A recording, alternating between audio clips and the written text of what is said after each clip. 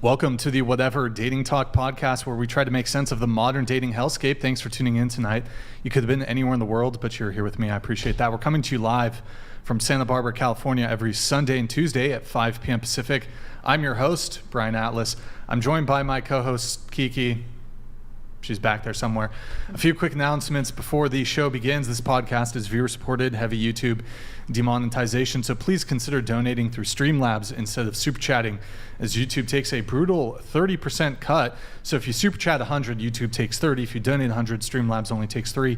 Streamlabs.com/whatever. Link is in the description. Messages $10 and up will be displayed in Stream Overlay. Messages $50 and up will be read/answered. If you want to interact nearly instantly with us and weigh in on the conversation, consider sending a TTS, text-to-speech message. $100 and up triggers TTS. TTS is via Streamlabs only. Please see the description for all triggers and full details. We have channel memberships. To become a member, hit the join button. Tier 1 is just $5 a month. We're also live on Twitch right now. Guys, pull up another tab. Go to twitch.tv/whatever. Drop us a follow and a Prime sub if you have one. If you have Amazon Prime, you can link it to your Twitch. It's a quick, free, easy way to support the show every single month. We got merch, shop.whatever.com, stuff you can wear to not be naked. Don't be a criminal, get some merch. Follow us on Instagram at whatever. Any girls who want to be on the show, DM at whatever on Instagram. If you can make it to Santa Barbara, follow me on Instagram, BD_Atlas. Check out my nonprofit movement, Big Labia Matter, or BLM for short. Oh, it's hidden. Just hide us really quick. Yep, there it is. Really the pressing issue of our time. If you can't catch the full shows, we have a Clips channel. Link is, there it is. There's our Clips channel. Guys, we're so close. We're like 30K away from 1 million subscribers. We're trying to get to 1 million subs on this Clips channel over here. So go subscribe. At the 1 million subscriber milestone, we get another plaque like this, but the million subscriber plaque. So we're close, guys, 30K away. We have a Discord, discord.gg/whatever. Link is in the description. This is a members only Discord. You can gain access via our Patreon, patreon.com/whatever. Disclaimer, the views expressed by the guests do not necessarily reflect the views of the Whatever podcast. So without further ado, we're going to have the guests introduce themselves. So please tell us your name, age, location, so where you're from, and occupation. Go ahead. Hi, my name is Jory. I am 22. I'm from Bakersfield, California, and I'm here at UCSB as a student. What are you studying? I currently study psych and brain sciences. All right, welcome. What about you? Hi, my name's Aoi, like Maui. I'm 21 from the Valley, and I'm just a student right now, studying PR. Are you at a 4-year university, junior college? Right now I'm city at a college? junior college. Okay. Is this like close enough? Yeah, that's fine. Yeah, gonna transfer eventually. I'm not like trying to, rush it or anything. I'm just like taking my time, So, And what you doing anything for work or? I was working at Shake Shack, but I got fired. Why is that? Well, Spin the fries. I was actually good. Shake. No, I'm not gonna lie. I was actually like pretty good working there, but like I showed up late a lot, so that's my fault. You showed up late a lot? Not like too late though, like 5-10 minutes, stuff like that. But corporate, Yeah, corporate. I know, right? Corporate. Yeah, it's always their fault. Damn corporate. I'm just a girl. Sorry. Did you do any content creation? No, not really. I mean, this is like my first big thing, so yeah. But I'll get No there OF, eventually. right? No. Okay. Good. Just checking. Just checking. What about you? My name's Sonia. I'm 23. I'm from the Bay Area, and I am an engineering technology student at a university. All right. Welcome. What about you? I'm Sophia, and I'm 20, and I'm from San Clemente, California, and I'm a student at Santa Barbara, UC Santa Barbara. Okay. What are you studying? Econ and accounting. All right. Welcome. My name's Maya. I'm 21. I'm from San Diego.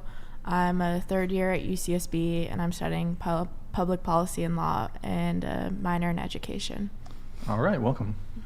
My name is Alexa. I'm 35. I'm from Venezuela, born and raised in Venezuela. I've been in the United States for 10 years now. All right. What do you do for work? I'm a producer right now. I'm a farmer in my own farm. You're a farmer? Yes. What do you farm? Well, I have goats. Animal? I have chickens. Chicken? Yes. I'm growing my own food, trying to be sustainable. Wow. I'm just getting into. I just started a year ago, so it's a new world for me. Gotcha. And you said you're from Venezuela. Venezuela. Yeah. Born and raised. And so, are you here? You've got a green card, visa. I came here. Working on citizenship? I came here with a visa, Mm-hmm. and then I I went to legalize. That was a whole ordeal because immigration here has a way to do stuff. So, but I finally was able to, stay here in a legal way, and I'm married. So I've been married for 8 years now. Okay. Very cool. Very cool.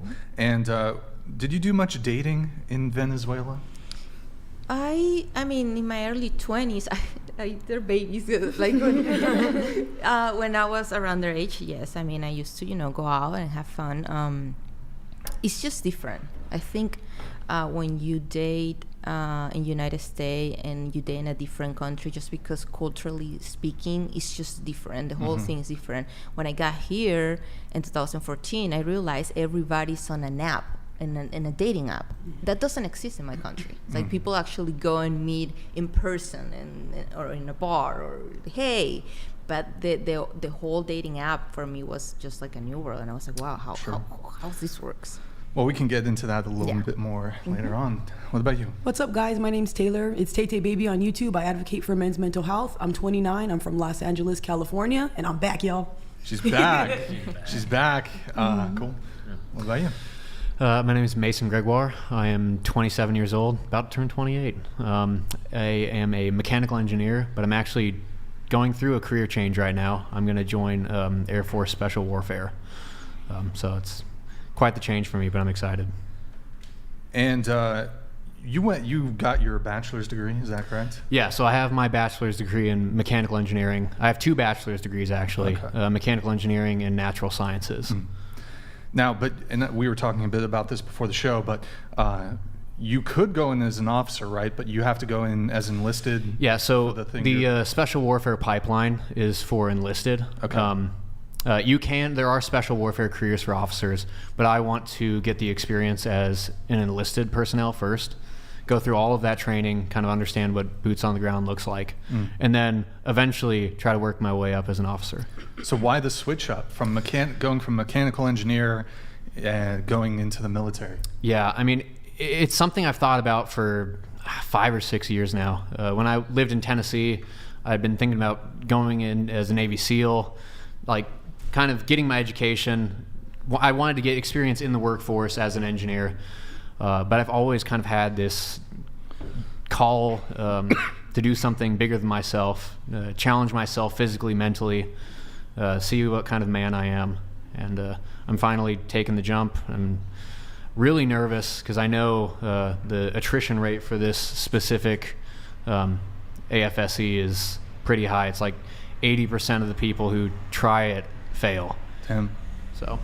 And when do you start? When do you... The official process will probably start. They'll probably ship me off for basic training, probably 2-3 months from now. Okay. I haven't gotten a date yet, so it could be a couple months. It could be longer than that, but we'll see. Good shit. Good shit. Well, cool. We're gonna go around the table once more. We're gonna get everybody's current relationship status. So, are you single? Talking stage, situationship, friends with benefits, relationship, married, polycule, sex cult, whatever it may be. If you're single, how long have you been single, and what's the longest relationship you've ever been in? Starting with you, go ahead. Well, I am currently single. I've been single for the last, I'd say, 4 years, and the longest relationship I was in was 1.5 years. It was a high school relationship? Yeah. Okay. 1.5 years. Okay. Why did that end? It's a lot. Like, it is a lot. It's a lot. Should we come back to it? Why did it end? Who broke up with who? Well, at first, I tried to break up with him, but he cried, so I stayed for another year. Oh. And then, after he 6 realized months I in, was checked out, then he broke up with me. Oh. I was waiting for him to. Oh, wait, you were waiting for him to break up with you? Yeah, because he didn't like it when I suggested it, so I was waiting for him to go ahead and come to that decision. Wait, did you say you checked out or he checked out? I checked out. You checked out, okay. Yeah. Okay. Yeah. I mean, he was the kind of guy that got jealous of his own dog.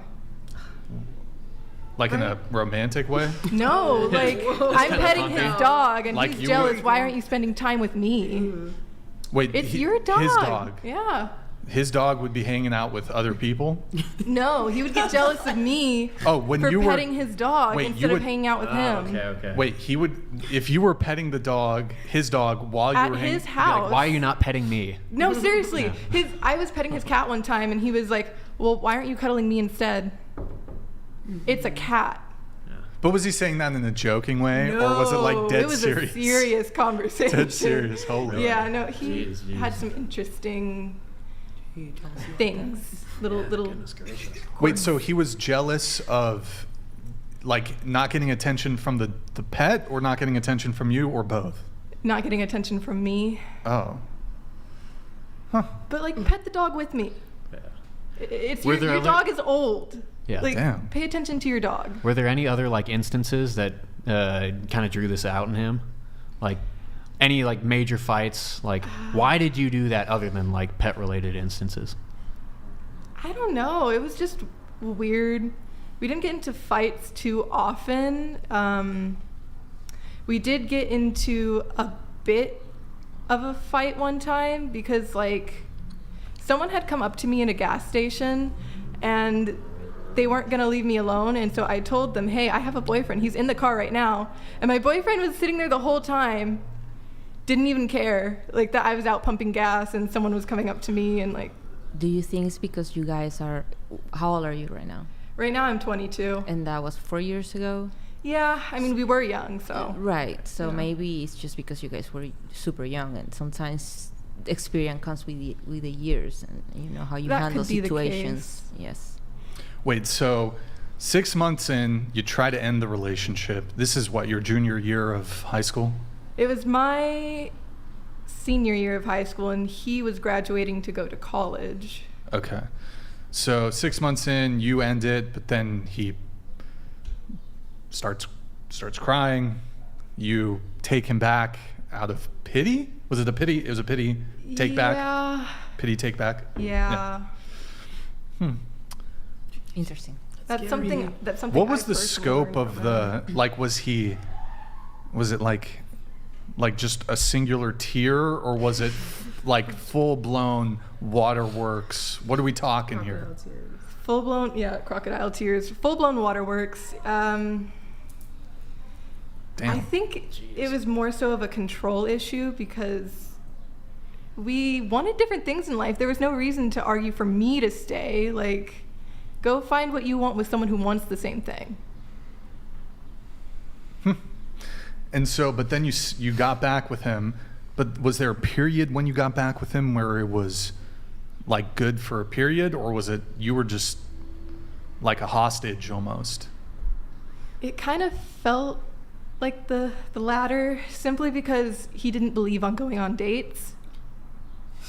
Okay, so There's nothing wrong with that. So he was like a little bit. He sounds kind of based. Okay. Not gonna lie. Good for him. That wasn't particularly what the issue was. He just didn't. He's believe growing on on me. dates. He's kind of growing on me. Doesn't believe in dates. He's growing on me. Wait, so what do you mean? You just want to hang out at the house and? Yeah. Okay. Cuddle, that sort of stuff. Not even. He just no wanted cuddle? me to be there. Interesting. Wait, what was that Patrice Nick, do you remember the Patrice O'Neill quote? Men want. Hold on, let me see if I can find it. But so it sounded like, though, you were trying to, like, were you actively trying to make him dislike you so he would break up with you? Because that's what it sounded like. Towards the very, very end, yes. But during the entire relationship, I was trying really hard to be a good girlfriend. Like, I would notice his favorite pair of pants had a hole going through them, so I'd got him a new pair just because, things like that. But he did not believe in reciprocating. Okay. So, like, what were you trying to do to sort of, what's the right word here? To, like, give him pretext for him to break up with you? Well, I started to flake on plans a little bit towards the very end, but they were stupid plans anyway. What, like I thought he just wanted to hang out, though, not do dates. No, he wanted to do a Zoom movie and watch a movie on Zoom. On Zoom? Yeah. Like, so, like, separately? We weren't even together, yeah. And What the heck? that's a little too much. Yeah. Okay. I found the quote here from Patrice O'Neill. Men want to be alone, but we don't want to be by ourselves. I don't know if that applies here. It might. He just wanted you like in the other room. He didn't want to talk to you, but just he wanted you to be there. He wanted someone who made him feel like he was in control of his life. Like he wanted his life to go a certain way, and he thought just by having a girlfriend it would happen. Sure. Like he wanted kids, and I already told him no. Like kids in the future or kids right then and there? In the future, but I let him know that that was not on the table for me at all. You don't want kids? No. Okay. Do you think that might change at all, or you didn't want kids with him, or just no kids period? No kids. Okay. No kids period. Well, maybe we'll come back to that. We can open it up to the rest of the panel. And you said you've been single for 4 years. Yeah, I mean, I've gone on some dates, but I've been single the whole time. But so when you say single, do you mean, like, what's the longest period of time that you've seen somebody for that 4-year period? Maybe there's like, what, a 3-month guy or something? No, one guy's for like a week. Wait, so for the past 4 years, your college years, Yeah. the longest like consecutive period of time you've dated somebody was a week? Yeah. Is it maybe you're just not looking for something more serious, or? I'm kind of not really looking for anything at all, but if something happens, it happens. If it happens, it happens. Okay. Has there been somebody you wanted a relationship with, but they didn't? No. Oh, okay. You're just a player then. Well, you're just a player. Being a player requires playing Riz? with people. I don't. You don't have Riz? Well, if you want to look at it that way, sure. But I just don't really interact with people that often. Okay. You're a hermit. Yeah. You just stay inside and play Pokemon Pokemon cards? Is that? Well, I'm not inside all of the time, but when I go out, I'm by myself. I mean, so solo walk. I guess so. Generally, when I'm single, I think of it as like a period of time where I'm not talking to anybody. Like I'm not like no text messages. Like there's no prospects. Like I'm not DMing with somebody. I'm not waiting, like posting stories on my Instagram and then someone will send me something back. Like, oh, I'm starting to talk to them. Like it's nothing. It's like zero communication. I think most guys, that's like their definition of being single. Like they have no prospects. Is that your definition of being single? Or are you kind of like, is there a guy here that's like checking up on you, or like, are you texting people? Like, what do you mean by it? If they did not ask me to be their partner, then we are not partners. Yeah. Yeah, well, I mean, like, I'm not saying, so I guess the experience of being single or like just not talking to anybody, for guys, it's usually like we don't have anyone we're talking to. Like there are no prospects whatsoever. In your experience, have there been periods of time where you're not actually talking to anybody? Or what's Most your of the time. experience of singleness? Yeah. Yeah, I would say over the course of the last 4 years, 3.5 years were spent not talking to anyone. Okay. I just got into dating recently, but I have been disappointed, so Are you on dating apps, or were you on dating apps? I was, but I deleted all of them. When you say you recently got back into dating, what does that mean? Like, I went on a date with a guy, and then we talked for like a week after that, and then I told him it wasn't working. It wasn't working. Yeah. Why wasn't it working? Well, on the very first said date, he had already been talking about marriage and kids and last names. That's too much. Little soon. And you don't want kids. How did you meet him? Dating app? Yes. Oh, yeah. Okay. Wait, so you said for the past 3.5 years you've been pretty much single. So you've been celibate? For that? Kind of. How can you be kind of celibate for 3.5 years? Well, how long have you been celibate then? Because it sounds like there's not been much. It doesn't happen much. The carnal knowledge. But so you've been celibate? Yeah. I mean, For how long? well, for maybe like 2 years. Oh, okay. It's not like, I don't know, that's kind of a long time. Yeah. I mean, relatively speaking, good for you though. I mean, if no one's out there, there's no point. Okay. Gotcha. Well, we can come back to some of that stuff. But what about you? What's your situation? Okay, so I'm single. I'm pretty like happily single, like I consider myself. My last relationship ended like a year and a half ago, like a year and a half, 2 years ago. So you've been single for 2 years? Yeah, pretty much. I mean, there was like this one guy that I was talking to for like 3 months, and it went pretty well, but I don't know, it was just, I could not really see myself going too deep into that. And also, like, I enjoy being single, you know what I mean? I feel like there's just other stuff that, there's just like stuff that you can do when you're single, stuff that you can't do, like, you know what I mean? So, I don't know, I'm like in my single era, I like it.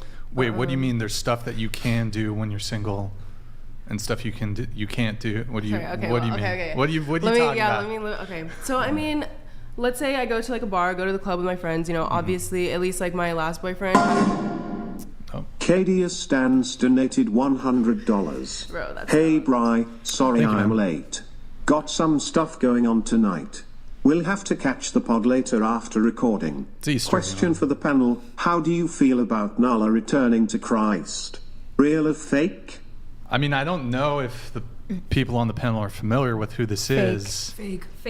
What is that? Fake. All right, should we are we pull it talking up about? really quick? Nick, do you have... I think I know who they're talking about, but It's girl with the red hair. Yeah. I have... And all that nasty stuff. it's on my Twitter. The Spider-Man She was sleeping with somebody's outfit. man, take her. oh Christ, my butt. okay. Don't talk about God. What the heck? Fake. Fake. I'm going to see if I... Boo. I'm Tomatoes. interested. Because Yeah, like, no clue. I've actually had a couple conversations with people about her. I mean, I don't know anything about her, but like people will ask me because they've seen me on the show. What do you think about that lady? I'm like, I'll find... Nick, I'm going to send it in the private chat. He said, I don't know. I don't know. I know nothing about her. What I does mean, that I have to sent do with it. returning to Christ? Wait, what? She was getting baptized and all this stuff, but she does OF. And she said she'll take somebody's man, and she does that whole like cheating thing. I'll snatch your man right out of your. Okay. That's She's the wrong girl. And she still have OnlyFans, Yeah. I believe. That's not the Christ. What are you talking about? Well, Well, we'll God we praises. might get her on the show. We'll see what she has to say. Let's see. Nick, you got it ready? Yeah. All right, go ahead. You can play the audio, or just mute it midway through if you... Oh, it's not that one. You sent a different one. Yeah, I'm pretty sure that's it. That's it. Just go ahead. Just go ahead with it. We're just going to play one. Biggest fantasy is Not you even cheat. my biggest. It's like one of my fantasies. And then this is her getting baptized. Yep.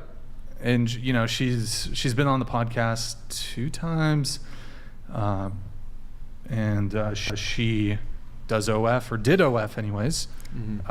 So for those of you who aren't familiar with her, that's the thing. So the chatter is asking, you think it's legit? Did she quit OF, Brian? Yeah. Because if she quit, That's what she different. says. That's That's what different. she says. From what I understand about the story, it seems like she had been doing OF and then she got saved and then dropped all of that. And then she got baptized and all of this stuff has happened. So I guess I can give my point of view on it. I am very slow to say, oh, it's fake, because I know God does incredible things. He works in very incredible ways. I mean, just look at Saul turned into Paul when Christ himself appeared to him on the road to Damascus and said, Saul, Saul, why are you persecuting me? And he changed his whole life, and he went on to write most of the New Testament. So I mean, God can do some incredible things. So I can't discount what God can do, but I want to see what her walk will entail, because it could be something like Kanye, where he like professes faith. Like he gets connected with some good pastors. It looks like he's going in a good direction, but then the people he surrounds himself slowly poison that fruit that was there, and he turns out to just be the seed that was cast into shallow ground and it was trampled. So we'll see. We'll see. We'll see what what happens with Nala. But hey, thank you, Kadia. Appreciate it. You were telling us about things you can do and things you can't do. When yeah. So I mean, I think it also depends on like the type of partner that you have and stuff. Their boundaries, whatever they're comfortable with. I mean, my ex, like he was kind of like how you said, really jealous, even of just like me hanging out with my friends, stuff, like just trying to live life, like that shit stuff like pissed him off, because he was, I guess, jealous of me, like in a way, so how did we break up? His dad actually broke us up. And his dad was on my side. He was like, yeah, basically like stay the hell away from my son, like he's How old was he? We had just turned 20 when we broke up. Yeah, our birthdays are like 2 weeks apart. A young dude. Yeah. Would you say he's like trying to be like that macho man? I don't know. I mean, honestly, the closest thing that I can say is like he thinks he's like Playboy Cardi or something. Like, I don't know, man. Like after we broke up, I don't know. Like he just seems like the same, different style, trying to be like a different person, but the same headspace. You know what I mean? Didn't grow at all. Just a very like. I never want to like call somebody like a narcissist, I know that's like never a good thing to do, but he had some tendencies that was just like, very off-putting to most of like my friends and stuff that he met. So. Okay. So you said you've been single for 2 years. Your longest relationship was that was 10 months, yeah. 10 months, okay. But the guy you were just talking about, that's the guy you were seeing for 3 months, was it? Yeah, that was like some other guy. Yeah. Some other guy, all right. Some other very nice, good gentleman. So you've been single for 2 years? Yeah, just about. How long ago was the 3 month guy? It was like August to December, maybe.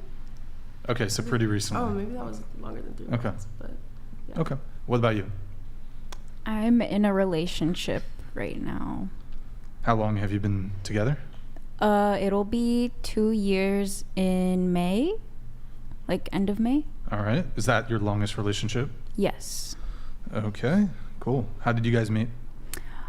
It's a funny story. I went to a death metal concert with my best friend before she passed away. And she was high on Molly, and I was too shy to ask him, hey, can I have your Snapchat? So she was like, do you want to talk to him? Do you want me to talk to him for you? I said yes. And we kind of exchanged Snapchats in that way, and we hung out after like 2 weeks of talking, and it just went from there. He is younger than me. What death metal band was it? Chelsea Grin and Dying Fetus. Who the fuck is that guy? Dying Fetus. Yeah. Oh boy. What the fuck? Yeah. I listen to death metal. Is it a Christian death metal band? No. Christian. But actually, yeah, very, very Christian. No. Huh. Okay, that's interesting. Is that what you guys think you're getting married, you think? Maybe? Yeah.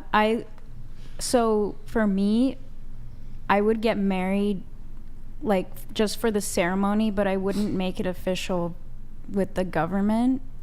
Based. Thank you. Can you close the door?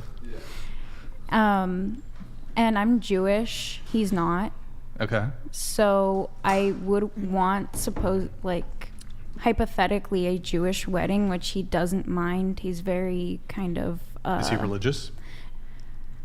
So he has 7 other siblings. So he's Mormon. No, he's not. But his mom is pretty religious. Like, she goes to church every Sunday. When my best friend was at the hospital, she prayed for her, and the normal prayer that people do when someone's dying in the hospital. But he himself is not. He's not religious. But he would convert? No. But you said you want to get married. You're Jewish, right? I am, yeah. Wouldn't my understanding is you'd have to. You don't. It could be convert. very reform. So like, there's different levels of Judaism. There's reform, conservative, and ultra orthodox. Which is funny enough. My older brother became extremely religious because.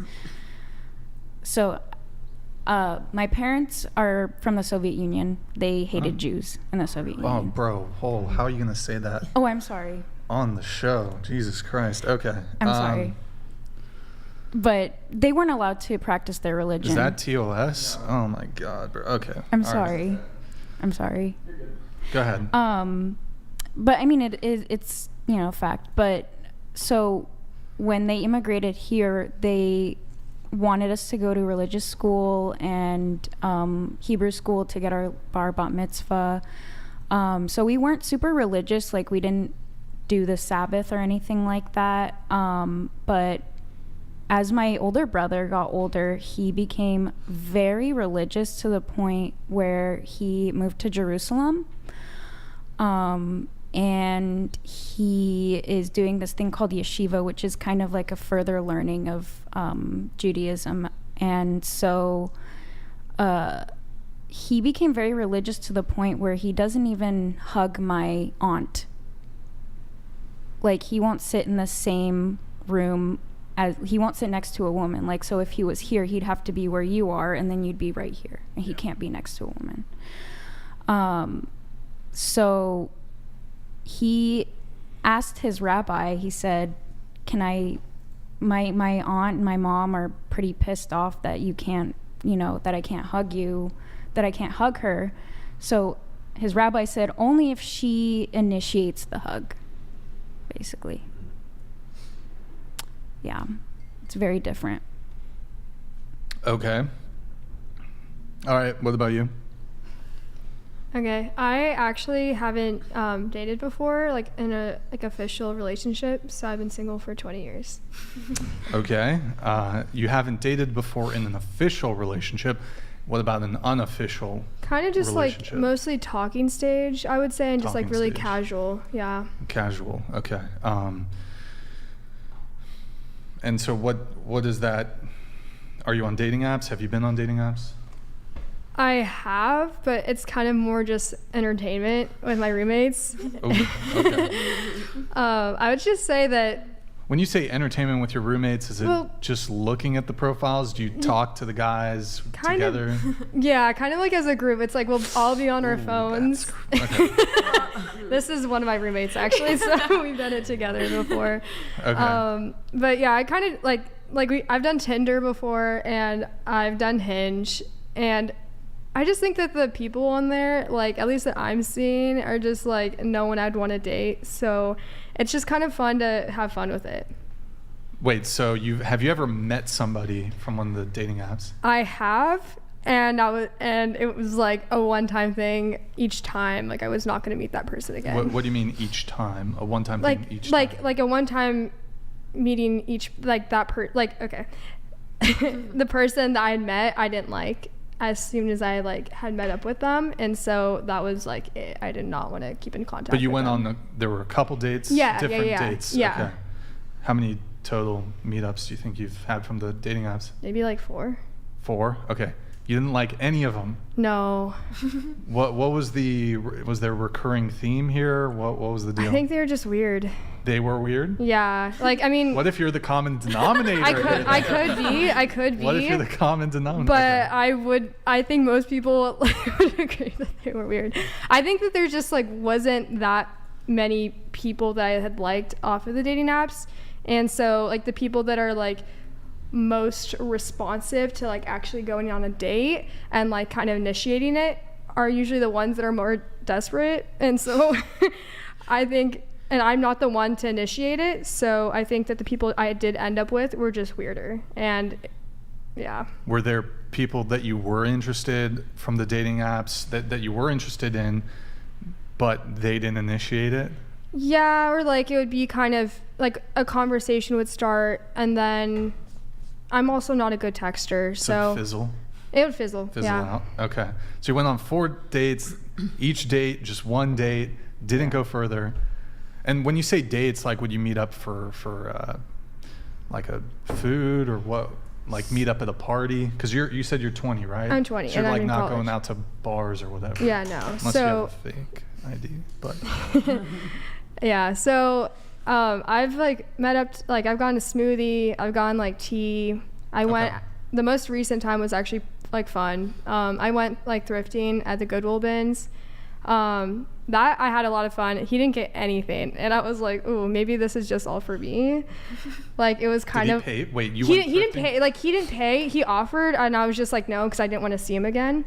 Oh. So you didn't? You said you had a good time though. I had a good time. Thrifting. Like, I had a good time thrifting, but it was like I could have done that myself. It would have been a better time just alone. Yeah, like it was kind of nice to have like someone there, but it was like, yeah, it was not. Is that an awkward date to go thrifting with somebody first date?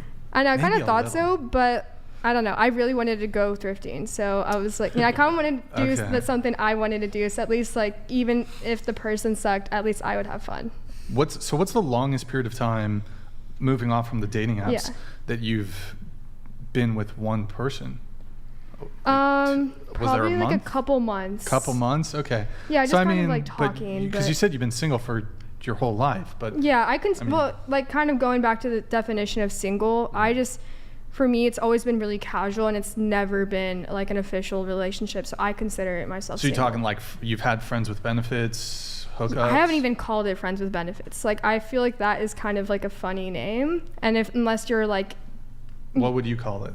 I would just say I'm talking to someone. I personally wouldn't say friends with benefits, but is there carnal knowledge?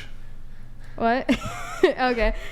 No, is that okay? I should just carnal knowledge. Friends with benefits in like the definitional use of the term friends with benefits.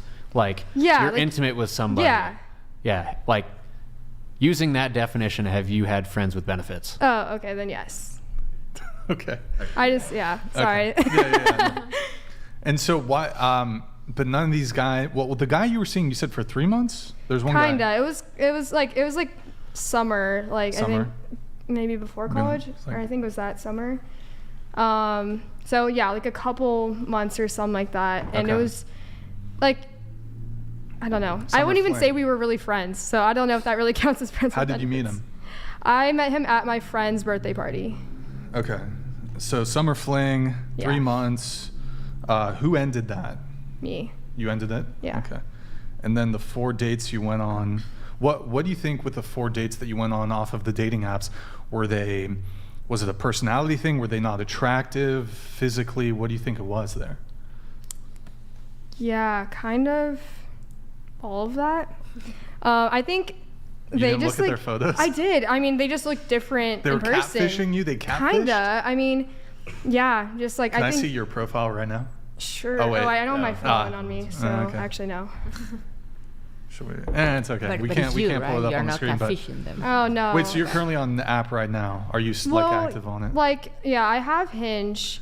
Yeah, like I think if anyone's like really been on Hinge, like I don't know, there's like no one on there. Like, no one. Yeah, I mean, I think every girl can say that all the guys are really ugly. Like all the guys. I'm telling you, your most compatible is like. Okay, well, anyways. Well, yeah, wait, no. Go into that a little bit. What do you mean? All the guys are really ugly on Hinge? Well, okay, maybe not every single one, but like the ones that you're able to access, unless you like pay, like, and I'm not gonna do that. So, yeah, they're just like usually really ugly, and it's just kind of like I open it, I get scared, and I get off. Yeah. I haven't been on Hinge in like over a year. I got off all the dating apps, but maybe it's changed in that 1 year period, but. You used to have like you could match with like I think if people liked you, you had an unlimited amount of matches you could do, but to send a like, it was like 7 in a day. Has that changed? Is it less now? Well, you don't send out likes, right? I think it's like rose, like a super like or something. Have they changed Hinge? I don't know. It's been a while. Yeah, I think. Yeah, I think you can basically like accept like when people match with you like unlimited, but then I think when you're matching with other people, it's limited. Wait, but so, more than 7 for sure. Wait, so your primary thing though with Hinge is like the dudes on there are just ugly? Yeah, I mean, yeah. Maya, back me up here, please. Do you agree? I'd have to agree. But is that like the primary thing that you guys are kind of wanting or looking for is like hot dude? No, like you can say it. You can say it. No, I mean, I really don't think I'm like very superficial with that, and I know I probably sound like I am, but a little bit.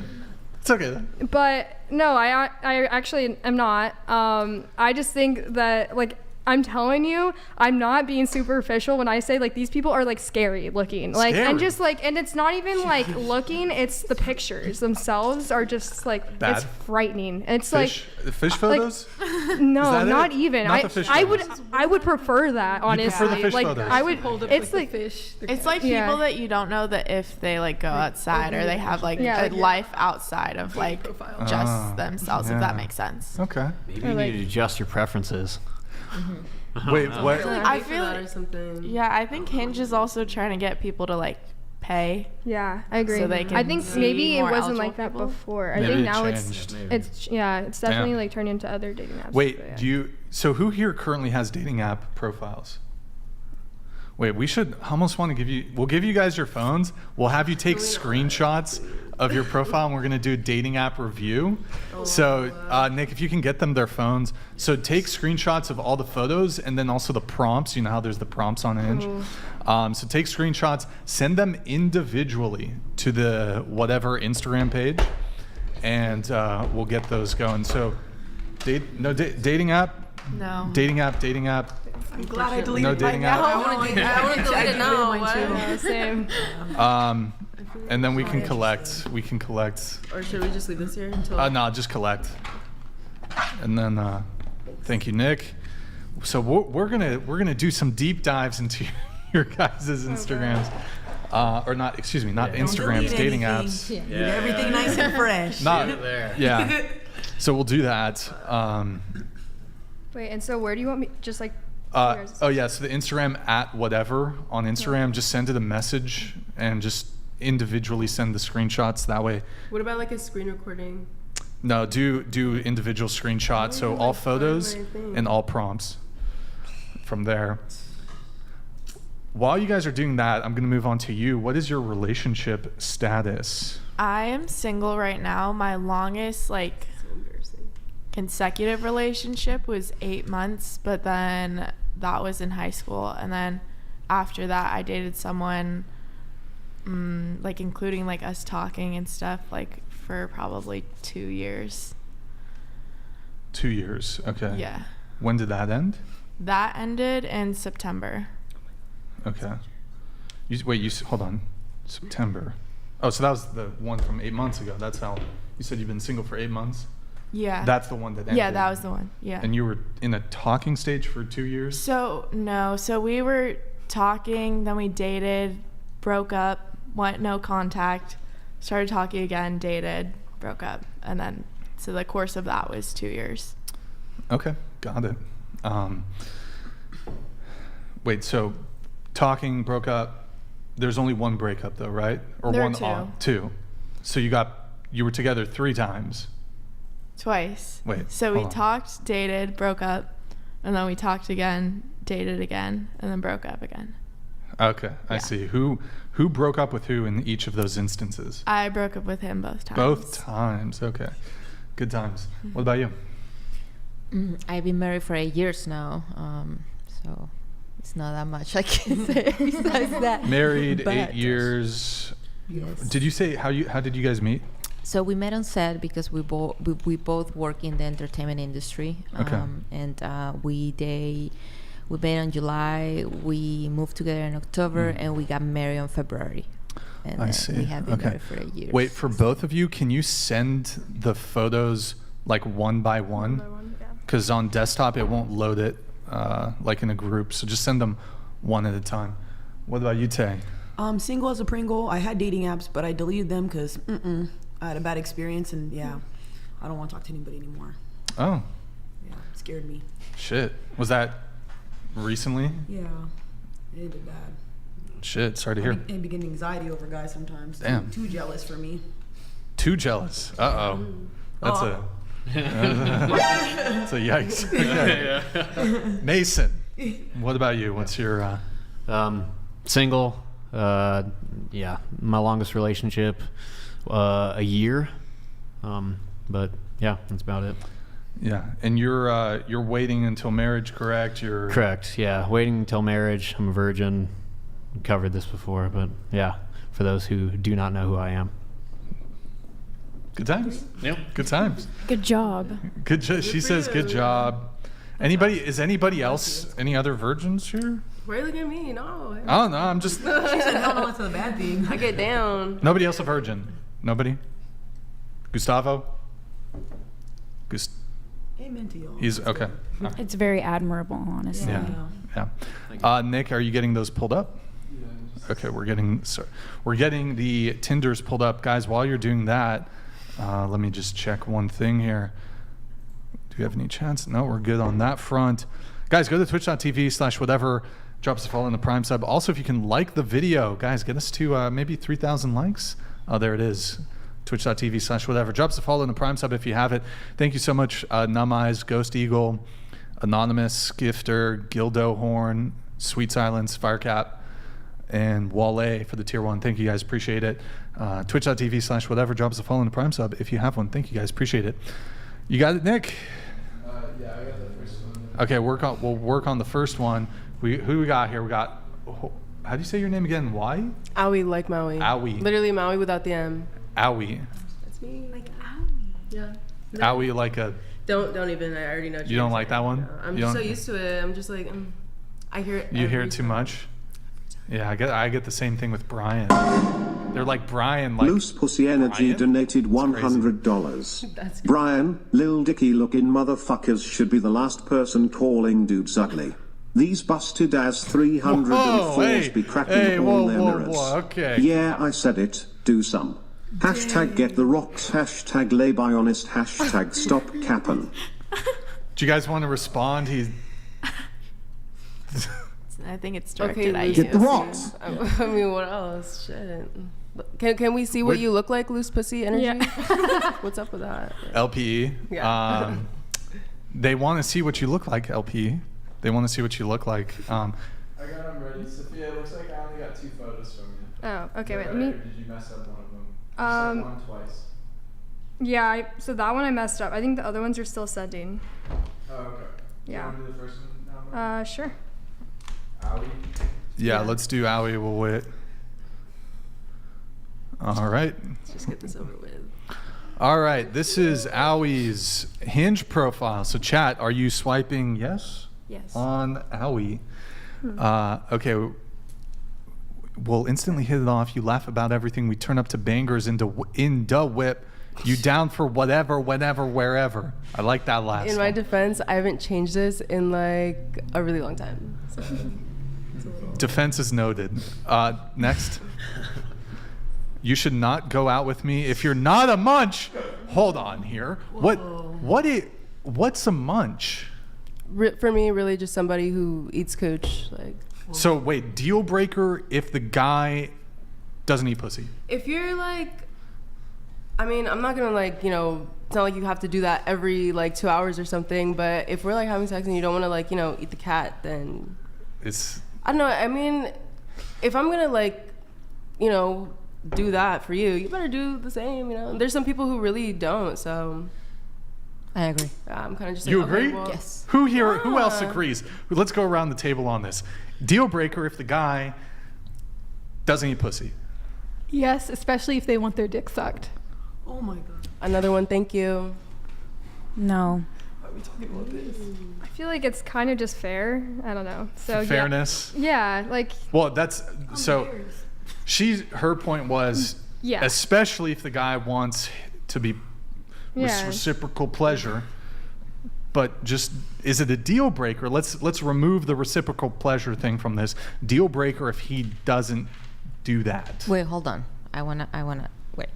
So I'm not saying I don't think that you should do that with any stranger. Every time that you go on a date or every time that you meet someone, I don't think that should be happening. For me, sex is sacred, and I think anything that involves that.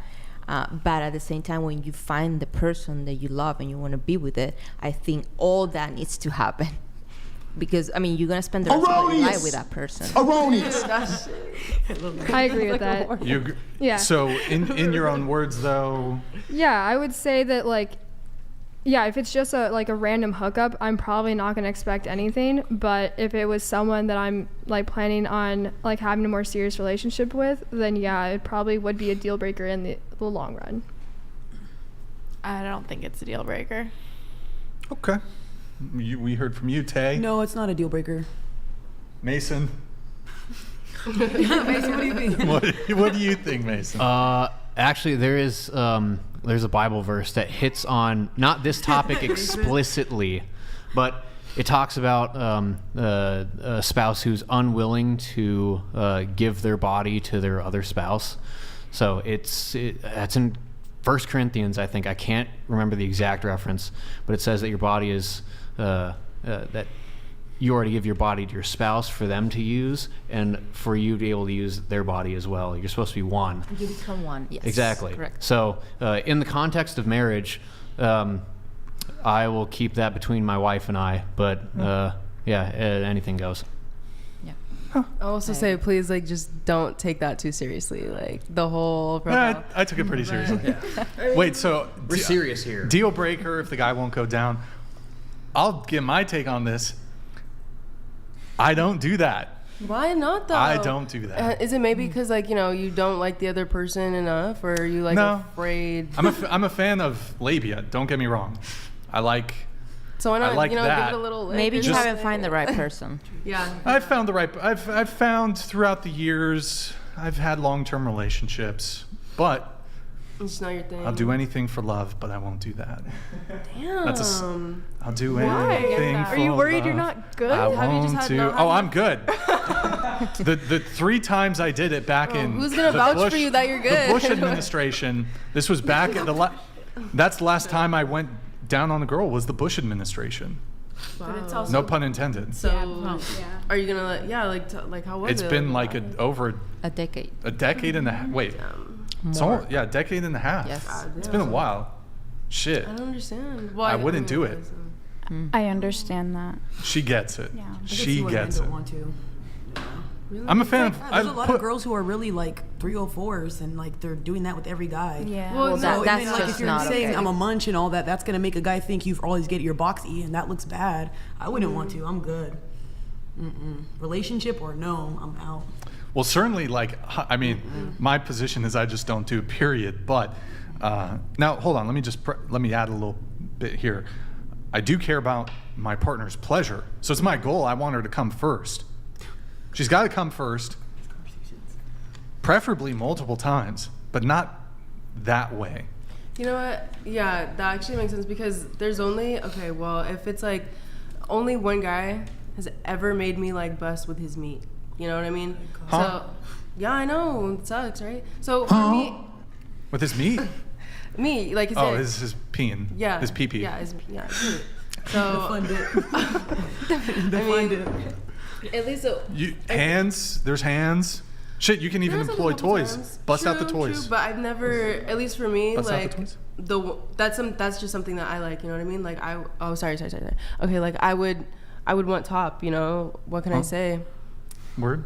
Like I want head, and I feel like that, at least for me, that's like the easiest. Like, okay, well, sure. Sorry. Like, hey, that's kind of my thing that I like. So, you know, like when we do that, I like it's hot, I bust a nut, and then, you know, maybe I return the favor, you know, maybe not, maybe I already did, and then, you know, we go into fucking. But, wait, maybe you return the favor, maybe you don't? It always, like, depends on, like, the situation, you know? Like, if you want to, like, give me top and then boom, like, straight to fuck, like, to smash, you know?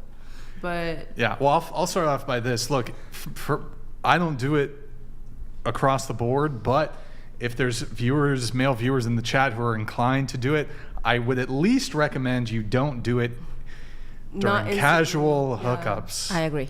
I think with strangers. No, yeah, it's like definitely not a I don't know, these people be fucking multiple people at the same time. I don't know. Why I also put that on there is just that, like, if you're like not the type of person to give head, then you're probably not, you know, just, I'm not asking for it like off rip, you know, that's a little, I don't even Like, Yeah, I think you probably are though. What do you mean? You want So- that? Fuck You want ASAP? it first time. You want it first time. That's not me. That's really not me. Well, okay, so I know. having it on a dating profile kind of gives that image that you like you're that kind of girl who will put out that way like with every guy you date. So like I don't know, maybe take it off the profile. You can like you can put it's fine. I definitely don't. What but are you looking like for, though? you can like there's a certain amount of selflessness that comes with like trying to please your partner, but like maybe you can frame it in a different way because the guys you're gonna reel in with that. How's she gonna frame it on the day? I'm not saying I wish for men to to go below the. No. Yeah, shit. At least you say no, right? What's that called on I think maps? it's Like the not a bad thing to have on a meridian? dating profile. I think it definitely is there to prevent people I mean, from it doing is. at all. If you are dating, if No, you're trying I want to. Sorry, I do want to answer your question. How you said what exactly am I? Yeah, because looking if you're for? looking for just messing around, then have your body and all that showing and say I'm a munch. But if you're looking for a husband, I think you should probably change that type of stuff. Yes. Because I'm a munch. If I seen that, I would think you're like a 3 or 4. I'm trying to smash. Yeah. A strumpet. What is that? I've never heard that before. A strumpet. Do you even want to know? Okay, I'll just assume. Whatever. But I'm They'll definitely think. not looking for my husband. I know I'm so like not gonna She's find looking him for a on munch. Oh, okay. That's what she's looking. You're looking for a Honestly, munch, yeah. right? Booty ate. She wants a munch. Well, yeah, a munch, yeah, but you know, like more than just like a. Can you put Killer the of audio? Cereal donated $100. Oh, it's already okay. Never Just remember, if you have sex with one person, you're having sex with all of the previous people that they had sex with. Certain things you just can't get rid of. Would you ever let a guy raw dog you? Raw dog is just like raw sex, right? Yeah. Yeah.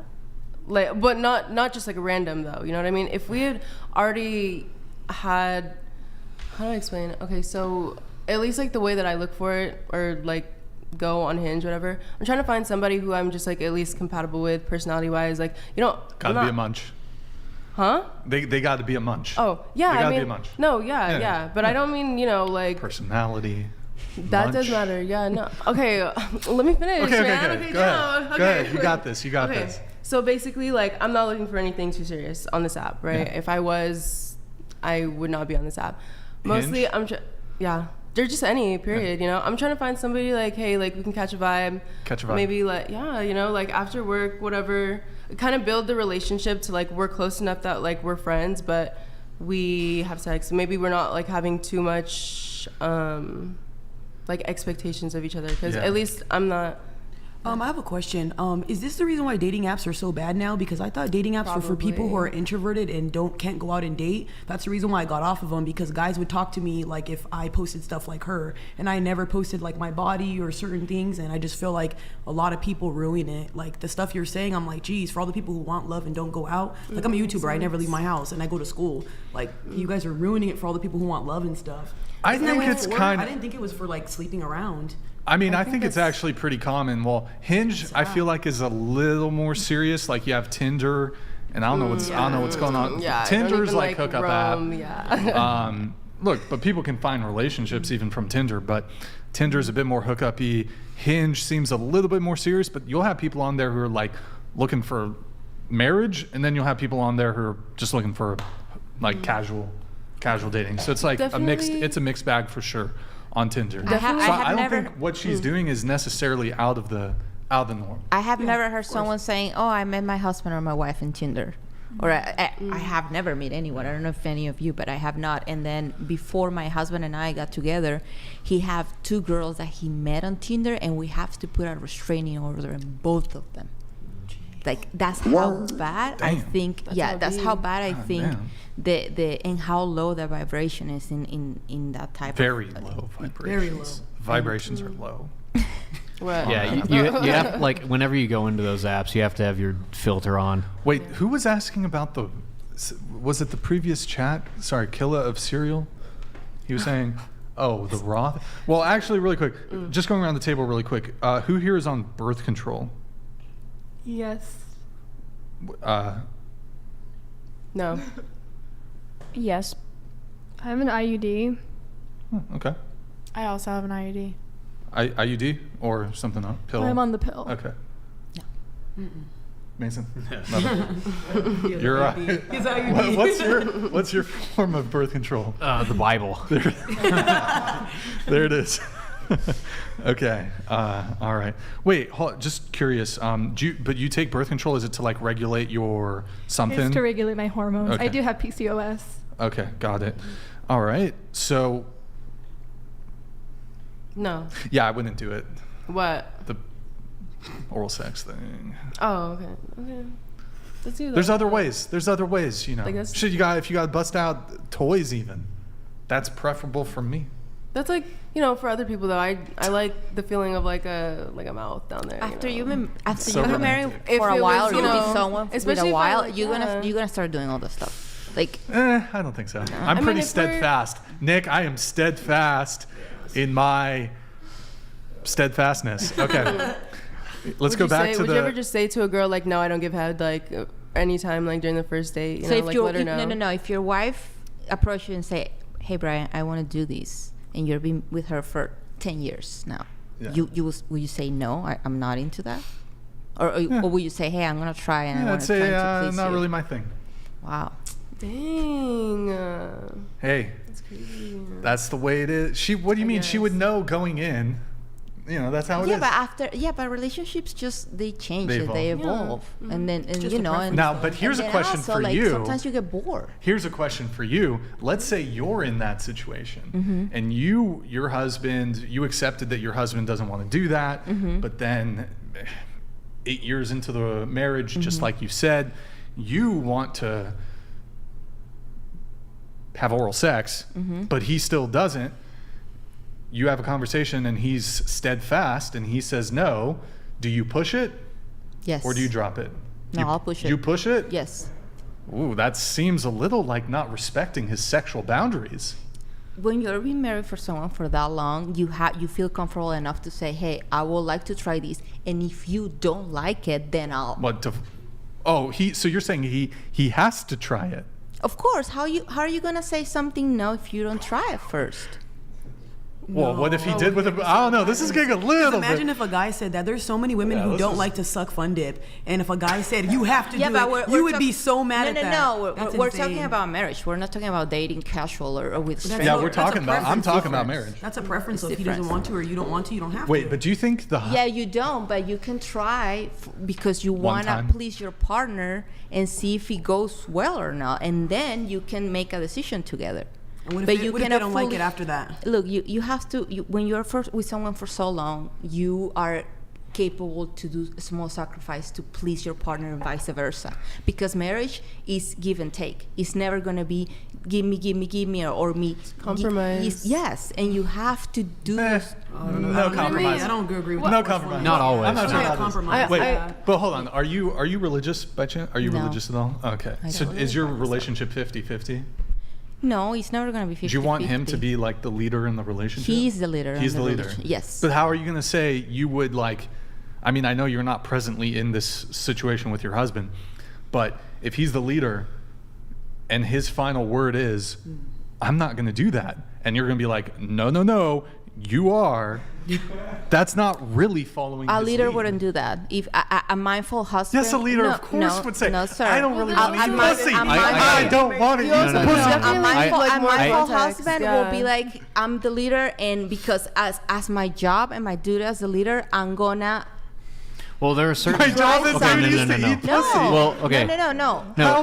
Shouldn't a leader be I have to- considerate of those they're leading? Okay, I have to kind of push back at this. Not Let's go. necessarily You got this. specifically You with got this, sex, but Mason. just other things in general. Okay, if you take into example like any leadership structure in the entire world, whether you talk about hierarchies in the animal kingdom, whether you talk about corporate structures, when a boss or someone in leadership above you says, no, this is not going to happen, or yes, this is going to happen, their word goes. It doesn't matter what you think. Like if your boss says, I need this project done tomorrow, does not matter how you feel about You it. can't compare that with a marriage. Yeah. It's Yes, not the same. yeah, you can. No, you can't.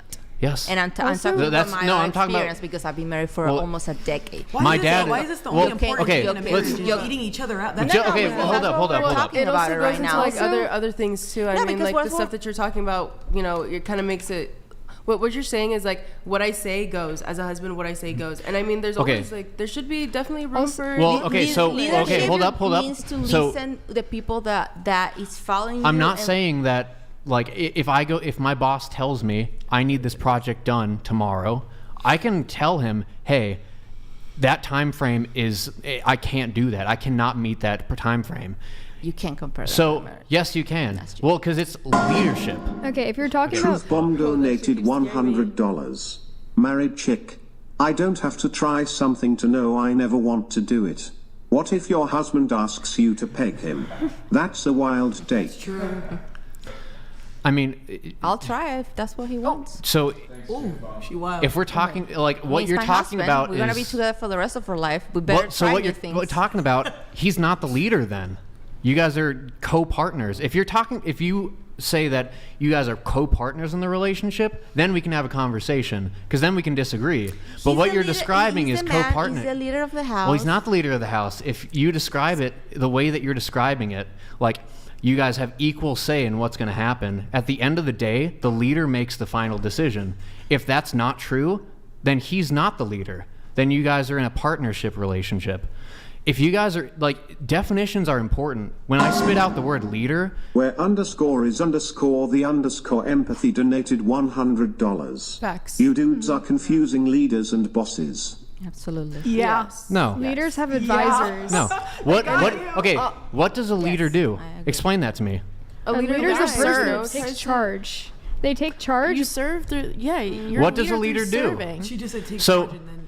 okay, so takes charge or serves? Which take is charge. it? Take There's charge. definitely an but in-between they as have well. advisors. They have people they talk to. Okay, It's not yeah. just all on their like. they're Well, the I'm ones- not saying that the wife has, like, No stay say, silent, yeah. woman. I'm doing what I want to do. I will ask, like, my dad. I'll take my dad as an example. He listens to my mom. Like, she is the first person he'll ask, like, advice from. Hey, this is going on. What do you think we should do? We're going to talk about this. It's going to affect our family, our marriage.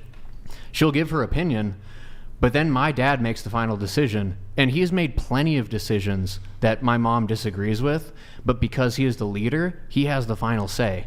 And that's what leadership is. You have the final say. And with that final say comes responsibility. So if it doesn't pan out the way that you wanted it to pan out, it is now you are responsible for that failure. So that's the responsibility of the leader as well. There's give and take with it. But then you are also mindful of the decision that you're making. Killer of Cereal donated $100.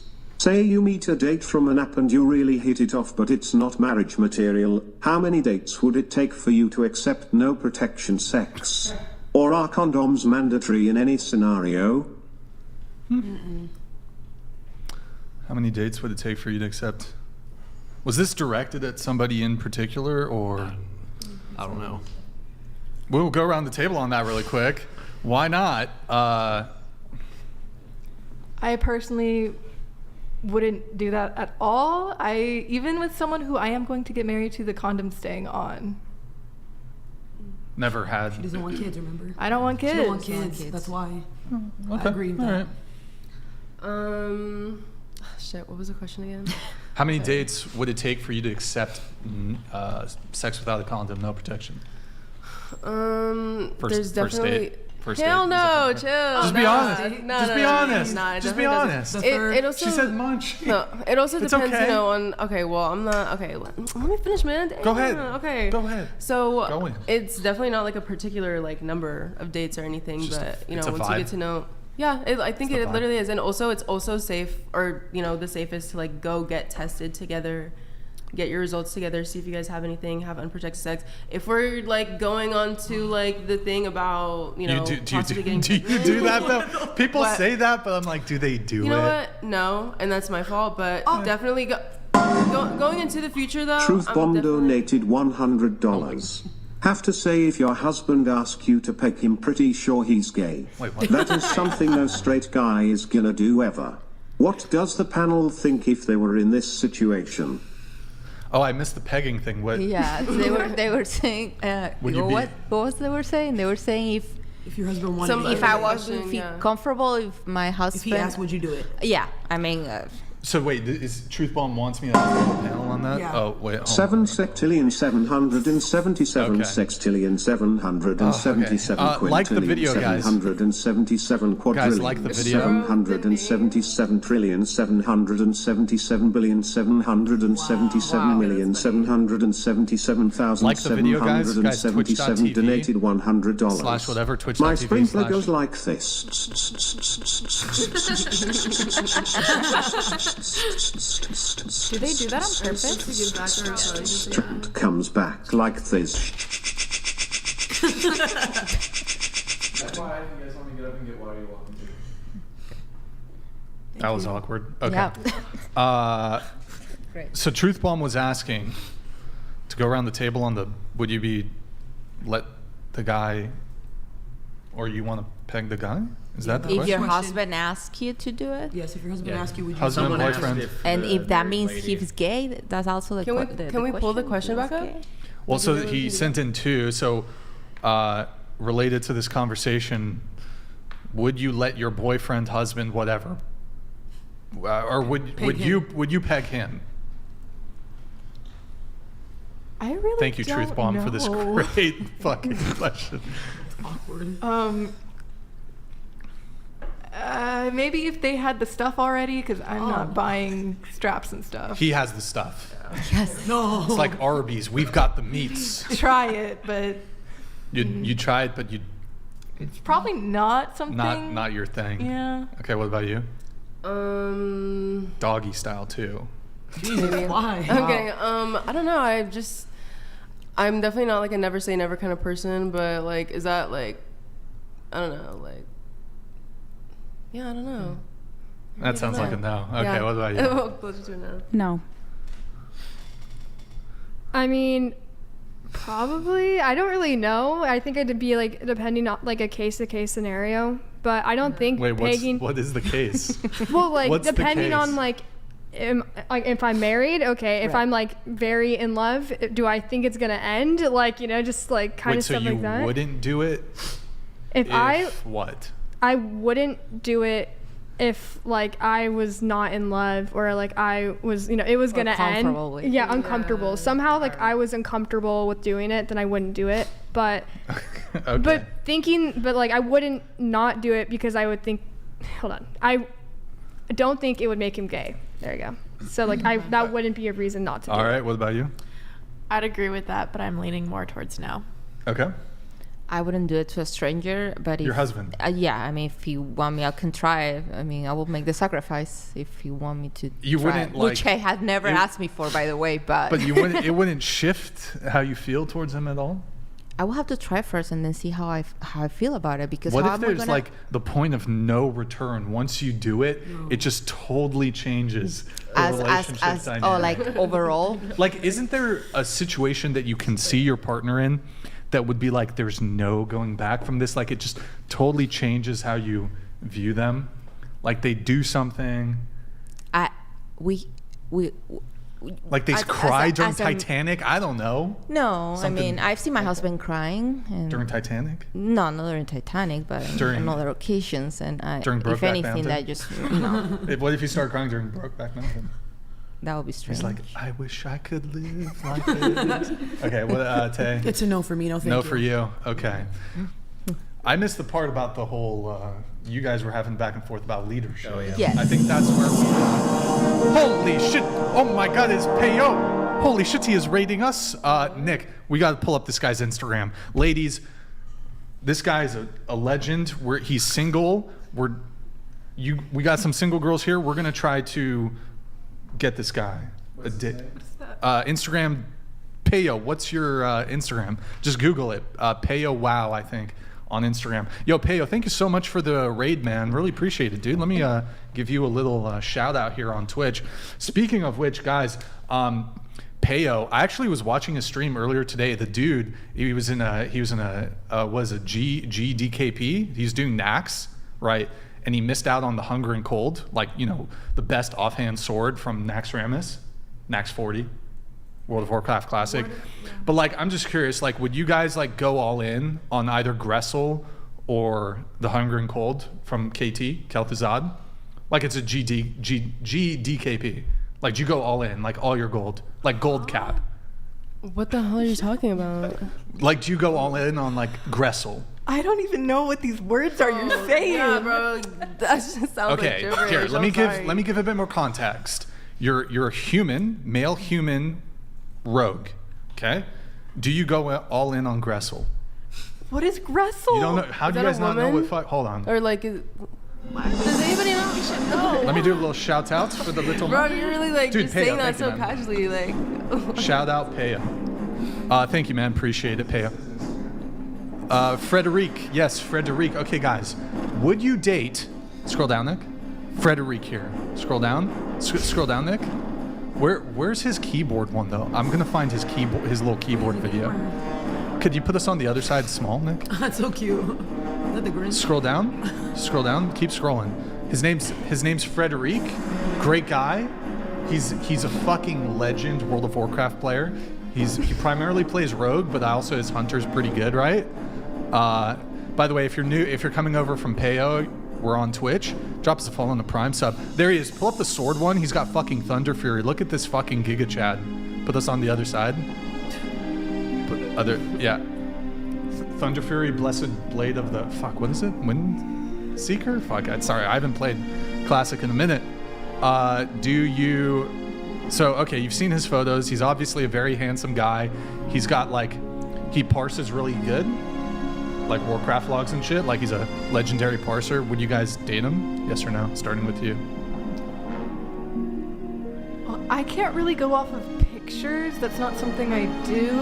But I don't know anything about this guy. I don't know. Just based off of not knowing him, I would say Wait, Peo, can we get this guy? Can we call Peo? Are you still watching? Let's get him to do a call-in right now. Peo, can you join our Discord, discord.gg/whatever, and we're gonna have you do a call-in right now, dude. We're gonna have Peo call in, and he's gonna speed date you guys right now. But going around the table, would you date him? No, thank you. What the? How, bro? Okay, what about you? He's not giving munch energy. He doesn't give munch energy, because that's a deal breaker. Okay. Yeah, I'd give him a shot. What if he's a munch though? If he's a munch, do you reconsider? He's a gamer. He can stay at home. I know, he's got those gamer hands, right? Oh, I didn't say all that. He's got gamer hands. Would you date Peo? Probably not. No? I'm not into gaming, so I feel like we're very different. He also skateboards. He's a skateboarder, and Where are his interests? Hobbies? I think he just mostly plays World of Warcraft. Do you know if he's Hispanic? Yeah. Is he Hispanic? He looks Hispanic. Yeah. I think he's Black Irish. Si habla español, I'll say yes. He's a gamer. I think he's Black Irish. Wow, that's a cool mix. What about you? I'd go no. I feel like our interests are different, and I think there could be a bit of an age gap too. Is there an age gap? Peo, how old are you? Wait, I'm reading the Twitch chat right now. How old is Peo, guys? He's 38, 45, 38. No, come on, he's not that old. 39, 45. He lives in Quebec. No, he looks like 20. 64. Come on, guys. 38. How old is he? How old's Peo? He's out of his 20s. He always says 38. I think he's I think he says that as a joke. I think he's late 20s. That's what he looks like it. I think he's late 20s. Probably goofy. What's his actual age? Stop. You guys are trolling us. Third girl in the corner, 39 in April. I don't know. But you're married. If you weren't married. If I was single. If you were single. I wouldn't date it. Okay. Sorry. What about you? I just have to know if he's Hispanic or not. I just want to know that. You said Let's- Irish and Black, they were joking. He's a gamer though. Maybe I'd give it a shot as long as he's loyal. That's my big thing. Okay. All right. Loyalty. Was there something else we were pulling up, Nick? We were in the middle of the dating apps. We're doing the date. I know while we were talking about the dating apps thing. I'm trying to find Peo's keyboard thing. He has a keyboard clip that I have somewhere. I'm gonna check. Let me check the Dropbox file. While we were talking, thank you again, Peo, for the raid. We were talking about leadership somehow because she only will date a guy who's a munch, which means only gives oral carnal knowledge. Yeah, we were talking about if I can't find it. It's okay. If a man says I'm not going to do that, is that a quality of a leader? And a lot of people were disagreeing with me. That would not be a leadership quality, him just having that last word saying, no, that's not something we're going to do. I think a leadership is a person who is mindful and then has a reason behind the decision they're making. But also when you're in a marriage and you love your significant other, you also you want that person to feel loved, cared for, especially when you're in privacy, in intimacy. So as a leader, it's your duty towards your partner, wife, husband, whatever it is, to make them feel love and sexually or in any way, even if that means to not to do something that you wouldn't enjoy that much, but the fact that the other person is enjoying, that's very fulfilling for yourself. That's how I see it, and that's my experience in my marriage. Every marriage is different, and I think also that there is certain things when you're having sex with someone, for me that's very sacred, and I think you should just have sex with a person that you want to spend the rest of your life. Yeah, so I don't disagree that like I should be listening to my spouse, my significant other, what they want, and when they express those things, as a dutiful husband, you should listen to that, think about it. But if your husband comes back and says, no, it's not something that's going to happen, are you going to submit to his leadership as a follower, or are you still going to combat him and say, no, I really want this? Because if that's the case, if you still say, no, I don't care, I still want to do this, you have to submit to my will, then he's not the leader. You guys are just co-partners. So when you saying I don't care, I guess when he asked me if I would push it, what I meant with pushing, I will say, why we don't give it a try, well, and then we can make a decision. I guess I'm talking about it in extremely general terms. Oh, I'm gonna push it. Well, no. Okay, so that's not what I was saying. Well, so say you come to him and say, hey, I want to do this, and he thinks about it. He listens to what you have to say, the reasons, and then he comes back and says, I'm sorry, I've thought about this, but it's not something that's going to happen. It has happened in many other situations through our marriage, but my husband always has been very mindful when it's about our intimacy. Yeah. So we do have those situations before, not sex related, but with other stuff. Yeah. And he has said that I'm sorry, but we are not doing that. Yeah. And I completely agree with it. Okay. So that in that case, like that is leadership. And I think it's extremely important. But you have to understand there is a difference between the leadership overall in a marriage and a relationship with your partner and the leadership on bed. It's different.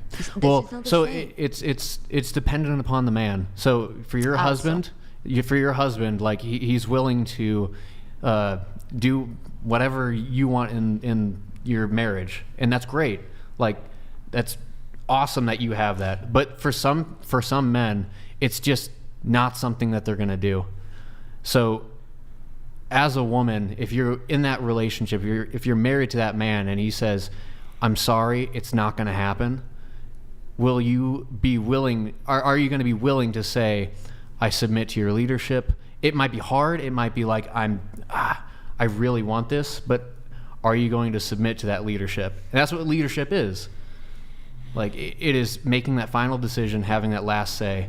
And are you going to be a good follower and say, okay, I trust your leadership, I trust you. Right, and then as a leader also as well, you're taking in consideration the people who follows you. Which is important. Right, and then what I'm making this decision, if this decision is good for both us, because remember, it's a team. When you're married, it's a fully team.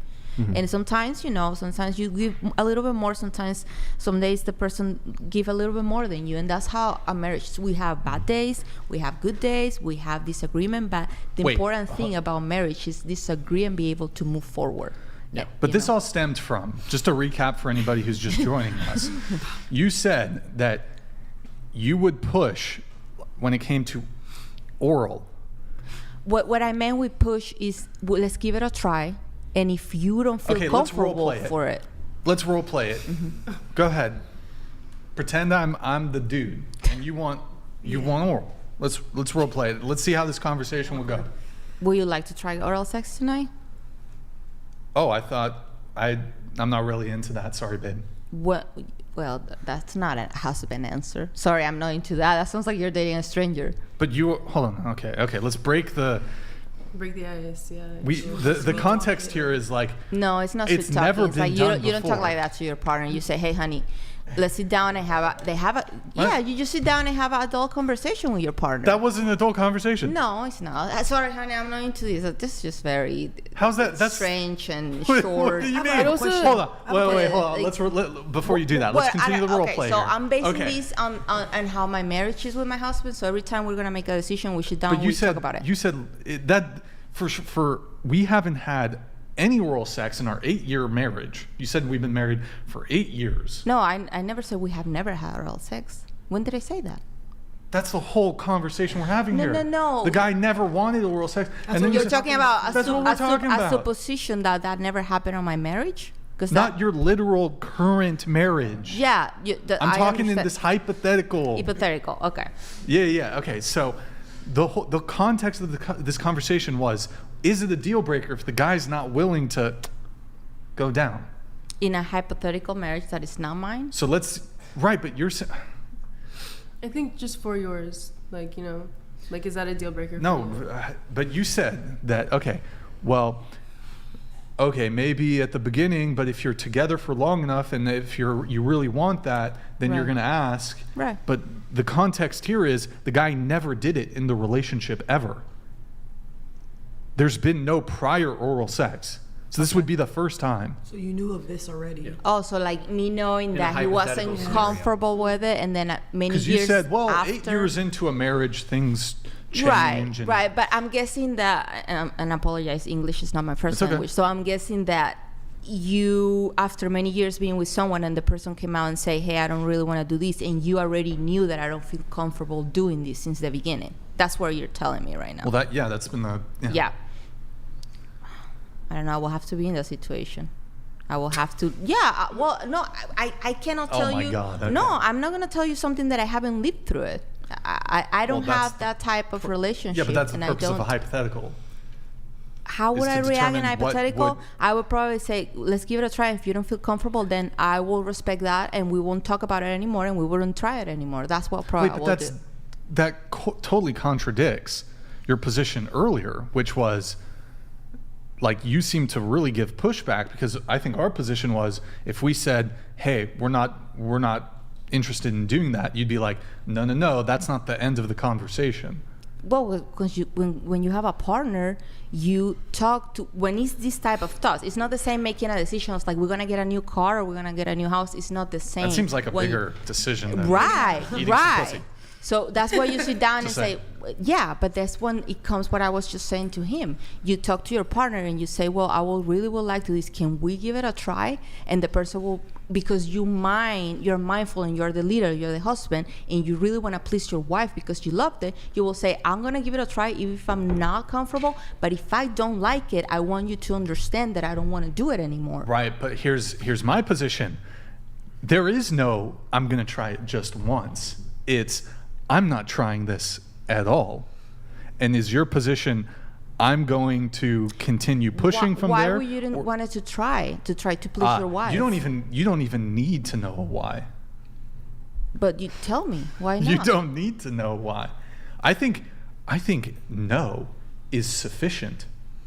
It's just respecting somebody's boundaries. That's where he's trying to get at. And if you can respect somebody's boundaries, I agree with boundaries, but when you no is a total. Oh my God! I just butchered it. No is a sentence. I totally butchered that. Holy fuck! I'm sorry, guys. I understand that, but you know, when you're being with someone for so long, the relationship just evolved to something else, and you feel comfortable enough to say, "Hey, I don't want to do this, but I love you very much, and we've been together for a really, really long time, and I'm mindful of what you want and your desires, so I'm gonna give it a try because that's a marriage. You give up some things for your partner, and your partner give up some things for you. Well, okay, so what about let's move it a step forward. What about anal sex?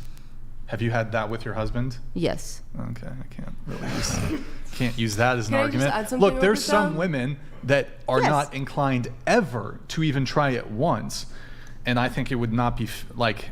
It's rude to push. I think it would be rude to like push it. you could like revisit it down the road, but if she still says no, or even maybe the girl wants it, but the guy doesn't want it. And all that is fine if the guy doesn't want to do it and if the girl doesn't want to do it. In my case, that's But not you're saying the you case. have to try it once. But and that's, I don't think so. Because that's how my marriage works. We give it a try, things that maybe the other person doesn't like, or maybe I'm What about not like cooking 100%. methamphetamine?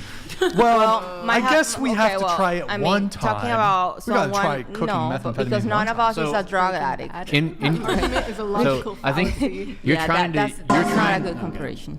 Curtis_Leon_ donated $100. Hey, Hi thank you, Brian, man. it's Curtis_Leon_. What's up with all the sex Question questions? for the then? panel: Goddamn. how many people in the That's what we're world talking do you about think are having sex right this second? It's got to be tons. I know. How many sandwiches are being made afterwards? That's a great question.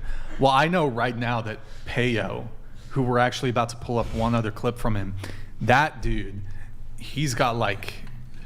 Actually, wait, I don't know. I don't want to ruin his chances with any of the girls here. I just know that he's having lots of sexual intercourse. Wow, that came out really weird. Okay. What is his name? Peyo? I'm just ending the show right there. Okay. Peyo. His name's Peyo. His real name's Frederic Bartholomew Estanza the third.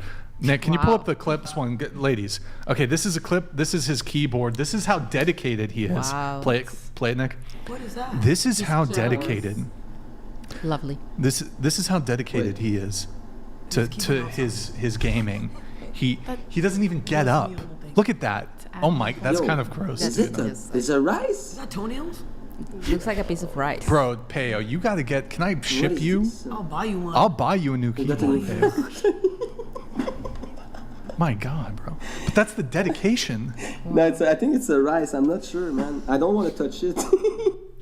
Look, he's got a great laugh. Great laugh. He's got a French Canadian accent. Ladies. He doesn't even want to touch his own keyboard that he No, he uses touches. the game. He touches it. Okay. Peyo, please let me send you a keyboard, bro. I'll get whatever you want. No, thank you. Are you? Does that, ladies? No, thank you. Does the keyboard change anything? Yes. here? No, thank you. Yeah, I'll that pass. keyboard looks like it's indicative of a larger issue. What is going on in the rest of the apartment? I don't know. Yeah. Truth. I will say that he's doing great on Season of Discovery. He's still rating Classic Era, okay? He just rated Naxxramas, okay? You know, Cataclysm's coming out. Who knows what this guy's going to be doing? He's very focused on his gaming. Change anything for anybody? Truth Bomb donated $100. All right. So with this logic, let's say your husband says he wants to have a threesome. I mean, you have to try it once at least to make your partner happy. I will Some try things it. can always just be no. If he no wants to need try, to I will try. try it. Oh, that's why she's alive. You'll try? Yes. All right. I mean, she's if my consistent. husband wants to try something She's like consistent. that, I will try it. I need to read two chats here. We have Not a Muncher donated 50. Thank you, man. Michael Douglas got mouth/throat cancer from munching on his woman. Unselfish served him well. Scientists still don't know what's okay. That's true, though.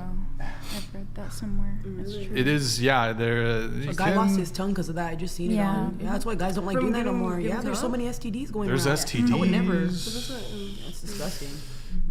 Thank you, man. Appreciate it. Yeah, Michael Douglas, he got throat cancer. Not trying to get that. So I still kind of worry of like the 3 times I did it a long time ago. Like, what if?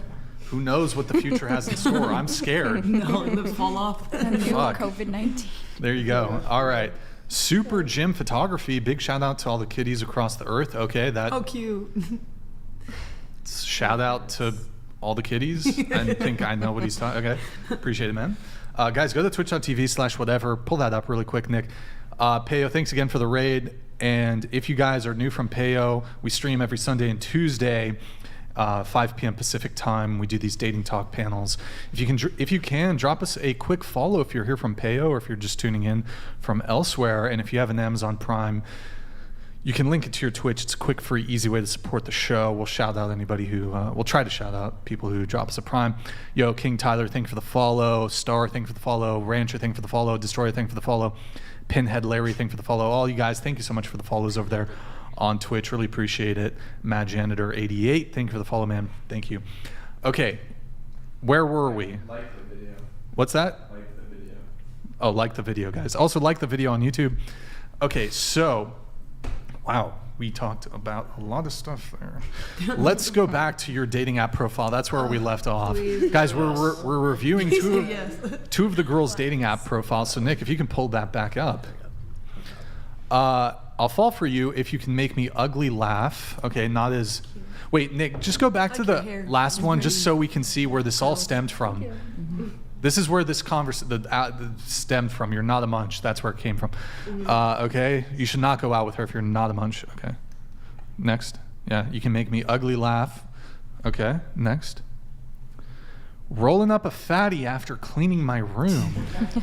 I think you would like Pejo, to be honest. He partakes in... That's not like the only thing that would just okay. That's okay. Is there another one? Like a clean keyboard. Also, you need to pull up hers. I don't know how I feel about that. Yeah, the funny one. That's an interesting one. So it's is it a deal breaker if the guy's not funny? No, I've dated. Oh, sorry. I've dated some unfunny people. I feel like usually, like obviously, I don't think you guys are like seeing this now like on the stream, but like I'm typically like the funnier one, which that's fine. But in a relationship, you're just like even when talking to people. You're the funny one. Yeah. No, I'm asking. Yeah, and that's really how bad it is. Like I don't know. I just. Can you want to tell us a joke? I'm not a stand-up comedian. Yeah, I'm like funny in context. You know what I mean? Like can you tell us a joke? Drive with me in a car, and like we'll be chopping it up, and then like I'll make you laugh for real. I think we'll pass on your joke, but it's not. It's very simple. You got to speak into the mic if you're gonna. What do you call a dog that is a magician? A labracadabrador. Oh. That's good. That's good. Okay. Cool, I guess. Actually, really quick, just on the funny thing. Going around the table, is that a high priority for you that the guy you're dating is funny, can make you laugh? Yeah. Or do you not care? Maybe you don't care. There's different ways of being funny, so yeah. Okay. Having the same sense of humor. Yeah. Mm-hmm. I think it depends because when someone's funny, like the same kind of sense of humor that you have, it normally goes in deeper where they're like they actually have a personality and they know how to make jokes of certain things. So I feel like yeah, exactly. Sure. What about you? Yeah, same sense of humor. Mm-hmm. Same sense of humor. Same sense of humor. Yes. Yeah, same sense of humor. Okay. All right. So guys, dating app review. Do you, if you're able to pull up the chat, Nick, do you swipe yes on her or no? I guess on Hinge, it's a like. Do you send her a like or is it a pass? Like or pass? Like or pass? Okay. Sorry guys, we're slight delay here. No. Ooh, okay. Rip. I can't see that far even. Oh, yeah, her. I can barely read too. There it is. Okay. Lots of I see a lot of passes. Pass. Is there somebody, what Maximus likes you? The Loner Coder likes you. Topher likes you. Okay, you're getting some likes. There you go. It only takes one. Okay. Nick, the other one? Yeah. You've been working on it, right? Yeah. Okay. All right, we have Sophia here. I'm convinced that Sophia with an F is greater than Sophia with a PH. Why is that? Because that's my name. With an F? But you're convinced of it. I'm convinced, yeah. I don't really get it. I just think I don't get it. I'm sorry. I don't know what to tell you. It's just I think Sophia with an F's better than with a PH. That's it. It's not that deep. Is that actually how your name is? Next. Legally... Yeah. Okay. It's my mom's Spanish, so it's like spelled Next. Spanish. Yeah. Because I'm Spanish too, so. I like your style though. A life goal of mine to find how many licks it takes to get to the center of the Tootsie Pop. Yeah, my prompts aren't very good. Ooh, man, this is rough. Okay, next. Damn. Yeah, seriously. I mean, I go crazy for a I'm also properly 20. made Yeah, that's me. Moscow Wow. mule. That was me before a haircut. Next. You look Or is that it? Just one more. Wait, There should Nope. be like 2 more. On the bottom picture. That's it? Like Nick? a frog. That's a Halloween costume on the bottom. I don't know if you guys know Frog and Toad. Yeah. Okay. Well, the prompts are leaving a little something to be desired, but it's from what you previously told us, you pretty much just go on Hinge when you're bored with your girlfriends to. Yeah. So it's what? It's kind of just like, I actually got Hinge this year with my roommates, and it just like was never that serious. My prompts aren't that good. I don't really like expect anything from it. It was just kind of fun. We just like go on like, I don't know.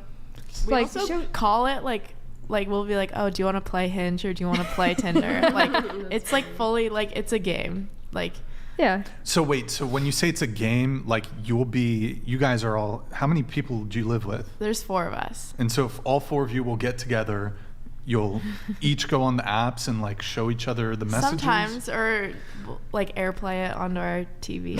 You'll blast it onto the TV. Okay. I don't know if we now, and so when you guys are doing this, are you guys like picking like who to swipe on? Are you looking at messages, all of the above? Kind of all the above. It depends. Like we kind of will just like usually just be like on our phones, and then just like I feel like you just have to see Hinge from a girl's perspective to really understand. But just like some guys have really funny profiles and just like funny. Weird sometimes. And sorry. Yeah. Can we like do that on the screen here? No. Okay. Well, they have funny profiles. They just have funny profiles, and it's just usually it's kind of like weird, or they like have like the voice memo or like voice notes or whatever it's called. Okay. That is really funny to play out. So it's just kind of like, oh, look at this, and it's also like, if that sounds really mean, this is like, we don't know these people. I've never seen any of these people in my life. They have no clue we're doing this, and it. Like they could be anyone, like across the world. So and for all we know, they're doing the same thing. Well, you said you've been on, was it 4 dates off of Hinge? No, it was 1 off of Hinge, and I actually had Tinder before, and that was like freshman year. Those are from Tinder. Okay. So you've only met up with 1 guy from Hinge. And that was the thrifting one. That was the what one? The thrifting. The thrifting one. Okay, and then wait. So the guy that you met from Hinge, the 1 guy, was he part of the group? No. He wasn't part of the group? No. Would you guys take any objections if you knew guys were doing this? Like they were all getting together and like collectively judging or laughing or whatever, female profiles? Like your profile? No objections at whatsoever? I feel like it's just like, it's not something I'm like aware of. I don't really care. If I'm putting my profile out there for people to see, then I'm probably people are not gonna like it. Like the last picture with my friend of us like in costume, I'm sure people are like, what is this? Like, why are you wearing like frog, like, costumes? Yeah. But it's just like, it just is, I don't really care. I mean, it does cross my mind though that there are people on the dating apps who are on there seriously, not for entertainment, who are on there like in good faith, who are actually like using it individualistically, who are looking to date somebody, and like if they were there, they might feel like a little like like, are you saying because now that I'm telling people, like there's an audience now that knows that I do that people are feeling more scared to put their profiles out there? No, that's not what I'm saying. Just it's a little, I mean, they will never know that you guys are doing this privately. You're not like online. I can understand what you're saying. That like, for example, if a group of guys were like going on Hinge and looking at girls' bodies and judging them like that, then like I would probably, like maybe I probably would be like, oh, that's mean. Like, why? Why would that be mean? Because you're judging them off physically. Isn't something that you guys are doing? No. Well, wait, hold on. Let me just hold on here. One sec. Earlier in the conversation, you said that all the guys on Hinge are ugly.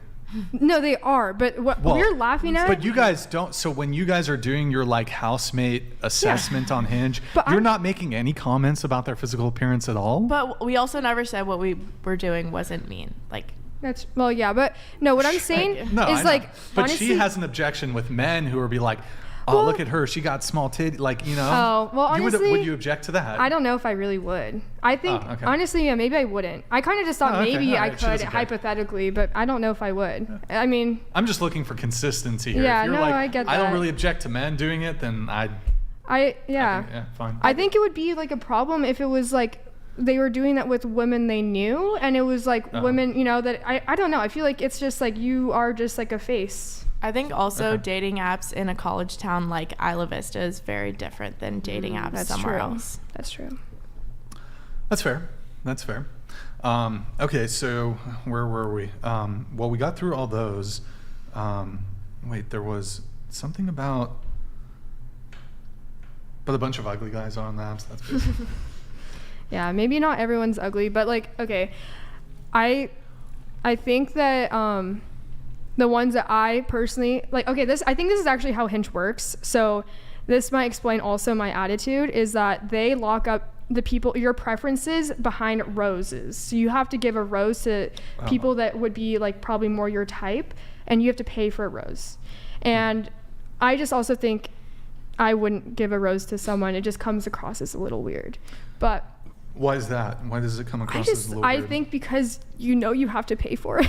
It's kind of weird. They give you some free ones. ones. I see. Yeah, they give you like one free. Yeah, I think it's one. To pay for that though. Yeah. Yeah, you know, I think that would to pay would be a little. To pay. Yeah, to pay for that, I think would be weird. Hold on. So you have to give someone a rose to be able to see your preference? Like, okay, so yeah, it's kind of hard because I can't like just project it on the screen. It's like, so, you know, when you're scrolling through any kind of dating app, there's like a super like and stuff. So you just have like the regular like matches, like you send a, you know, you're scrolling, you send like a heart, and then there's like this other section that's like, they're your most compatible matches, and you can send them like a rose. You get one free rose to send to one of those people. But how do you know those are your most compatible matches?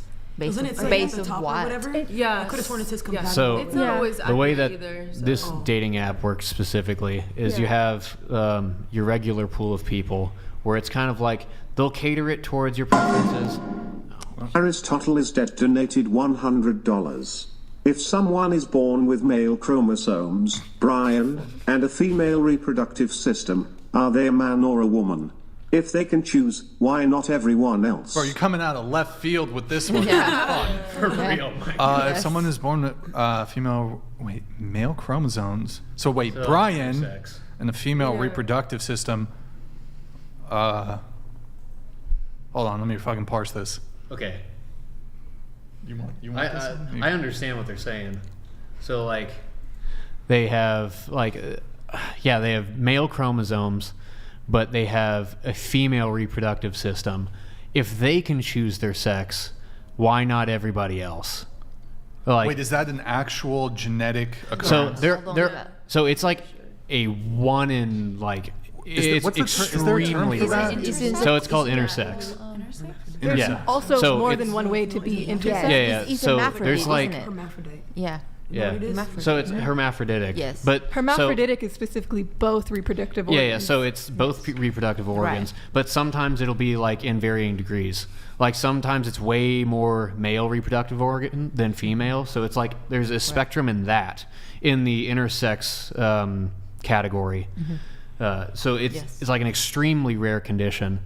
So they're just intersex. Yeah, so they're just intersex. They're neither male or female, right? That's an extreme case by case scenario. Yeah.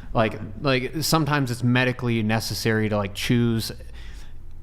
They're taking like a microcosm of like it's a small percentage of people and trying to draw a conclusive, I guess, line of thinking to everybody else, and it just doesn't really work that way.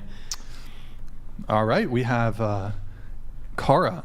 This makes me want to delete dating apps entirely. They have ruined our dating culture and has become a beauty contest, always swiping to see who is better out there. Okay. Where were we before? You were making a point before that TTS came in. Oh yeah. So I was explaining how the dating app works. So you have your regular pool of people that are kind of catered towards your preferences, and then there's like a special section with like the quote unquote hot people. And it's the people who have like the How most. How do you get in that? Like, well, so if you get in that section, it's because your profile has a lot of interactions. Like a lot of people are like stopping and like will sit on the profile, or a lot of people will like it or whatever. If you're a hot profile, then they'll put you in this special section where like you can receive roses, and then people will send those. Got it. So okay, I understand now. Wait, actually, it's kind of an interesting thought. You said that most of the men that you'll see on the dating apps, you don't find them like super physically attractive. Yeah, but I will say that. But there are like guys that I feel like have cool style or like other attributes that I'm like still interested in. Sure. So going around the panel on this, maybe some of you have been on dating apps, maybe not. You can apply this to in person. What % of men would you say you find attractive? Starting with you. Honestly, none. Wait. None? I don't find people like physically attractive too often. It's very, very, very rare. What typically gets me is I'll like the person and then they look attractive. But you've never seen, I'm sure you've seen like a physically attractive guy. Maybe like 1 in a million, I don't know. Yeah, that's cap. I really don't see people and think that's an attractive person. I mean, but it's different for girls. You see girls and like, that's a very pretty girl. Wait, actually going around the table first, is anybody here bi? Show of hands, just show of hands. Like a little bit curious. I wasn't raising my hand. I thought you were raising your hand. I know, people think that shit, fuck, exposed. Anybody bi? There's more than just bi. Oh, well, just to keep things simple, I guess, you know?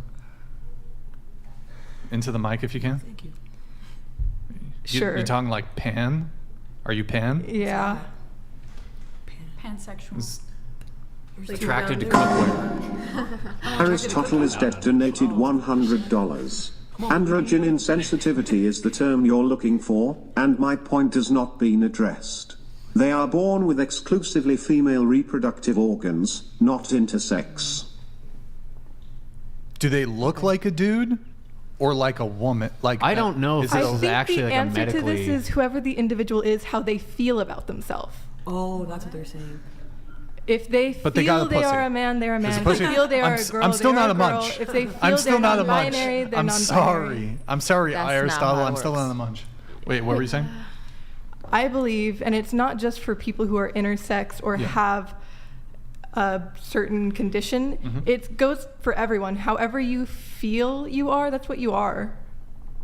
So if I feel like I'm a millionaire, I'm a millionaire? Yeah! That's not exactly That's how delusional. that. No, but that's not what I mean. I mean, it's up to each and every individual person to define who they are. I mean, you cannot see it that way, but that's up to you. They can still be who they are. What's going on here is not the same what's going on here. Yeah, that's what we're trying to. So what happens is when there is some sort of like disruption between your mind and your body, then that's when you get confused. I think that you are born how you're born, and you can't change that. So we can agree to disagree, because I'm not going to change your minds, and you guys aren't going to change my mind. No, I'm not trying to. I'm not trying to change your mind. I'm just giving you facts. That's not my opinion. But those aren't necessarily facts. There are. You could Google it. It's on There's there. research. You got buried treasures and you say you're a girl, you're not a girl. You have to literally, you can get rid of it and still be trans and all that. I respect the trans and all that, but that's delusional. If I say I'm a millionaire right now and you look at my bank account, am I a millionaire? No, I'm not. So that's a lie. You're delusional. You're feeding that delusion that doesn't make any sense. So you can believe whatever you want, but the facts are there, baby. I mean, it's like I'm coming here and saying I'm a dog. I'm a mastiff. I'm a furry. Like, So come on. I'm not a dog, and I'm just not. It's delusion. I think whenever I get into this conversation, like, I have to realize that I disagree with your position. I don't think what you feel like is who you are, male, woman, whatever you identify as. I think that's extremely destructive for society. But when I say that, I see, like, I come at it as like, I understand this person is a person. I'm not looking at them like a piece of meat or an object, or like as someone I'm fighting against. Like, I don't care about you. I'm dehumanizing you. I don't come at it like that. like I see it is a mental condition. Like it's how you think you see yourself. It's how you feel about yourself. By definition, it's in your head. So it's the same thing as people who are psychopaths, or maybe they have other psychological illnesses. It's in that same category, and it had been defined that way all the way up until a specific movement. So you have to treat the other person like a human, but you also have to realize, like, it is by all definitions a mental illness, because I mean there's a lot of negative repercussions when you buy into their delusion or their mental state. It's not healthy for the person individually. It's also not healthy for society as a whole. And I agree with him. I think that we all need to respect each other as humans, because at the end of the day, we're all humans. It doesn't matter, we're the same race, we're humans.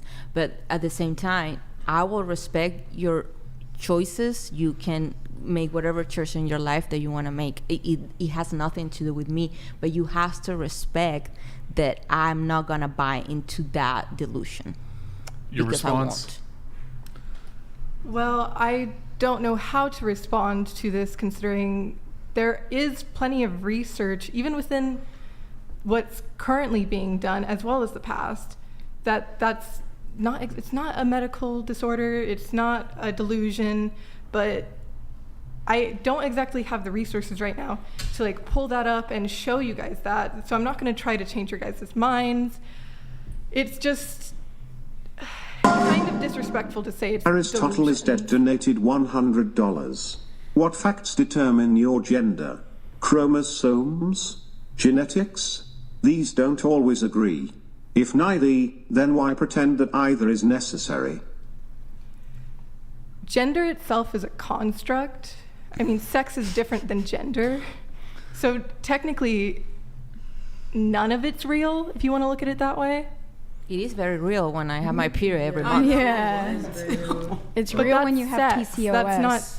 I have a chat that's going to come in here. We have Donald Trump's brown eye, okay, with the 50. There are two genders, man and woman, vagine and peen. Not my words. Everything else is a mental illness. Also, everyone has a brown eye. Thank you for that, Donald Trump. I have a question for you. Poetic. So what if someone says that, or what if someone is diagnosed schizophrenic and they say that their entire life they've been male, and all of a sudden they say, I'm a female, but they've been diagnosed with schizophrenia at a young age? What would you say? That is an interesting scenario, because that's not exactly how schizophrenia works. Schizophrenia, there's specific types. There's paranoid type as one example, but it goes to specific like auditory hallucinations, visual hallucinations. It's not like a view of the self all the time like that. It can be, though. But it's not, that's really not how that works. And a lot of people who identify as trans, woman, man, they also have mental illness. Like they have depression and anxiety, but it's not from people not accepting them. In fact, in this day and age, they're more accepted here than in any other country, especially if you go to a place like my country, exactly, like a third world country. Well, and that's why like this issue is important to me, because I care about their mental well-being. Like there are extreme side effects that come along with the disorder of thinking that you are something that you're not. Like there are higher rates of unaliving and stuff. Yeah. Well, I can't say exactly, but yeah, there's high rates of that. There's also extremely high rates of mental illness outside of gender dysphoria. Mm-hmm. So like we can't have this conversation genuinely and just ignore all of that and say that this isn't a confounding factor to all of those other mental illnesses that are plaguing them. I agree. I think we all need to be respected because we're all humans. I'm going to say that again. At the same time, has greatly destroyed our society, what's happening right now. And I think that... Go ahead. You wanted to respond. Go ahead. I think I forgot what you had just said that I was going to respond to. That transgender people deserve, like, you know, mental health I like treatment. The point I'm trying to make is, like, I want them to get better. Yeah. I think that adding into their mental illness or trying to, I guess, what's the word I'm looking for, affirm their mental illness is going to do more harm in the long run than it does good. But forcing people who identify as trans to not present themselves as the gender they are can also cause plenty of severe negative mental effects. It can worsen disorder, like mental disorders, mental illnesses. It can cause suicides as well. I feel like it is a complex issue but... Truth Bomb donated $100. Gender is not a construct. Sex/gender are the same thing. If you think otherwise, why can't a white man identify as a black man?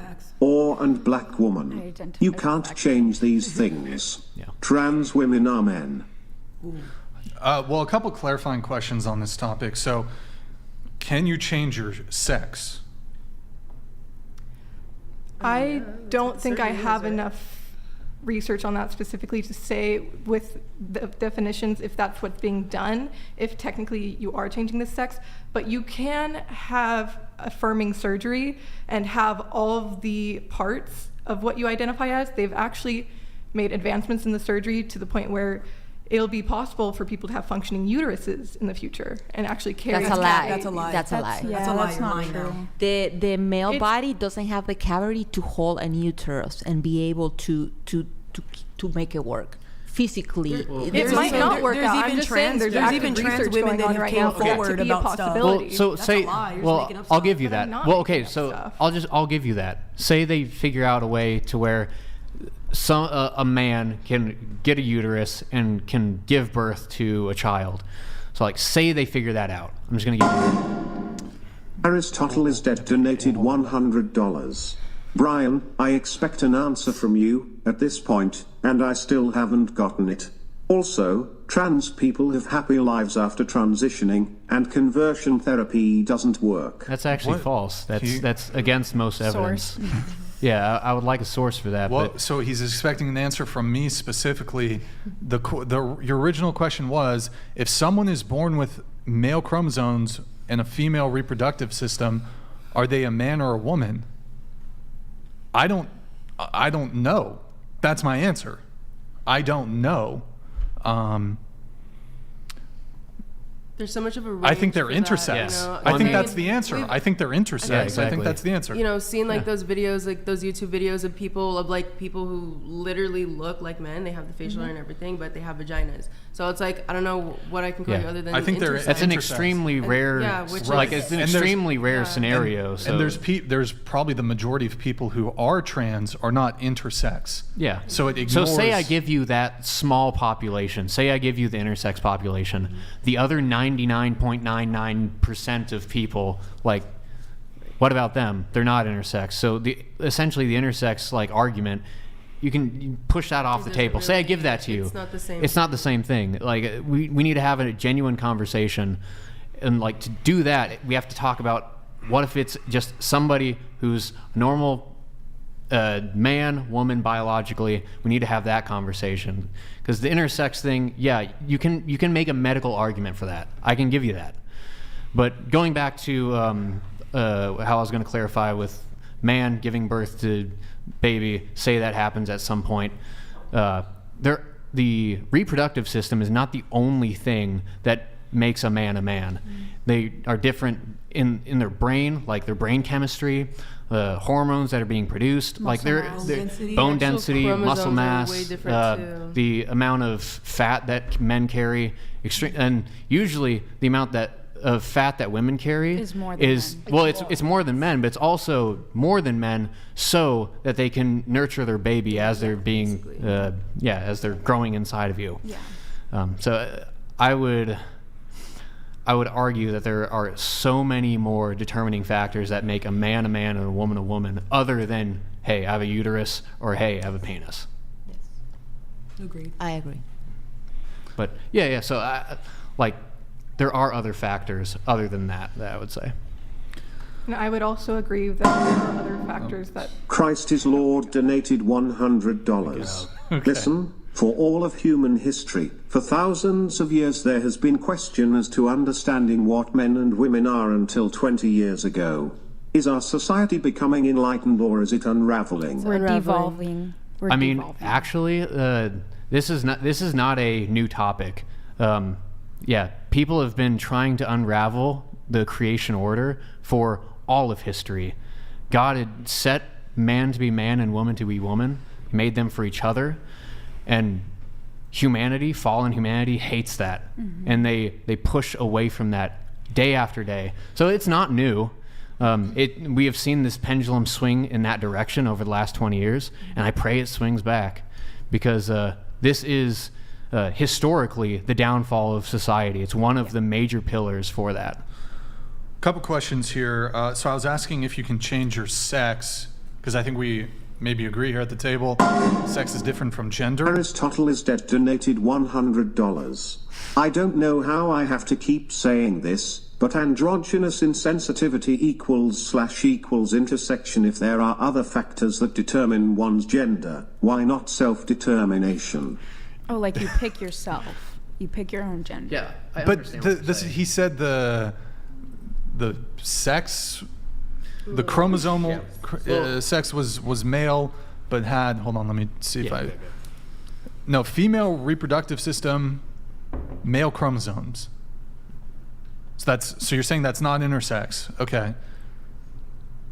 So is that a thing? Yeah. I don't know. But it's not intersex. So what is the? I don't know. Is that even a thing? Maybe this is just a thought experiment. It could be. Is it a thought experiment, or is this something that actually happens?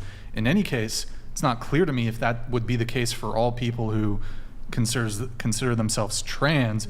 I don't know. What is the actual medical? Is there a medical term or scientific term for what you're describing here? If it's not intersex, is the there's other? I don't know. I don't know these offhand, but yeah.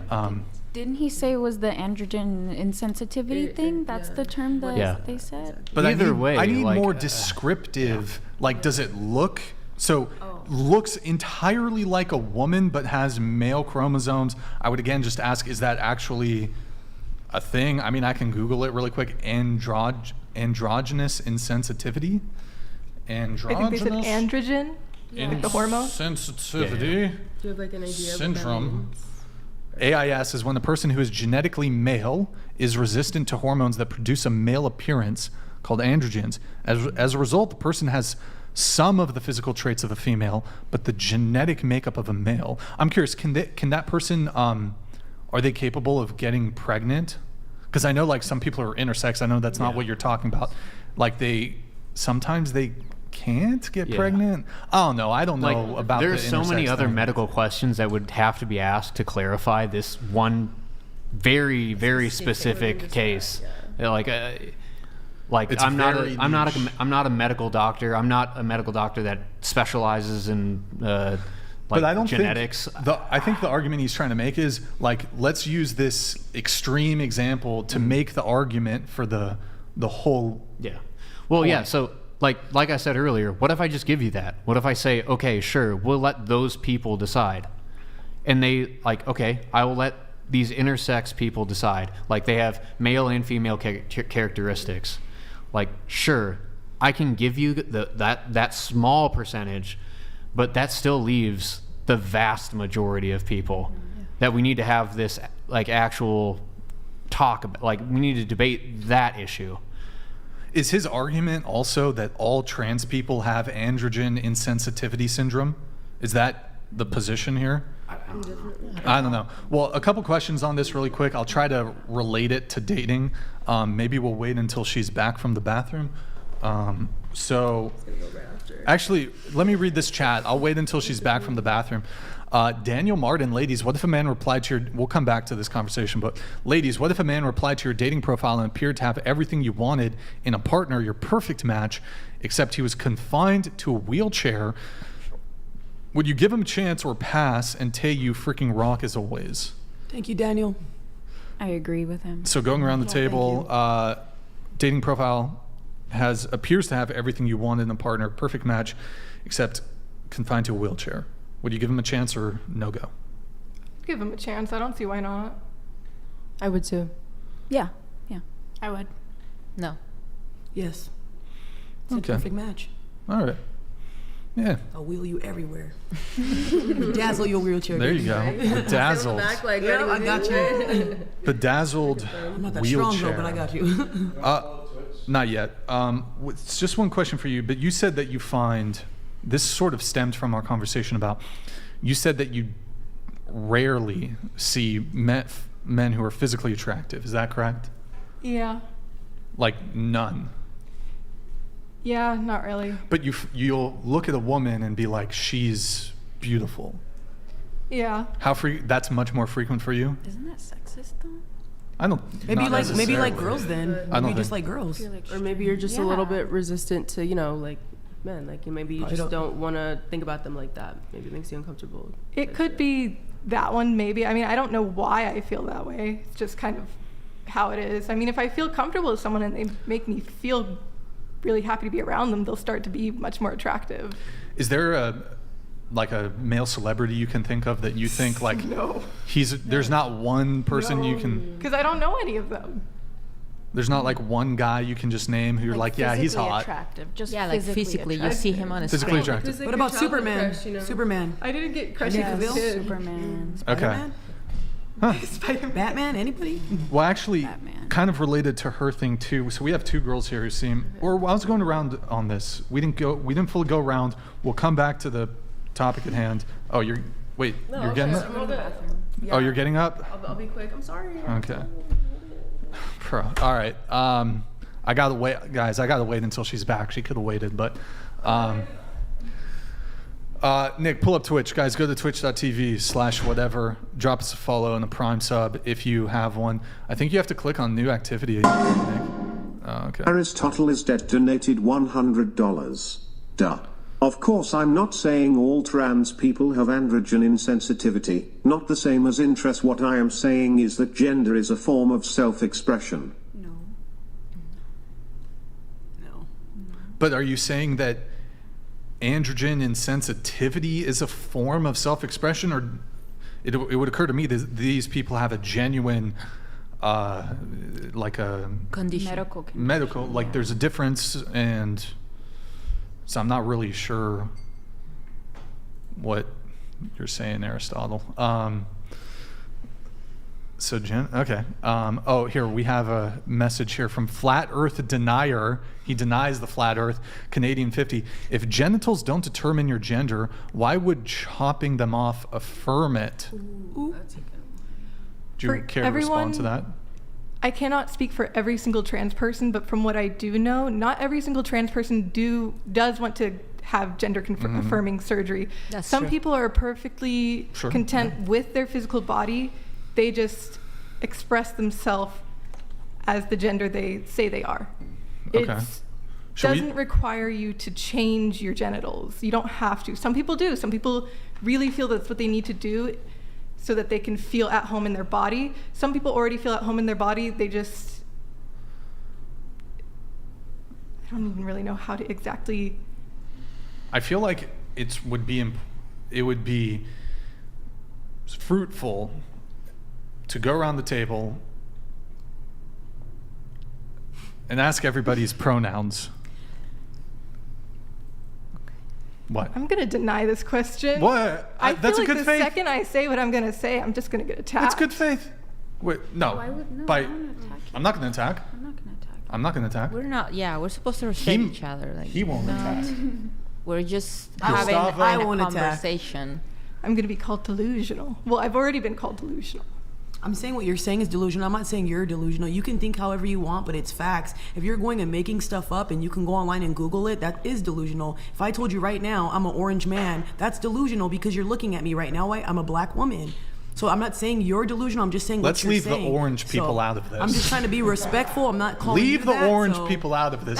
Leave our probable future president out of this. Future president. Leave Trump out of this conversation. I agree. Did you want to respond? I use any and all pronouns. I have no preference.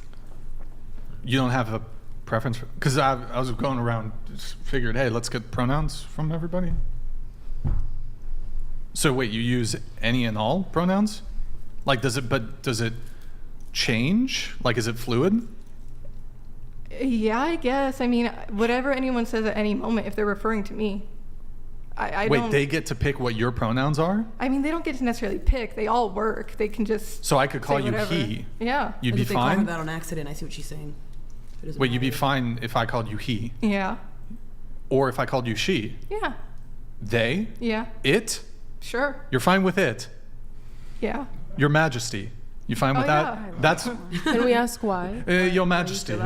Because I personally feel no strong connection to any gender. I feel like I just am what I am. I feel like, isn't it almost more offensive to be like, I take them all. I am all genders.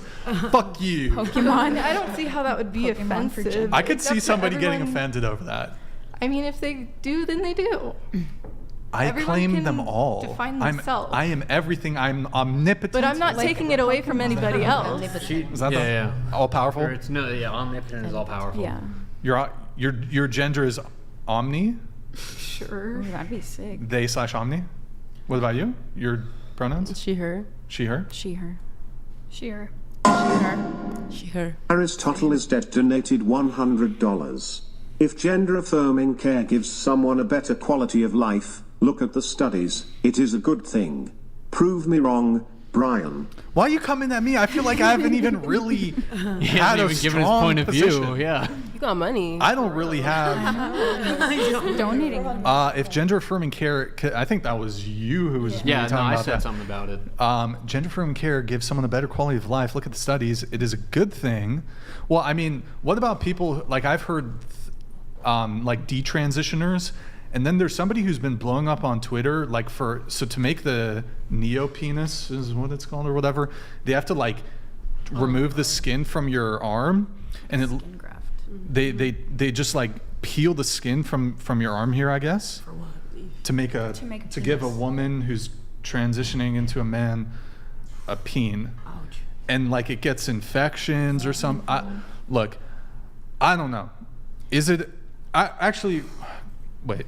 Hold on. I have to wait till she's back to ask these fucking Okay, can questions. I say something about that real quick though? Nobody leave once she gets back, please, so I can go around asking the question. What's your thing? I feel like, as you know, Daniel. The whole gender affirming care, I think we should also, give a lot of effort to find out why they feel the way that they feel, because especially right now, this whole, debate on gender and stuff, this is like a new thing. Okay, I did not grow up with this, and I'm just literally 21.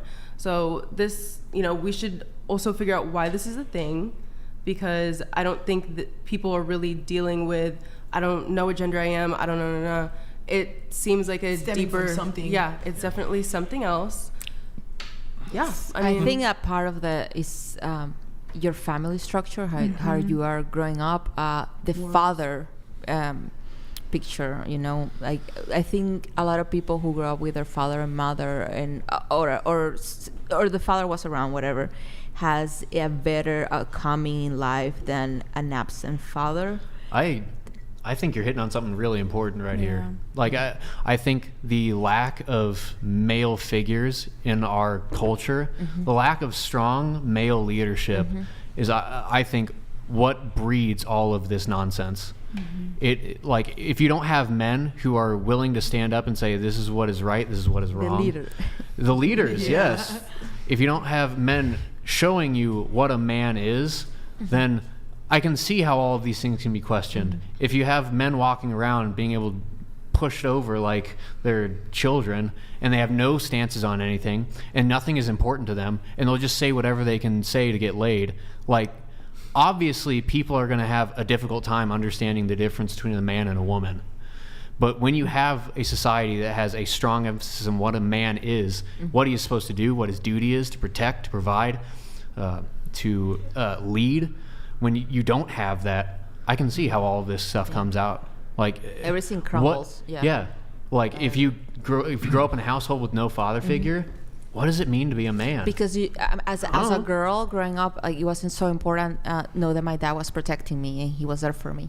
Yeah. So imagine growing up and don't have that male figure as a father that you know it will protect you. I'm not saying your mother won't. Absolutely, there's moms like my mom that will protect me with her life. Mothers are extremely important. Extremely important, but the father has that job of protecting you and making sure you're safe, you know, and guiding you and being the leader.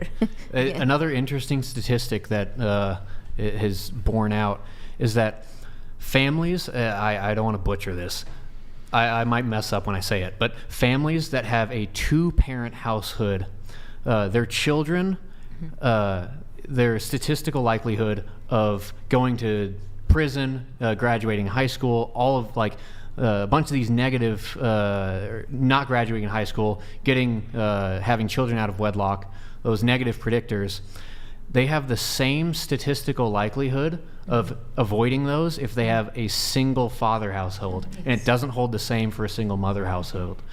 It shows, I'm not bashing single mothers.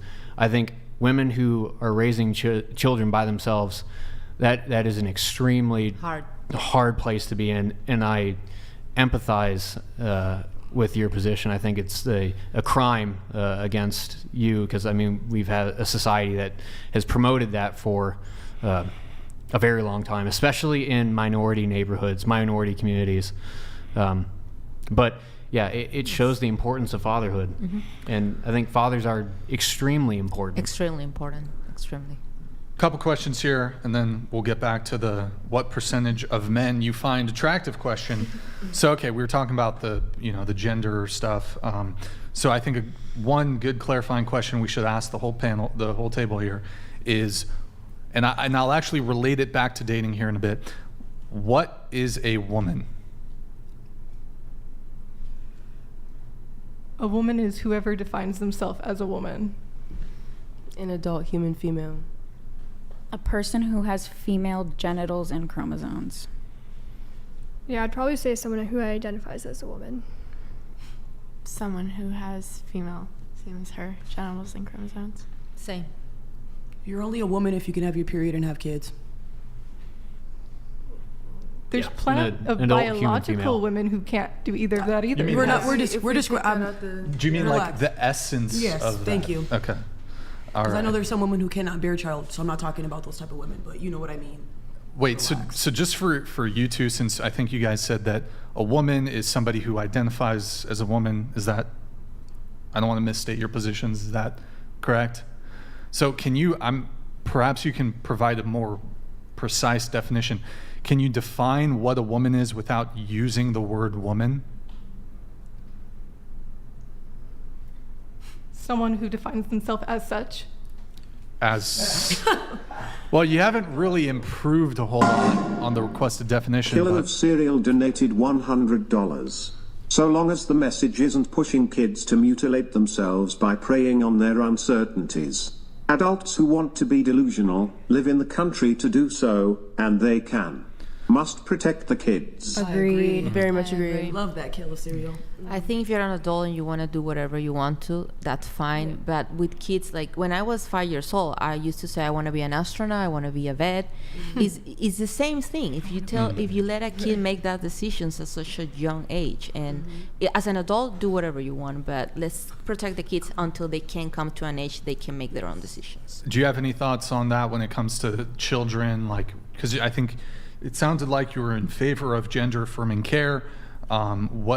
Any thoughts on, someone who's 11, 12, 13, or do you think? I feel like they should still be able to express themselves how they choose. That doesn't necessarily mean surgery. Of course, children should not be going under serious surgeries necessarily. I mean, there's plenty of checks that are done so to keep people from doing this and it prevents tons of trans people who are trans from even getting this care because they're not deemed as qualifying for the surgeries. But what about like the hormone medicine? What's that called? Yeah, like hormone blockers? Or puberty blockers. Thank you. Yeah, puberty blockers. You can take them as a kid, and then when you go off them, from what I know, because I don't know a lot about puberty and hormone blockers, it doesn't keep you from developing those traits later in life if you decide to go off them. So you're saying, for example, let's say someone from the age. When does puberty typically start? 10, 11, 12, around there? Let's just say they started, I don't know, let's say the age is 12.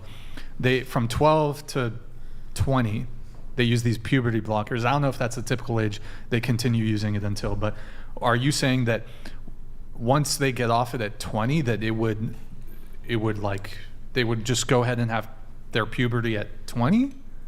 Is that, I'm not familiar with I'm not fully familiar with hormone blockers either, so I'm going to concretely say Christ is Lord donated $100. The reason we are dealing with gender confusion is moral decay without God. Romans 1 says, just as they did not see fit to acknowledge God, God gave them up to a depraved mind. Yep, true. Christ is Lord. Okay, thank you for the TTS. Appreciate it. So you don't object to the use of puberty blockers in children, is that? No, I don't object. I feel like there's a lot of checks and balances in place that even prevent people who really want to go on them from even being able to go on them. So are there? I don't know. It's not a foolproof system, but it's really, really hard for someone to just willy-nilly go on something like that. Is it? Yeah. I don't know. Your thoughts on that? Like, cool for the kids to go on puberty blockers? I don't know about other people's kids, but for my own kids, I think it just would. I honestly don't really know. I'm not anywhere close to that. I think my view of gender is kind of like, I know what I am, and other people, the way I said that women means that, like, how people identify themselves, is that I think that is true, because if someone thinks that they are a woman and maybe biologically they weren't born a woman, I won't interfere with that. And I think it's a lot to say that is a mental disorder, because sexuality was also considered a mental disorder for a very long time. And sometimes it's still considered a mental disorder. Well, what do you mean sexuality is a mental disorder? Sexuality, like being gay, yeah. So let's stick, though, to the conversation at hand. No, yeah. Here. So strictly when it comes to the puberty blockers thing, when it comes to kids taking them, in favor, against? I think I might be more against it for kids. I know that I'm kind of like, I don't really know, because I don't know if it's like, if you wait too long, if you can't take them then, and if, like, I'm not really sure how it works exactly, and I think it would just really depend on, the case. I don't really know. One thing I do know about puberty blockers is they don't work if you take them later. They only work if you take them early enough to prevent the hormones from making the permanent changes. So you can always go off of them and then get those changes, but you can't undo them necessarily. Well, I have seen some research, and I don't think it's true. I don't think it's true that, like, you've say you were born a male, but you want to. Aristotle is dead donated $100. Let boys choose whether their penises get sliced and diced. Until you oppose MGM, I can't take your transphobic arguments seriously. Choose whether Can I just say it's not male? Wait, until you oppose male genital.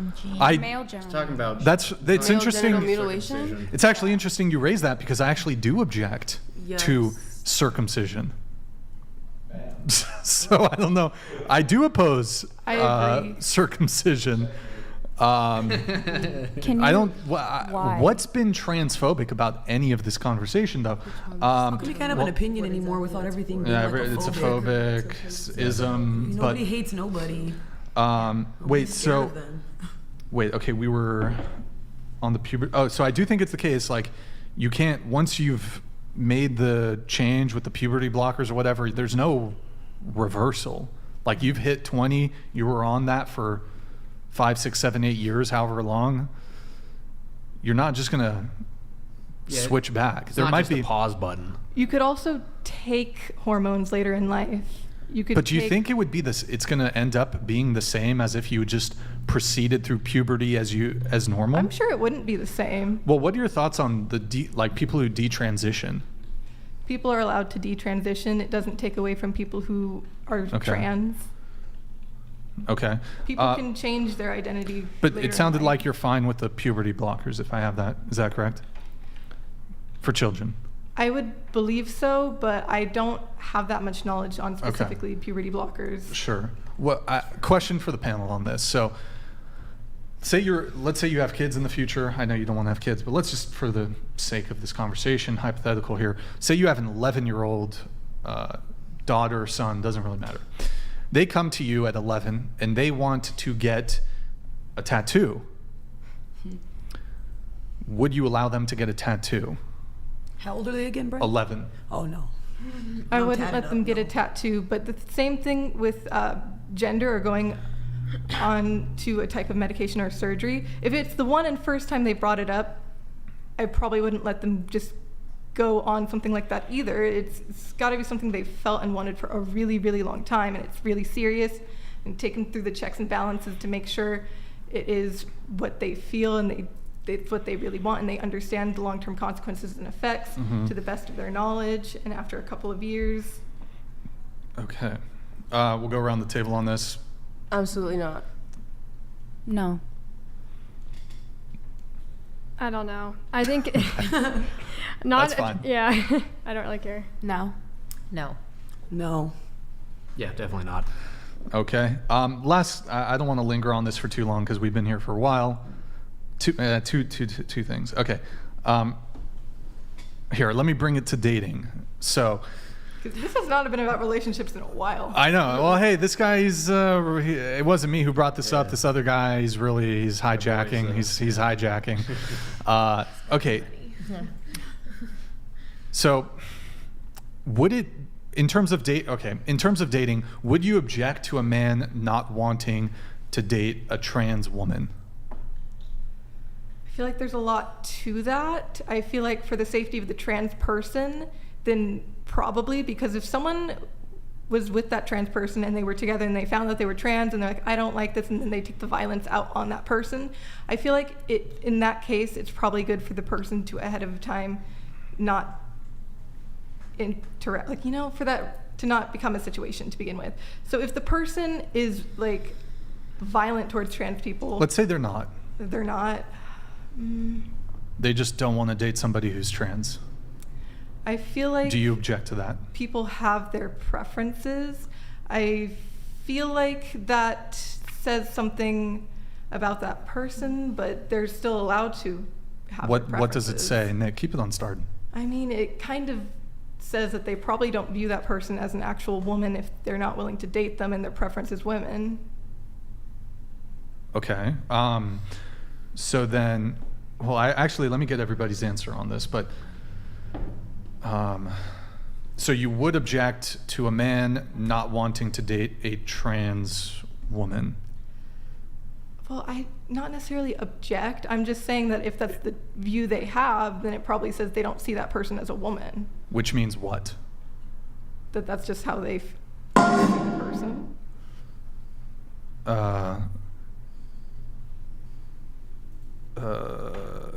Bro, what?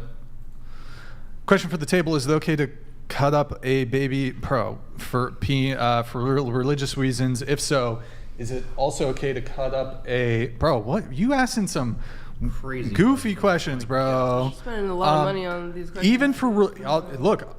Even for religious reasons, I'm against circumcision because I believe in advocating for men and boys before any of that. So yes, I'm against it.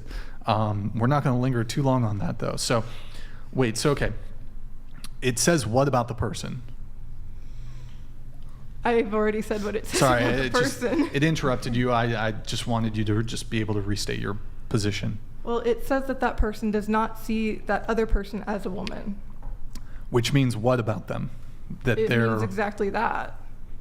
Do you object to that? I say that it's probably not the greatest thing that they don't see that person as a woman, but... What if they don't see them as a female? Do you object to that? Well, females technically... Their sex. Yeah, so... No, I don't object to that. Okay. So you were also saying how if somebody was dating somebody and then they found out like down the road that they were trans. So in the scenario that you provided, this is somebody who I assume, is very much passing as a trans woman. Do you think, this is sort of a different topic, do you think that there is a duty for trans people to disclose to romantic partners that they're trans? I don't think there's necessarily a duty, because for that to be a responsibility of them can put them in danger. I mean, they can choose to disclose that if they feel they are safe. Well, let's talk about the safety thing. Wouldn't it put them in more danger to omit and not disclose their sexual status with a partner who might object to being in some way misled? I'm so sorry. I feel like I cannot speak for trans people. I'm not trans. I don't experience their experiences. So I'm kind of the wrong person to be donated asking these questions. $100. Good for you, Brian, but it was a question for the table.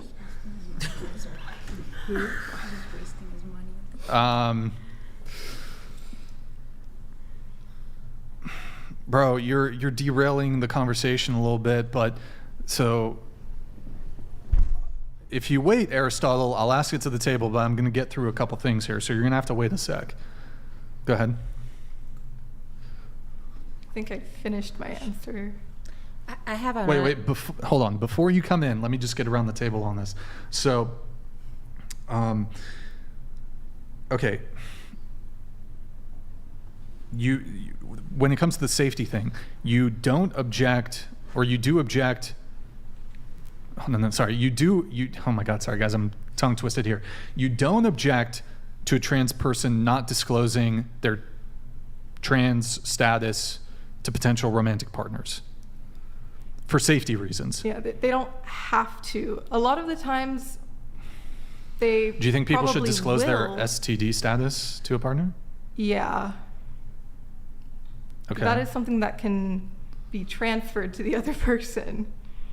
You can't transfer anything from being trans to another person. But that's okay. Hold on. Be good faith though. That's not what I'm arguing. But you would agree that there are certain things that you ought to disclose to a romantic partner. Yes. For example, do you think you should disclose if you're in another relationship with somebody? Yeah. Well, that's not something you can transmit to somebody, but like that is something that ethically affects both speaking, of their lives, like their tangible lives. Well, let's say, for example, you're dating with the intention of marriage and having children, and this person they're male, they cannot have children. They can disclose they can't have children. They can do that at some point along the relationship. People who are infertile don't always disclose from the beginning of a date that they are infertile. Sometimes they may, sometimes may not. Let's say I'm on a first date with somebody and I make it pretty clear to them that, I'm looking for something long-term, I'm looking for something serious, I'm looking for marriage, and I'm looking for kids down the road. And if the other person doesn't want kids or can't have kids, then it's just a relationship that wouldn't work. They don't have to necessarily let you know they're trans, but they can let you know they don't want to have kids. Okay, fair enough. So, but you seem to, to me it seems pretty questionable to not disclose your gender, sex status, or whatever up front. Maybe it is, maybe it isn't. I personally am not the one to answer these questions. I am not trans. I don't have that experience. I can't speak for their community. Okay. But you can give your own opinion. In my opinion, I still don't think they have to disclose that they're trans. So you don't have to give the caveat that you're not a part of their community. Like I'm not going to ask everyone to give a caveat for the reason they're saying what they're saying. Like, I'm allowing you to have an opinion, and I don't need you to give your credentials for why you have this opinion. I want to listen to you because you're you. I listen to you because you're a human being. You don't have to give your credentials every time you say something. Here, we're gonna move on. We're gonna go around the table. Would you object to a man not wanting to date a trans woman? No. And you could flip the genders here. A woman not wanting to date a trans man. Yeah, I'd want to know if they were trans. Okay. I wouldn't object. I would not object. I'm sorry, what was the question again? Would you object to a man or a woman not wanting to date somebody who's trans? Trans man, trans woman? No. It's their preference. Let them do what they want. Yeah, no, I wouldn't object. Okay. It sounded like you objected a little bit to that one. I feel like it's a complex situation. It's not really. It's just about preference.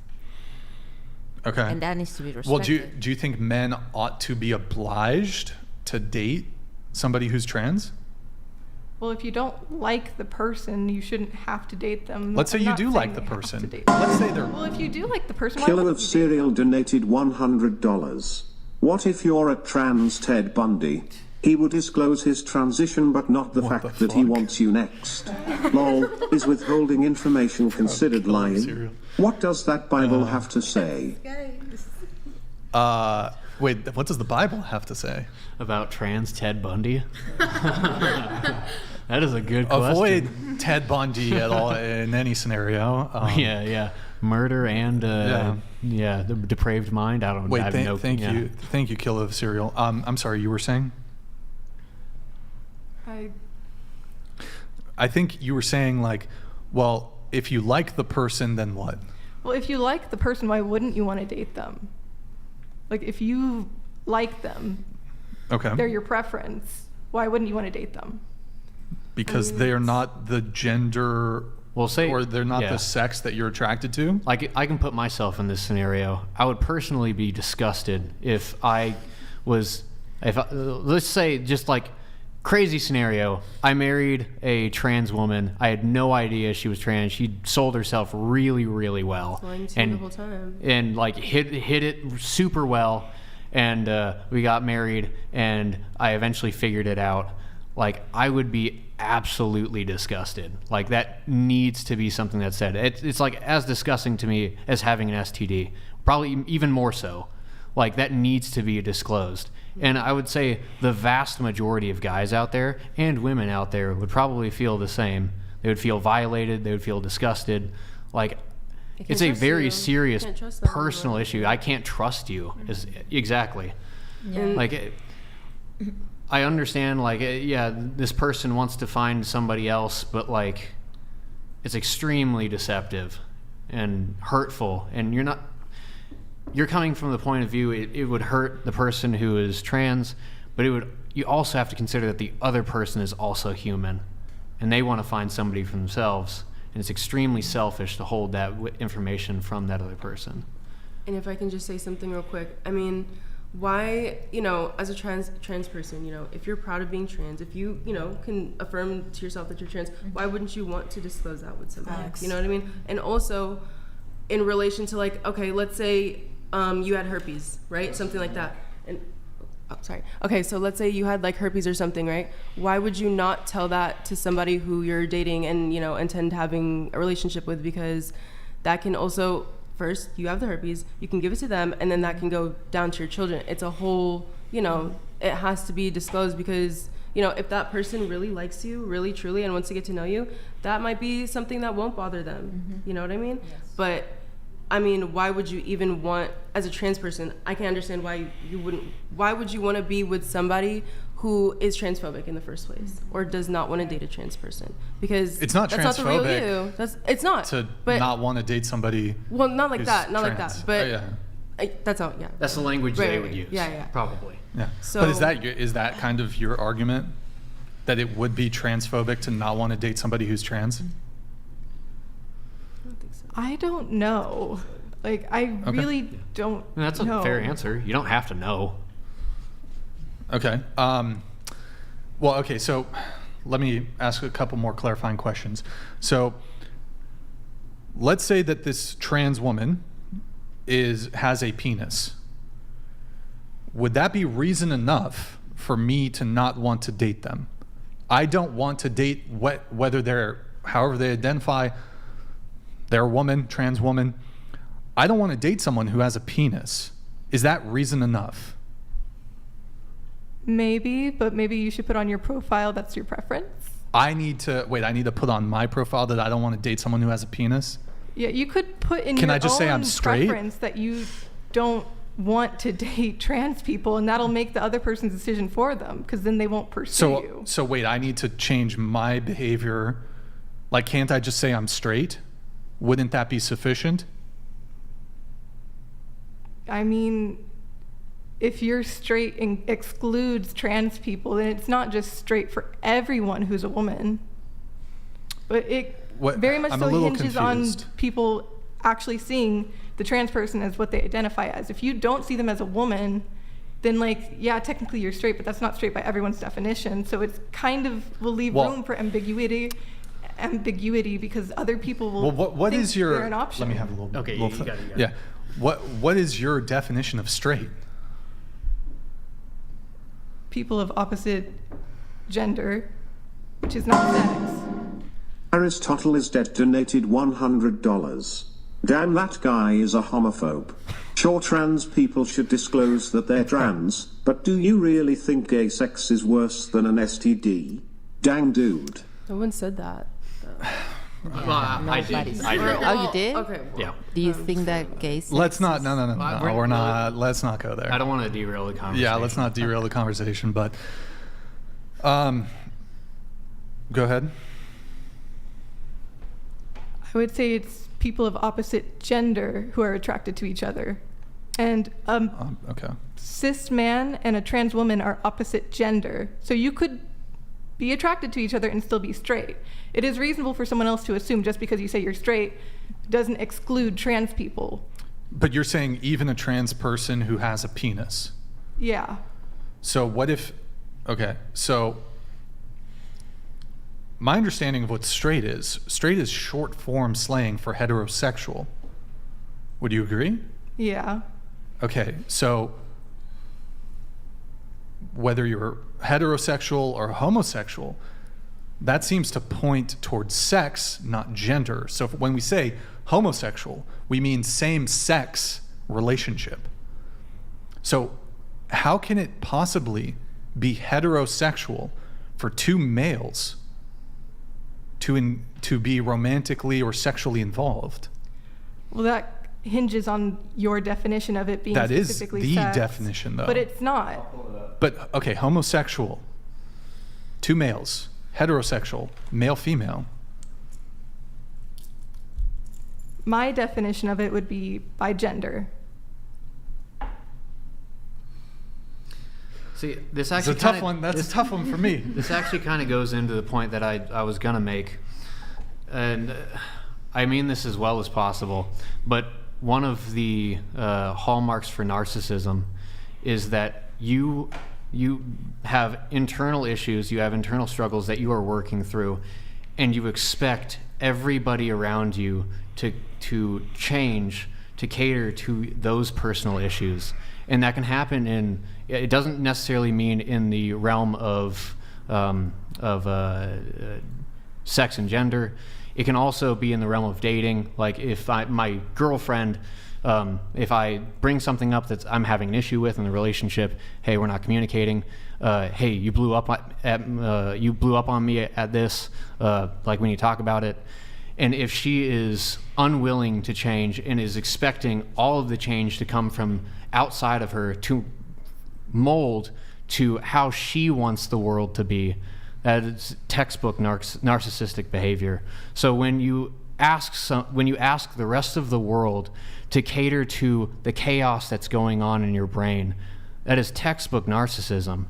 And I'm not saying that you are evil because you're narcissistic. I'm just saying those people need help, and we need to see those people as someone, they need help. They need our love, they need our care, but we also need to give them truth, because it's not going to get better if we just let them stew in that chaos. And I mean, studies show that. It doesn't get better whenever you have reassignment surgery. It doesn't get better if you reaffirm their requested gender. That stuff does not get better. The only thing that will improve their life is to give them truth and us to fight for them as a human being. Because it's not going to get better if we just allow the rest of the world to try to mold to all of these changing definitions and chaos. It's just not going to help.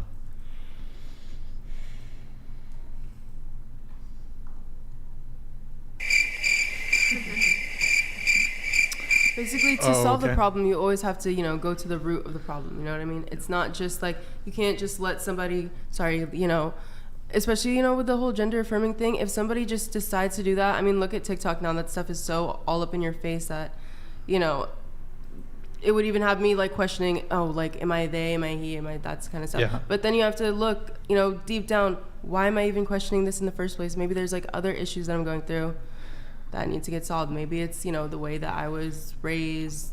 So. Wait, going around on this, I don't know if I opened this up to the panel. So do you consider it straight for a man to date a trans woman?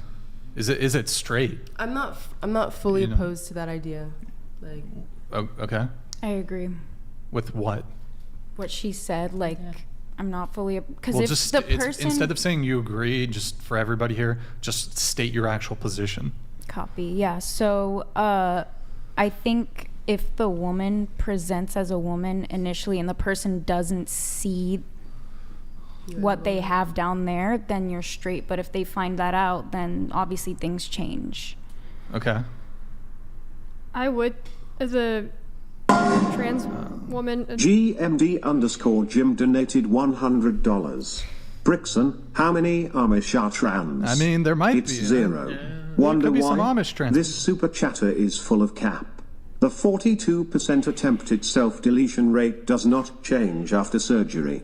Williams Institute study is one source. Yeah. Those are the numbers that I've read. A lot of studies out there. You were saying? Thank you, GMD. Appreciate it. Yeah, I would consider it straight. Straight? Yeah. I would not. What was the question? Skip. Well, it's not straight. Yeah, it's not straight. Okay.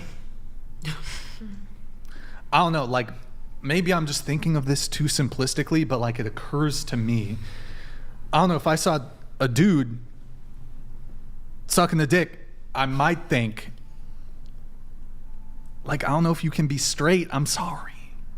But that's making the assumption that they're sucking the dick. Let's say there's a dick, though. Yeah, but it's a trans woman with done with their dick. Wait, what? It doesn't mean anything's being done with their dick. Let's say there is, though. Then there is. I don't know. It's not my life. But okay, but let's say it's a trans woman. Looks like what's the Megan Fox? Looks like Megan Fox, right? Oh, yeah. But has a penis, a girthy one. I don't know why I had to throw that in there. And a dude is just going at it, you know, S-ing the D. I would still consider them straight. I mean, straight. Oh my god. I don't know. This is why definitions are important.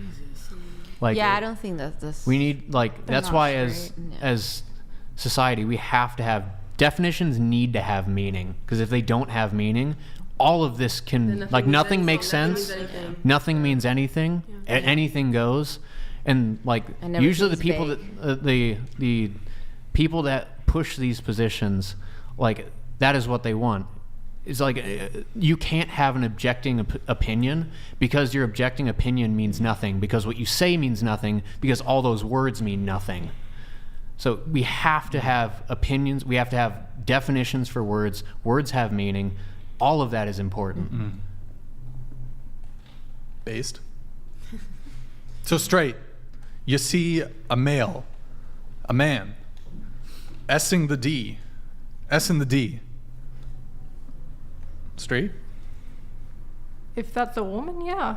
Trans woman. So a woman can have a penis. Huh, okay. Good talk. Why are you looking at me that way? This is new to me. You know what I mean?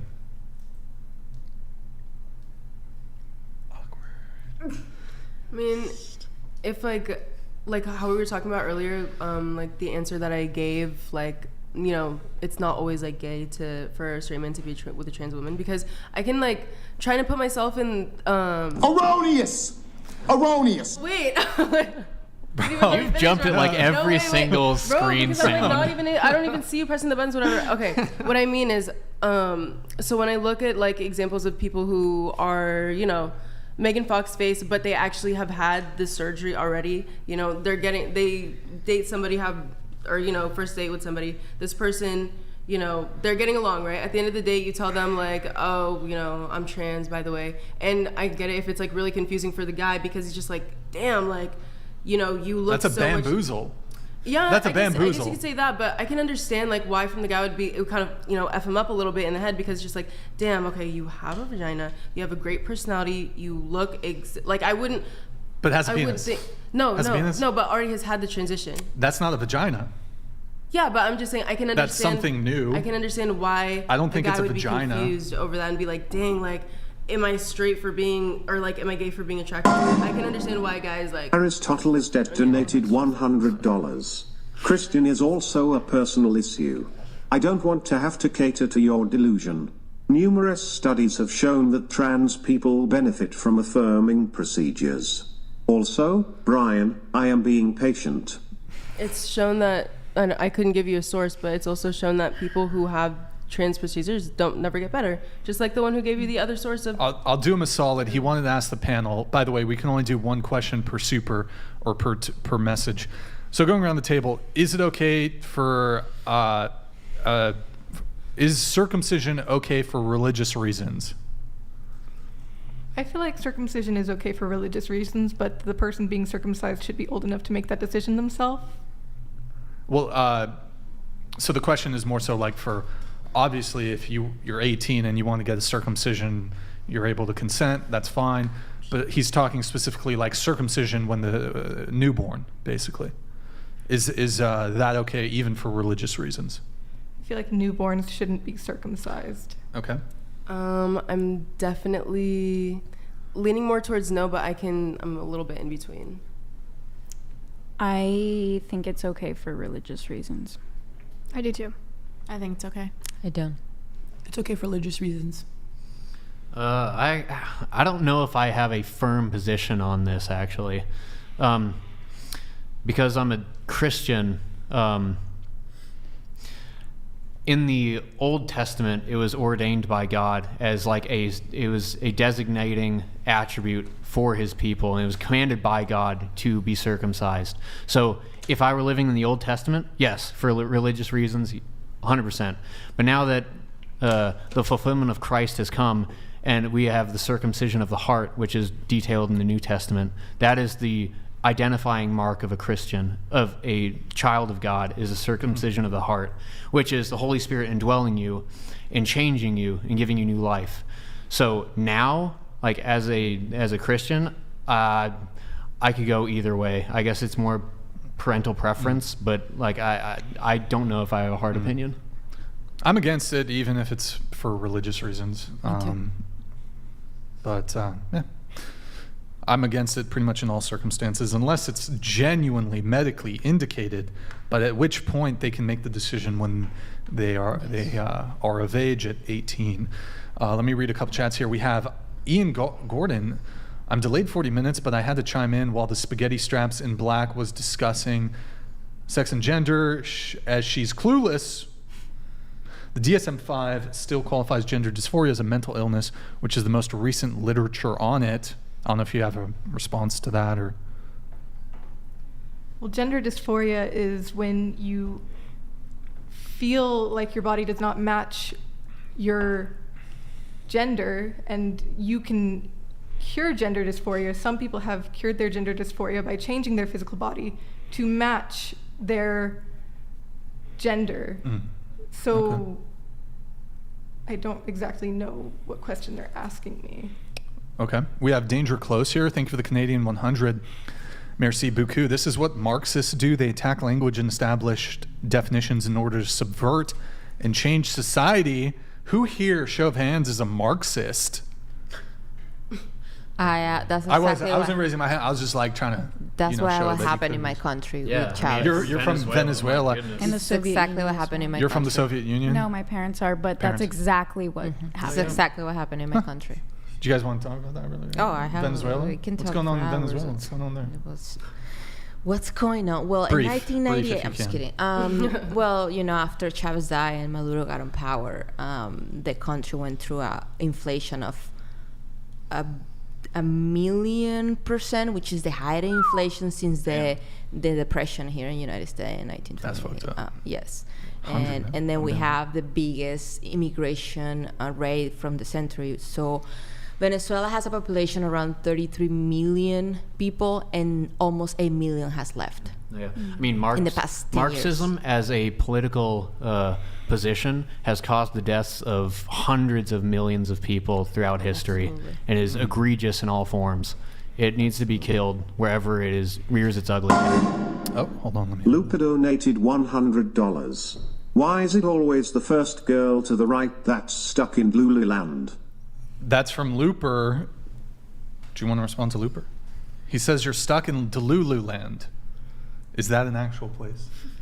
I saw the Barbie movie the other day. I feel like that's probably Delululand. Is that Delululand? I feel like that could be it. I regret watching it. Who here's seen the Barbie movie? It was the worst movie sadly. I've ever seen. What a waste. It was okay. I managed to like avoid it when it came out months ago, but then like 2 weeks ago or a week ago, I watched that shit. I felt a connection to the Ken experience. Like I feel a connection to the Helldivers experience in the new popular video game Helldivers. Oh, okay. There you go. Oh, yeah. All right, Daniel Martin, this is why our society is crumbling, because we're catering to a mental disorder that occurs in less than 5%, isn't it 1% of the population, and any opposition is met with a phobic label. At the same time, masculinity is being stripped from society and labeled toxic. Masculinity is such a beautiful thing. 100%. Agreed. Same with femininity. I don't. But well, actually, I would actually have to kind of push back on that 5% of the population. I don't know exactly what you're referencing right there, but I think it's transgender. Like gender dysphoria, being transgender. I think actually it was like somewhere in the 1950s or 60s. There was like a statistic. It was like 2% of people experienced gender dysphoria or were trans. I can't remember exactly which one it was. But now it has gone to, I think it's like 25% of the population, like suggests that they have some kind of gender dysphoria. Really? Wow. So, which leads us to believe that it's not genetic, it's not a actual physical trait, it's a mental disorder. So, I mean, as mental illnesses has skyrocketed over the last 50 years, like you got to consider maybe that correlation should maybe change our mind on how we think about gender dysphoria or people who suffer with not knowing who they are, man or woman or anything in between. Last question on that, then we're going to totally get back to dating. Aristotle, hijacking the show here. Okay. Sports? Sports. Yes. Okay, when it comes to sports and the trans thing, I'm just curious about this. What's your stance there? Do you think, should they be able to compete in women's sports, trans women? I have no stance about sports. I don't care about sports. You don't care about sports? You don't even know opinion on it? Well, okay, you don't care about it, so you're fine with it then? You're fine with trans women competing in women's sports? Yeah. Okay. Do you think that's fair? I don't really care about sports. You don't care? Well, you don't care about women in those sports? I really don't know anything about sports. I don't care. Okay, well, our sporting events, are they typically, is there some degree of physicality involved with them? I'm sure you'd agree there. Yeah. Okay. Speed, strength, coordination. Yeah.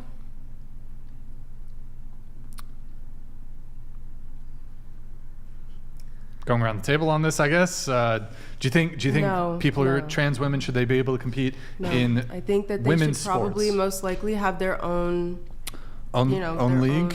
Yes. What about you? No, because I'm a black belt in Taekwondo, and black belts that are my rank, that are men, are absolutely stronger than me. Okay, fair. Yeah, I don't think they should compete together. It's just like, I can understand like trying to accept someone how they identify, but I just think it's a system that would be really abused. So no, I feel like it's giving men another platform to be pushed forward in like a women's space, and like at the same time, I've played sports my whole life. I still play sports at UCSB. What do you play? I play lacrosse. Lacrosse, okay. And is there a men's lacrosse team? There is, okay. But I'd be terrified to play against guys. Fair. Boys are rough. I agree. I think we women have fight so hard for have a space in sports, and now it's been taken away for someone who is. They should have their own division. They should have their own. Your thoughts? Men and women are not equal. We should be separate. Yes, I agree.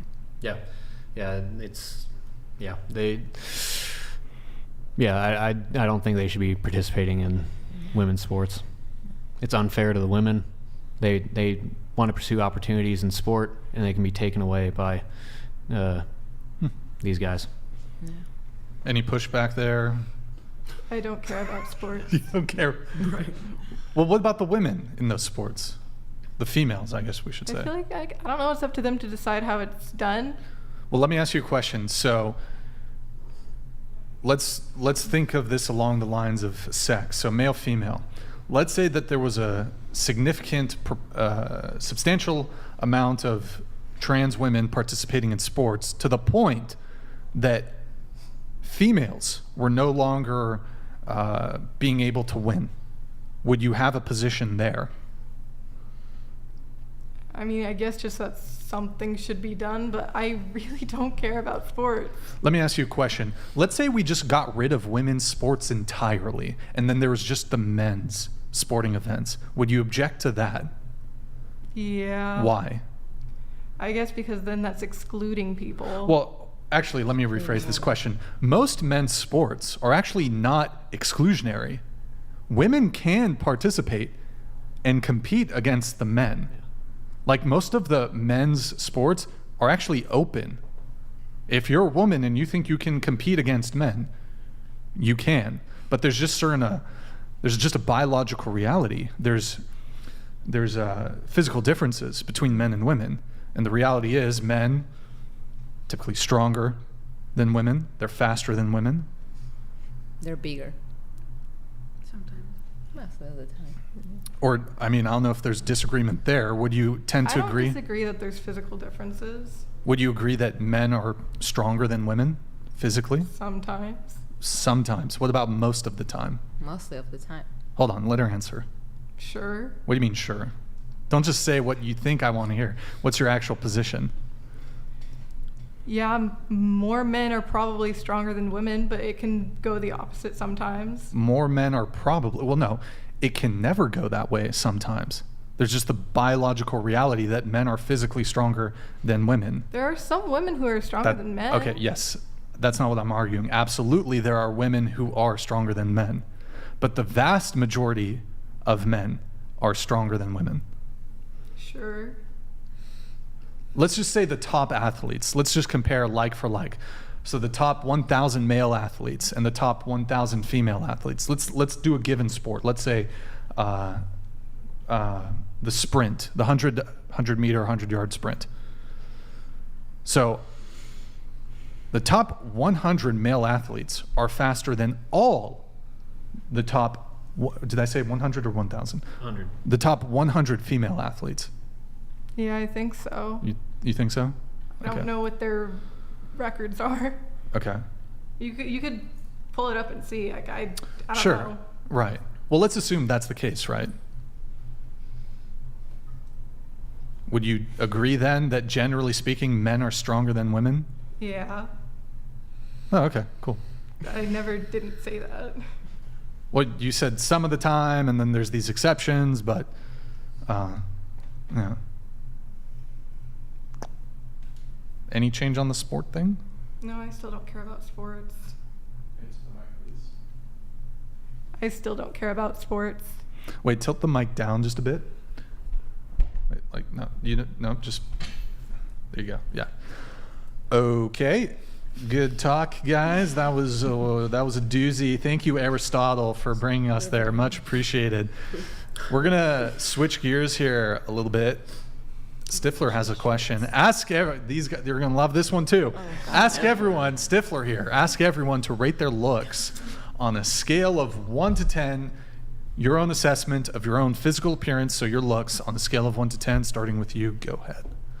I don't really know. Into the mic if you can. I don't know, like 7.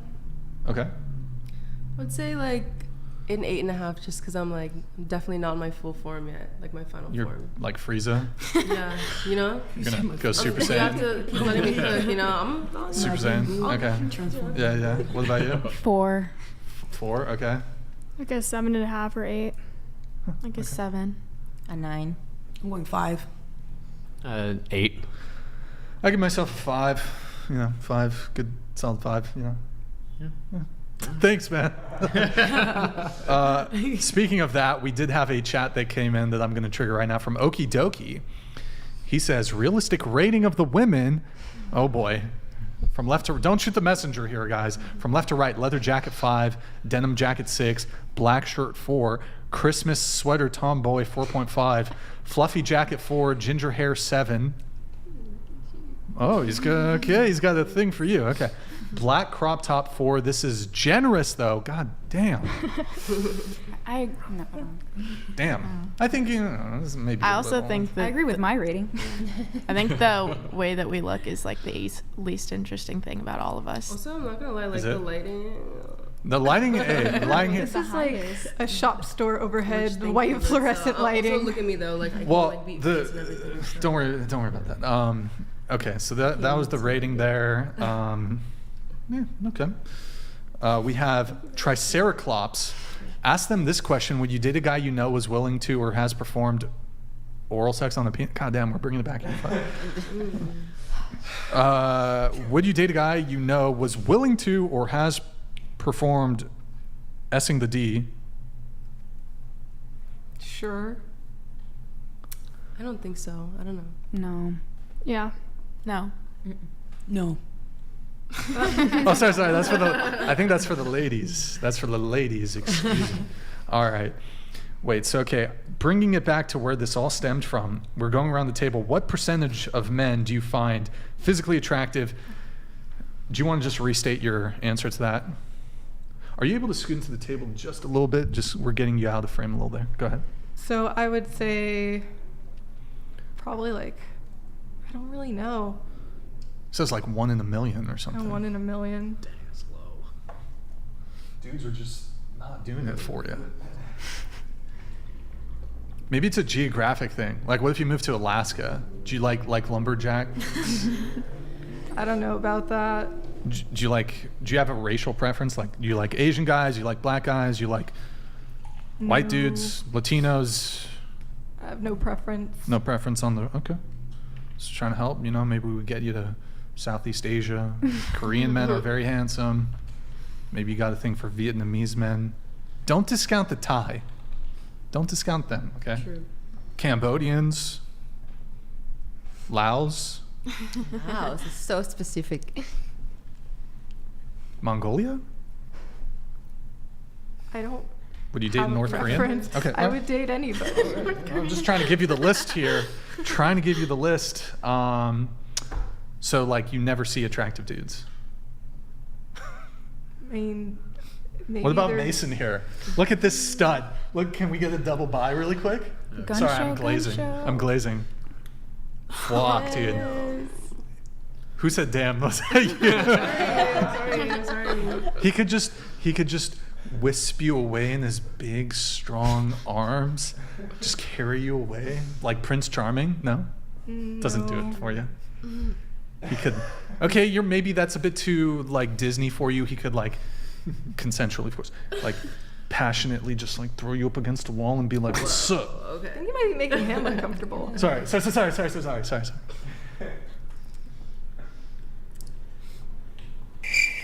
Yeah. Awkward. Okay, moving on. What percentage of guys do you find attractive? Like Sorry. 30, 40. 30 to 40% of men. What about on dating apps? Like so the way to answer this is, how many of the men do you swipe yes or no on? I usually, Damn, this is hard. Wait, scoot your chair and it'll make it easier for you. Like, that way, so you don't. Yeah. There you go. So, I don't know. This is hard because like I can see like a guy and be like, I acknowledge that like you're handsome, but that doesn't really, for me, like that doesn't make me automatically. Well, yeah. So it's you don't like there could be other factors, but just like attractive. When I say attractive, like physically attractive, what percentage of men on do you dating find apps are good looking, physically attractive? Like 30-40. Okay. When I was on dating apps, a good 50. What about in person? Did it change? Well, like you said, it depends on like where you live. Okay. Where I live. Where's that? In the Bay Area, so there's a lot of Asian, white, Indian. Okay. Hold on. Wait. Context of that was perfect. Bro, like that was exiting my mouth. Comedy. That was exiting my mouth right when. Someone clip that. Hold on. That was exiting my mouth right as she was like saying it. I was thinking more like software engineers, not like a race. I'm a fan of Asian men. Oh. Not like romantically. Holy fuck, I'm just like digging myself a grave. Yeah. Hold up, bro. Hold up. Oh my god. I just want to state for the record, I am accepting of all races except orange people. Okay, Tay? I'm not down with orange people. Okay? So based on like the Bay Area, I would say 50% the same. Because it's like, when I was on dating apps, it was... it would show people in my area, so like 50%. Word. Okay. What about you? Okay, I'm gonna go back to the dating apps just being shit. Yeah. Like I think that like even like being in Santa Barbara, the options are better than like my hometown. Which is where again? It's San Clemente, which I think some surfer dudes. No, yeah, but they're not on the dating apps. Oh, okay. Yeah, for the most part. Or I recognize them, and that's like worse. What's the big surf spot in San Clemente? Pier? San Clemente Pier? Wait, no. There's like T Street, but there's like Sano. There's a lot of That's San Diego. Okay. Yeah, there's a lot of places, but I don't. It depends on if you like shortboard. So you like the surfer dudes? I do, yeah. That's your type. Okay. I'd say one of my types, yeah. But on the dating apps, you were saying they're all. Yeah, ugly? It's just like my type isn't on there, and so. Wait, but no, hold on. Say your previous position. You said they were all ugly. Okay, I was exaggerating, but like most, I'd say most. So I'm just gonna. I don't know what the percent is, but like definitely really low. Like I just like on the Hinge, dating apps. On the dating apps, I'd say Hinge, like pretty low. Like especially it 1%? Depends. 1%. It's I don't know. It's like I sometimes it'll show me one good person and not even not even saying like they are like a 10 out of 10. Like I am not like super picky. I'm telling you that it's like it's either like okay I'm attracted to this person, or it's like really scary people I've never seen in my life before, like in public. And wait, so what's your age? Do you set an age? No, do you set an age range on there?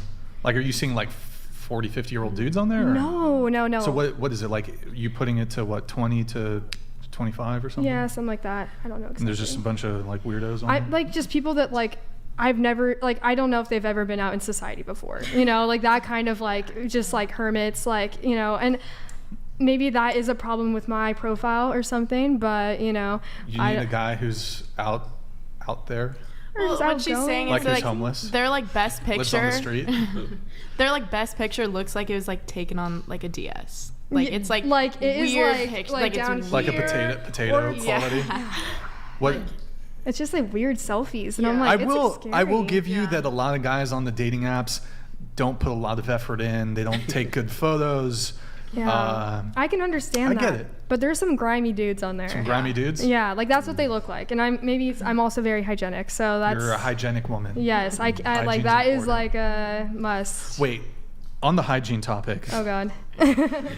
Wait, I'll save it. I'm gonna save it. What about you? Actually, sister, sorry. In person, what percentage of men would you say attractive? You go way to UCSB? Higher. Yeah, way higher. I think UCSB there's a lot of attractive guys. Yeah. What, if you had to assign a percentage? Maybe like 1 in 5 or higher. 20%. 20% of the guys are okay.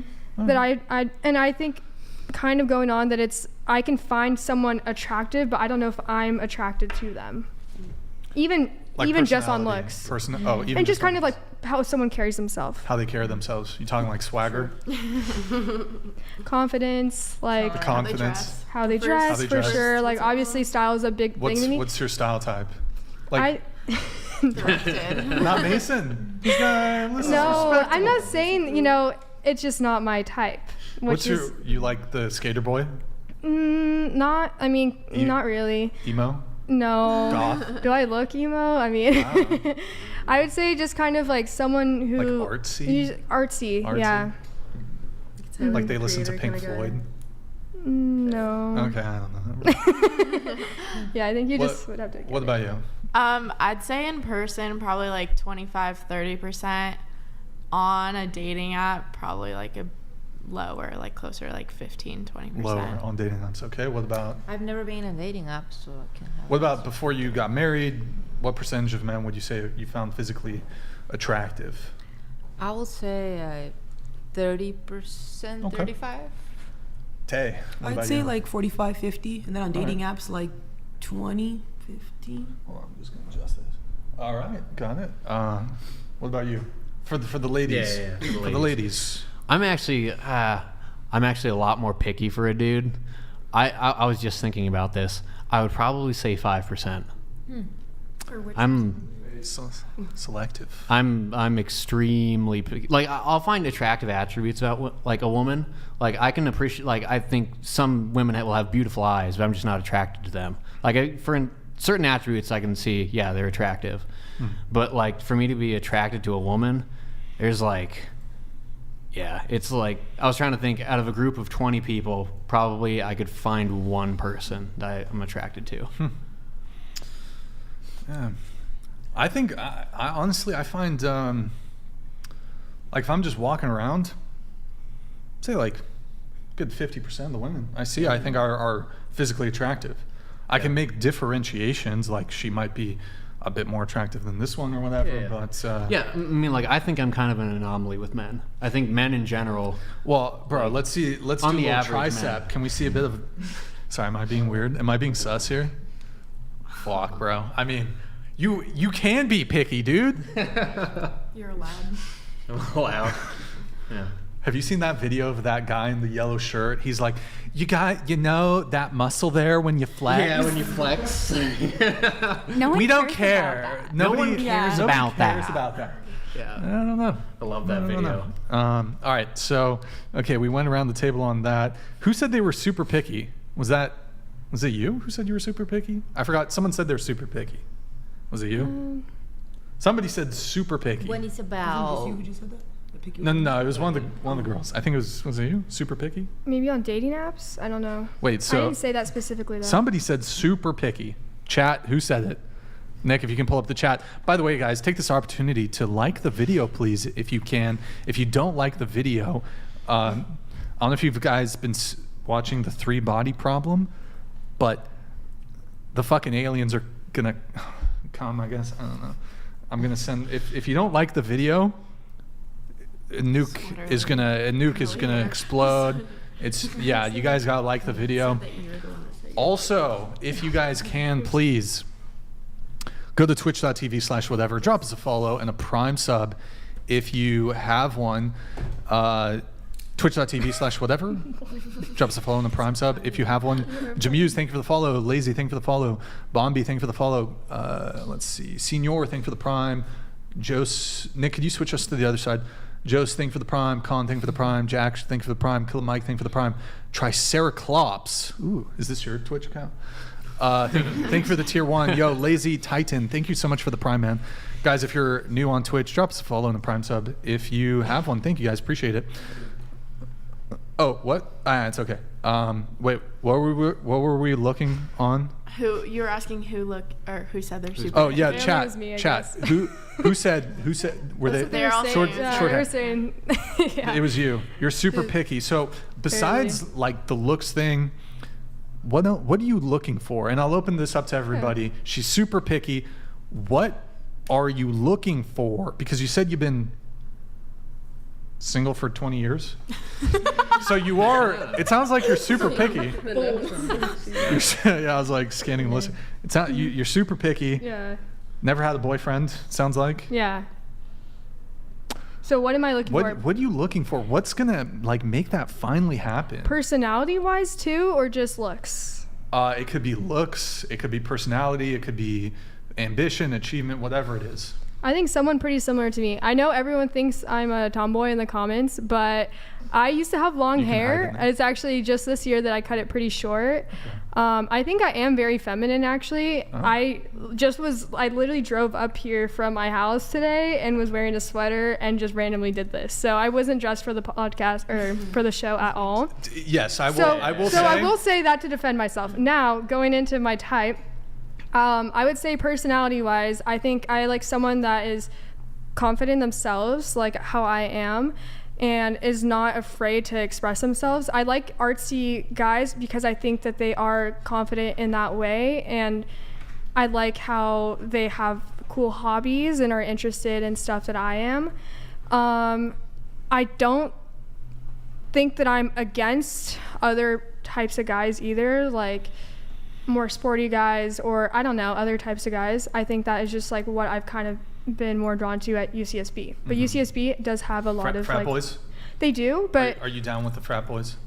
I had that. I had. You guys sorority? No, sorority? I had that phase, and you had the frat boy phase. Kind of, yeah. Freshman year, a lot of people do, and no. Oh, she knows something. She knows something.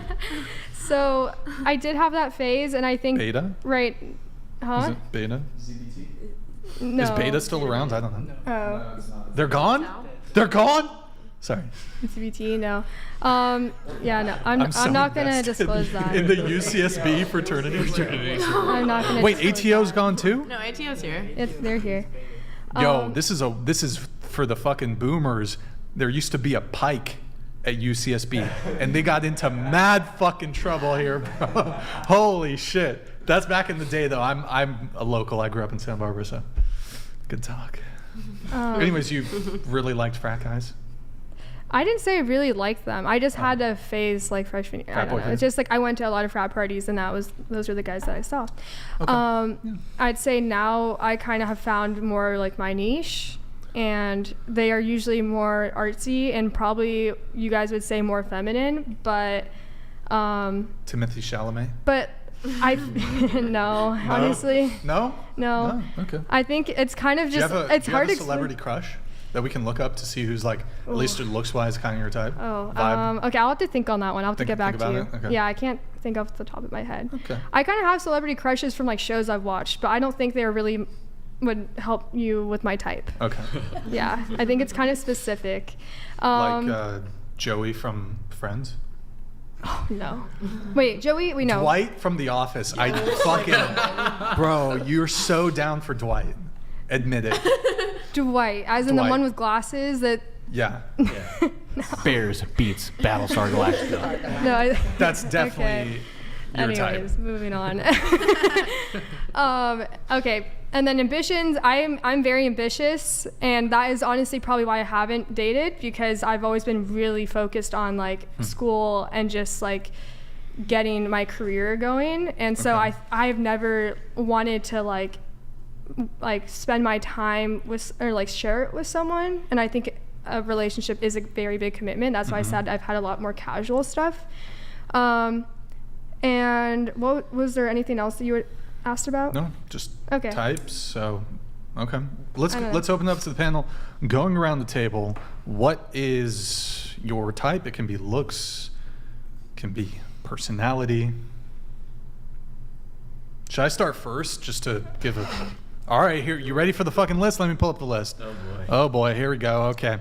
Yeah, this will help you guys prompt this. Okay, looks. Any race is fine, but slight preference. Asian. For white women or Asian women. But look, I'll date a black woman, I'll date a Latina woman. Slight preference though.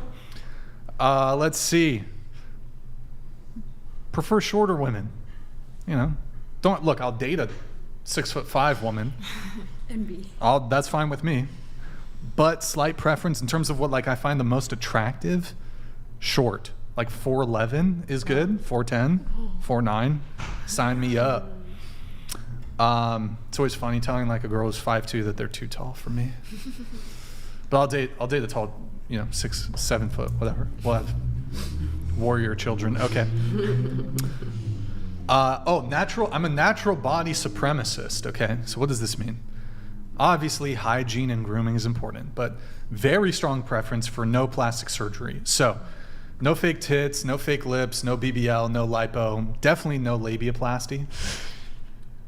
Very much against that. I have a fucking nonprofit organization to advocate for women. I'm a feminist. What is that? Labiaplasty is when they cut the labia. Yeah. And I'm not a fan. Like ham sandwich. Oh, no makeup. Minimal or no makeup. Prefer no scents or perfumes. I feel that. For what? No scents or perfumes? Deodorant's okay. Deodorant's okay. Not a fan of lotion. I mean, whatever. Let's see. But when it comes to the natural body supremacy thing, let me make my point even stronger.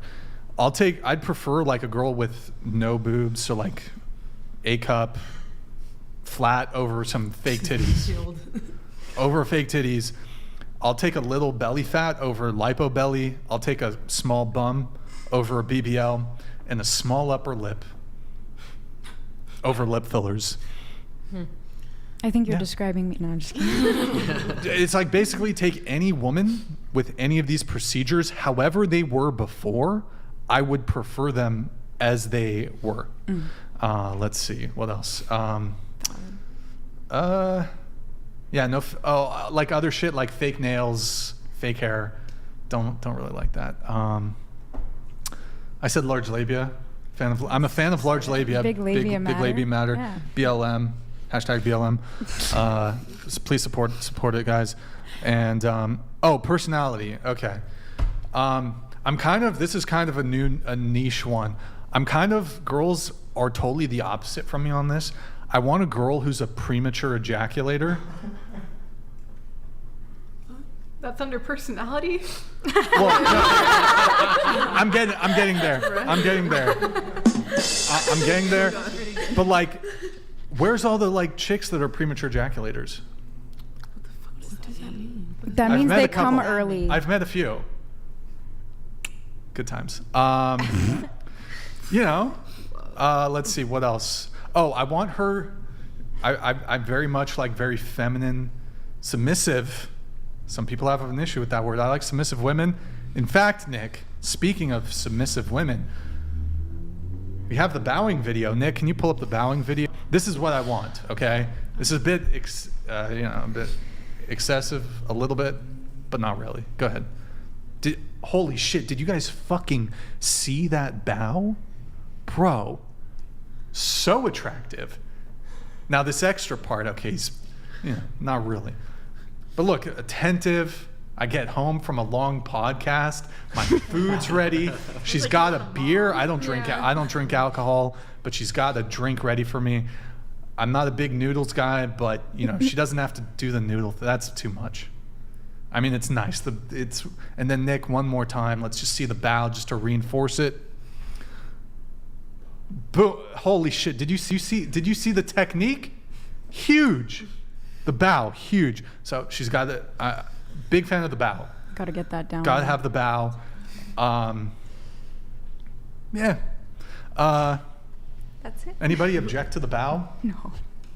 Like if you're dating this guy, you like him, but he's like, hey babe, bow for me. I'd like you upon greeting. Don't worry, not in public. Actually, yes, in public. Babe, I need you to just bust out a bow. Would you go for it? I wouldn't do it. Why are you shaming? That's really offensive, bro. Okay. I actually think it's racially insensitive for you to say that too. I wouldn't. I think you're a racist. I'm kidding. Come on, a little levity here, eh? I'm kidding. You're not a racist. I retract my accusations. Why are you looking at me that way, bro? Relax. I love you. Just kidding. Sorry. We got one sense of humor here. All right, come on, guys. I'm joking around here. Hey. Would you do a bow? No. Bro, this girl wants a munch, but she won't do a bow. What's up with that? Then I'll Into the mic. do other things. Into the mic. No, wait, that's correct. Wait, you'll do other things? What will you do? What do you do? Bro, it's head for head. Like, I'm sorry. It's as simple as it is. Wait, question. Okay. What? You don't mind me asking you kind of a vulgar question? Let's see. Let's see what the question is. Okay, she's down. Like, would you be cool with a guy? Some girls are into this. They want to be, I'm trying to put it in the most fucking delicate way possible. Just say it. They want just say to it, receive the seed on the facial area. You know, I actually heard that's really good for your skin, so I don't know. So you'd be down? Like, you're into that? Yeah, but I know that's like... Have you done it? That sounds like a yes. No, I really have to remember because I don't really be doing... But that's crazy because I'm over here. I want to bow, and like girls be like, "Whoa, that's oppressive." And well, that's but like, you'll let a guy, you'll let a guy come on your face, but you won't do a bow. That's crazy, son. That's so different, though, that's bro. Crazy, bro. What do you mean? What I do in bro, bed he's with my coming man, on your like, face, is son. a completely different Boom, thing. right in Maybe the eyeball. Maybe What if I'm it a hits little in the bit of eye? a freak. What if it gets in your eyeball, that's not son? good for you. Huh? Maybe you can do it on my hand. I'll just. Like, Bro, you could get an eye infection. You don't even know. Yeah, I know that's bad for you. So It's in your that's what I'm hair, saying, then like, it fucks your hair up. The hair gets all fucked up. It takes years to get that shit out. I'm exaggerating a bit. I haven't had that experience. I've literally never had that. Accidental in the hair? Huh. Okay. But would I bow? He's got good aim then. He's got good aim. Bowing, Good. like, let's say like you, I don't know, like we were going on a date and then I saw you, right? We met up with each other. You want me to bow to you? I'm like, That's what they do in Asia, though. That's what that's not no. How about just in private? Just in private. Like, I'm coming home. I don't know. It's just nothing. Something I've never done. I mean, for our culture, like in the Philippines, we do that for like adults and Wait, stuff. in the Philippines? My mom's Filipino. Oh, you're so, half black, half Filipino. So like we do that. We do this. You know what I mean? To like every adult. But What's that? Would I do that to a man? It's like, What it's is like, that? It's literally just like a sign of respect. But Oh, okay. you know, we don't do that. I'd for still like the bow. I mean, that's nice. No, yeah, but it's like the same I'd kind of appreciate like it. thing. I'd prefer the bow. You know what I mean? It's nice though. It's okay. What about you? You do a bow for your guy? He wants a bow. Yeah, I mean, we've been dating for 2 years. If he asks, I would. Is your boyfriend watching right now? No. Yo, dude, I know you're fucking watching this shit. Get the bow going. Dude, you gotta fucking ask. You gotta get her to do a bow. I would do it even if he didn't ask me. You know what? Just if he's not watching, just surprise him. With a bow. Just surprise him with The a next bow. time I see him. That would be incredible. And message us. Message us. I will. And tell us how he reacts. He'd probably be like, He'd be all like, right. "Yo, that's hot." All right, let's go. What about you? Would you bow? That's awesome. Only if it was like a joke to make fun of this. No, totally serious. Totally serious. No. You wouldn't do it? What about you? No. No bow? Oh, I absolutely will do it for my husband. Actually, he There you lives in go. Japan. He speaks Japanese. He's fluent in Japanese, so he probably will love that. Is he Japanese? No, he's Oh, American. okay. He's What white. about you? Yeah, I would. Oh. Would you want a bow from your lady friend? If my lady friend or wife bowed to me, I would take it as a sign of deep respect, and I would be very appreciative. There you go. There you go. All right. Last for what I want to. Personality, right? Personality. I think the bow is part of the personality thing a little bit, but I have a moderate preference for introverted women. I've written a list, so I'm just going to read it. Quiet, calm, soft-spoken, a little bit shy, a little bit nerdy. And also, I'd argue, once a shy or introverted person gets comfortable around you, I'd say their personality tends to blossom. Modesty is huge. I don't like women who are super cocky or big egos, super vain divas. Not my thing. Brings me peace, doesn't quarrel. Proverbs 21:19, better to live in the desert than with a quarrelsome and nagging wife. Oh, I've heard that. One of the most based Bible verses. Doesn't party, doesn't drink. I rarely drink, so there's reciprocity here. Doesn't do drugs, doesn't go to bars or clubs. Low body count, the lower the better. No current or past promiscuity. Undivided romantic and sexual attention, the earlier the better. Has a praise kink. Just throwing that in there. They're saying there's some lag issues. Lag? Okay, I'll figure it out. Is everybody in the chat saying that? A lot of people on my YouTube, on my phone, it's good. I'll take a look. Just to wrap up. Someone who helps me on my mission, someone who's attentive, and honestly, the way some people say, like, the way to your heart, a man's heart is through his stomach. I just like scratch my back, massage my shoulders, boom, done deal. That's it for me. I need to get up for a sec, check on a couple things. We'll start with you, going around the table. What are you looking for? What was the question? What's your type? What's your type? What's your type? Thank you. Going around the table. What's your type? Looks-wise, personality. Go ahead. I would say someone who is attentive. They're aware of life outside of themselves, and they're very caring, not just for me, but for themselves, their family, for their friends. Someone who's creative and, I guess someone who's puts that to action. Like, they have hobbies and they do things they enjoy. They have that passion and they pursue things. I really don't know what else to say. Physical? I don't really have any physical preferences, I don't think. No. I mean, maybe long hair. What about height? Height doesn't really matter. I've dated people shorter than me. Would you be attracted to someone who's obese? Sure. Yeah. This is hard. Probably, I would prefer somebody taller than me. The person who I was talking to in my past, that recent past that I mentioned, he was like around my height, which is okay. Like, it's nothing too crazy. Like, racial preference, I would prefer, somebody black or Hispanic. But I'll delve into white. That's okay. Like, that's fine. Anyway. Try different flavors. Yeah, right. A little Napoleon ice cream moment, whatever. Let me think. Definitely somebody who's disciplined, self-aware, has goals, and does what they have to do to like achieve those goals. I don't know. Definitely not like a fashion guy. I'm sorry. Like, if you're really like hardcore into that, good for you. Stay away from me, not for me. I'm sorry.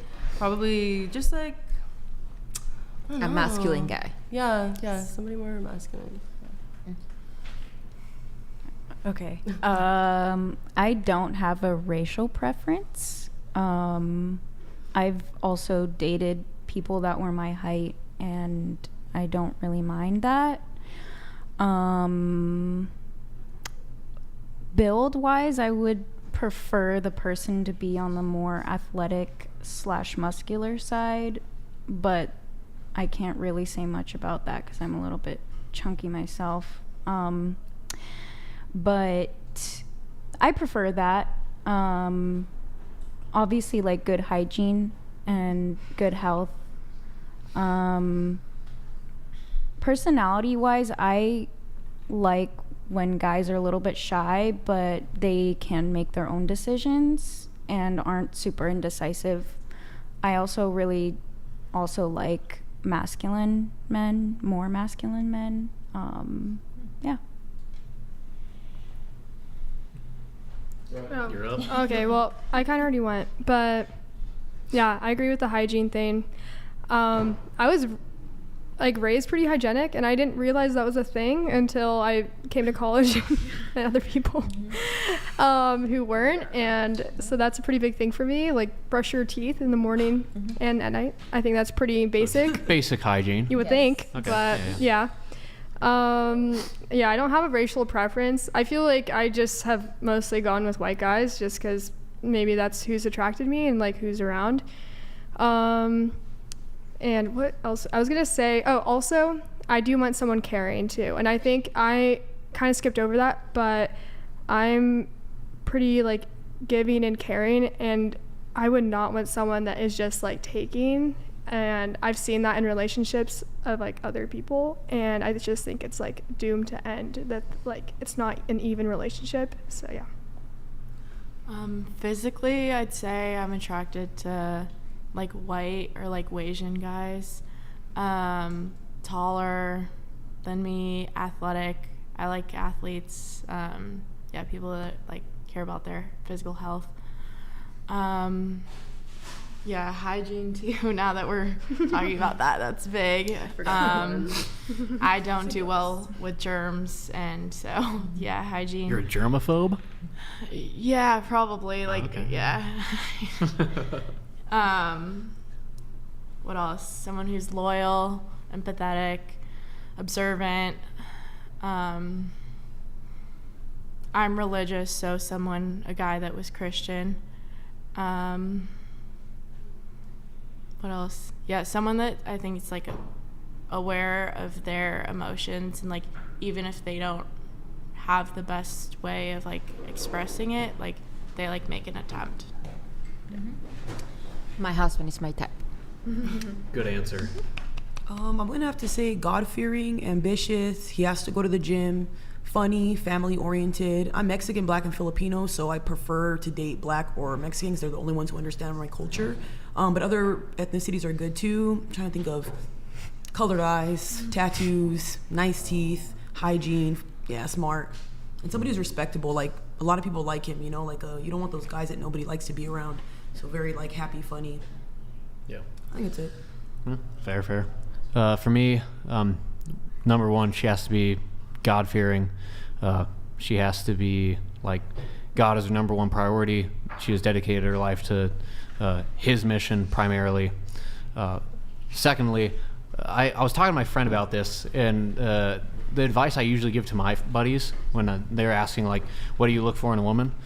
I ask for submission. I want them to be submissive, but what I think that plays out most applicably in a like as we're starting off the relationship is I want them to be teachable. Like, and that kind of sounds like I'm the teacher and they're a child. Not like that. But if there's a disagreement and I say, hey, this is what the Bible says about this issue. Here are the references. Here's what it says. I want you to think about this, pray about this, and then come back to me with what you like. Where do you land on this? And if the Bible is clear on a certain subject and they come back to me and they disagree and they say, I don't care, I still feel like it should be this way, she's not teachable. And like we can't grow as a couple if we can't say there's like an objective standard to what we're trying to achieve. So she has to be teachable. She has to be in the gym. I want a woman who cares about her health, her body. I guess it doesn't necessarily have to be like a body, like I'm not asking for a bodybuilder. I just want someone who's going to go into the gym, do your cardio, lift heavy weights relative How to much what does she's. she has to squat? Oh boy. 350. How much does she have to bench? Oh, that's a good question. 350. No, I was talking to this one girl who she benches like, she benches equipped, but she benches like mid 300s equipped. It's a whole lot. Yeah. That is but a man. Her squat. It's her squat. Her squat, it was like mid 400s. Damn. Equipped. Does it get to a point to you, like, can it ever get to a point when it comes to a woman's looks where if they're too muscular, they're getting into like masculine territory? Yeah. Like she was definitely not like, she didn't look super muscular. Like I could tell if she had like some muscle on her, but she wasn't like ripped and like veiny and just that doesn't look good. Like she did look feminine. Like I could tell. She had like muscular. What am I trying to say? She had muscular features. So it accentuated certain things about her that I liked. But so I'm looking for someone who's fit. I'm also kind of like a natural body kind of guy. I don't want someone who's... Say it. You're a supremacist. I am a natural body supremacist. Yes, I agree. I have a question about that. So would you... Supremacy? Yeah. Would you consider Ozempic a quote-unquote modification? It depends on the situation. Related to the natural body supremacy thing, not really. I mean, for me, that's more so anything that's a cosmetic procedure or surgery. Mm-hmm. So if you're taking a medication That's for weight loss. Yeah. It's also for diabetes as well. I take it. I wouldn't. Yeah. So if she's taking medication, I lost 30 pounds. I would say that's awesome. Good for you. I would say medication is really not really within the realm of what I'm talking about when it comes to natural body supremacy. I'm talking like I don't want a girl with fake boobs, even if she has small. Like again, I'd prefer just no boobs, small boobs over fake boobs. No lip filler, no fat transfer stuff, BBLs. No labiaplasty, I already said that. The most important thing, obviously. Yeah, obviously. Yeah. Obviously. You wanted to continue, though, you were saying on the natural body supremacy. Natural body supremacy. So no procedures. Like, I want a woman to be comfortable in who she is. Like, God created me as such, and I want her to be like, I am totally cool with that, and I want to give myself to you like that. And I think that's like, from a mental place, that's awesome. Like, she's comfortable in herself, she's comfortable in her skin. I think that's just super attractive. I guess personality-wise, I really love a woman who's kind of chaotic. What? You love a woman who's chaotic? So I'm a pretty mellow dude. Like, I'm quiet. When I say things, it's usually like I feel like they need to be said. I'll usually reserve like what I have to be said for like the last possible moment, or if it's necessary. I've had the most fun in relationships when like I can kind of hold frame and she's kind of chaotic inside of it. Like, she brings energy, like she's kind of fun to be around. She'll say things that are like off the wall. I'm like, that's kind of strange. Or like she has a sense of humor. I think there's like something beautiful about like a man being like that frame, and then his woman being kind of like the energy bringer. I love that dynamic. I'm really into that. I've kind of discovered that over time, because I've dated women who are just kind of like low energy, and it matches me, and I'm just like, it brings you down even more. I kind of like, I want you to like lift my spirits, and for some women that's like natural to them, and I love that. But you used a specific word there. You used chaos. Yeah. Because is that the best word? Like you want chaos? Vibe, you know, like fun. She's well, not quiet. Yeah, I don't know if chaos. Yeah, well, because I'm like organized chaos. Yeah, chaos is like slight unpredictable. Yeah, so though. she's like there's a time and unpredictable. place. Yeah, chaos is like unpredictability. So like, it's chaos to a certain extent. Like, I don't want her to like, one day she's like totally devoted to me, and then the next day she's like, I'm gonna go sleep with this other dude. Yeah. No, like, I'm not talking like that chaos. I'm talking about like just her personality, kind of like bubbly, but not bubbly. It's kind of yeah, exactly, bubbly with like an edge. She'll like say things off the wall, or like say what's on her mind, but the best way I've found to describe it is chaos. She's a little chaotic. Things just happen. Is there with her. like a female celebrity you can point to who has this trait? I feel like Amelia Clark. Amelia Clark is kind of. If you know her. Jennifer Lawrence. She's so pretty. Maria from The Bachelor. Oh yeah, like Jennifer Lawrence. You know who that is? I used to have a big crush on Jennifer What Lawrence. about Amelia from Game of Thrones? Game of Thrones, yeah. Daenerys. Daenerys. She's super bubbly. Yes, if okay, you've seen her in interviews, yeah. she's kind of got this. Yeah, I totally. Yeah, she's my type.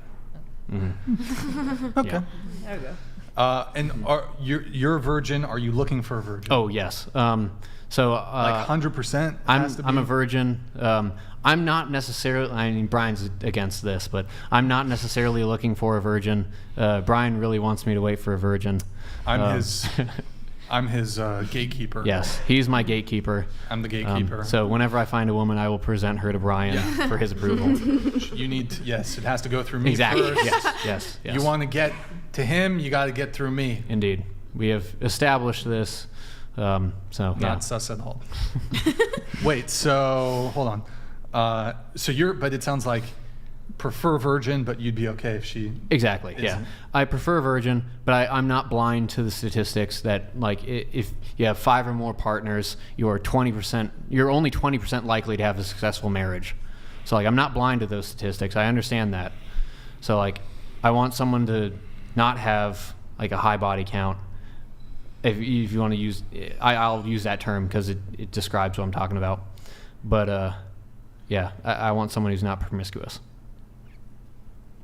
It's valid. Based.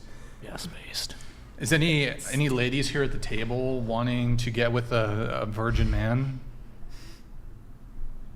Not specifically. Like, I don't care. I don't No, care. no preference. No. I wouldn't care. Doesn't matter. What if the guy, like, do you have a preference for a guy who's sexually experienced or a guy who's sexually inexperienced? Neither. We're going around the table. Take it away. No preference. No You have no preference? Kind of Not like with the sports, seeking either the sports out, thing, no yeah. preference? Wait, you don't have any preference. So, like, let me frame it this way. Really good in bed and really inexperienced in bed, which might not necessarily always mean that they're bad in bed, but it's more likely. I mean, I'm not looking for either specifically. If they have other traits that I like, and that just so happens to be what they are. So it's not a deal, like, it wouldn't be a deal breaker for you No. if they're just terrible in bed. That's fine. It's not the most. I mean, It might be a if little they're bit terrible, it might influence Terrible. things, but it's not the most important thing. Okay. Huh, okay. Wait, going back to the hygiene thing. You were talking about hygiene. This is somewhat hygiene related, and I'm bringing it back to the munch thing a little bit. Sort of, but the reverse. Would you feel off-put if, like, you went down on a dude and whether, you know, he finished or he didn't want to kiss you after? Would you feel a bit, this is open to the panel, we'll start there, you know, feel a little like, what the fuck? Maybe a little. I don't know. It would be a little bit. A little, A little bit? Didn't want to kiss you after getting No, oral? I don't. No, that's fine. Yeah. I feel like a little bit. I could understand. It's just like, okay, then we'd have to time that, you know? I don't know. Time it? Because Get all then the it's like, kissing if it's like, minute, it was just like at the beginning, it's like, okay, now I can't kiss you unless I go brush my teeth. It's like, okay, that kind of just killed the vibe. Or you just don't kiss for the remainder of which the is kind of like session, you know, it works. Which is You know, it's not preferable. Okay, what about you? I think it's a little weird. Little weird, okay? Yeah, it's weird. Unfortunately, the mic was like 2 is meters weird. away, but I don't really care about that stuff. don't care about that stuff. I'm not going to answer that. Not gonna answer. Okay. I gotta come out and say it. I don't really, you know, don't want to kiss after that. We knew. no surprise. Hey, look, sexual boundary. Sure. Sexual boundary, you know? I mean, it's also valid if, like, a guy goes down on the girl, and then if the girl doesn't want to kiss him afterwards, it's basically the That's same fair. thing. I don't object to that. Exactly. And that's why I'm like, if he doesn't want to kiss, then he doesn't want to kiss. Like, I'm not going to force him. You know? It's only the difference is, though, it seems there's like a lot of pushback when men have sexual boundaries about what they do or don't want to do. Like, imagine if we were like, what the fuck? I just ate your pussy. You don't want to kiss me? I don't know. I don't know how many, maybe, I don't know if they've probably never done a study on this. If there's like, is it equal rates in terms of, do women not enjoy kissing after receiving? I don't know what the difference is, but any thoughts on that? Did anybody, never mind on that. Did we miss any, let me read this chat. Perseocles, I don't know. I'm a bit late to it, but bowing is a problem. Hispanic in the Midwest. In my family, when we saludar, we get on our knees, Saludar, kiss the say back that. of the hand, then touch their hand to our forehead. What you do. Yeah. Well, I feel like that's like a cultural thing. Yeah. Like personally, that's not my culture. So. But in Hispanic countries, we don't really do that. I don't know what he's. You know what? It's like Fine. kisses on the I cheek. will. Yes, those weird. I will accept a curtsy from a white woman if that's what it takes. That shit, people did that shit in the Middle Ages and shit with so kings and queens. nice. That was a Caucasian that. That's the cultural the thing. bow. Yeah, it I was a love curtsy. that. I'd prefer the bow, but I will curtsy. accept. I will begrudgingly accept a curtsy. Okay. In But fact, I would like to curtsied back, see yeah. every single girl here. I want to see your curtsies. Yeah. That's applicable to modern dating. Do you have it? Yeah, are you gonna like bow back? Is it being reciprocated? Yeah. Because that was how it was though. It was No, check this out. This is how it goes. So let's say I'm walking back to my house. I get to my house. My girl's there. She does the bow. I just do like, I'm like walking past her. I just like, don't just walk past. I use the side eye. I'm just like, that's it. Hell no. Sorry. Okay. What were we talking about again? Why was it The curtsy? curtsy? Yeah. It sounded like you wanted to do a curtsy. No, we were saying that like. Let's see it. Should I Let's see the just curtsy. stand on the chair? We, Or, like, oh halfway? no, you can just hold on. Yeah. Like I don't have a skirt, so it's It'll be Yeah, a it's little fine. bit difficult Pretend you pretend have you a have skirt. one, yeah. And then the bow. Should we see the bow? Oh, sure. How'd they do Put that? your hands by your side. Yes. Yeah. It was pretty good. It needs a bit of work, but it was good. Yeah. For your first attempt, it was solid. good job. Good job. You'll make a man very happy one day. Oh, that's my purpose. I'm just saying. I love that. I was joking. Okay. Anybody else want to try their hand at a curtsy? I could try. It's kind of fun. All right. She's trying a curtsy. There you go.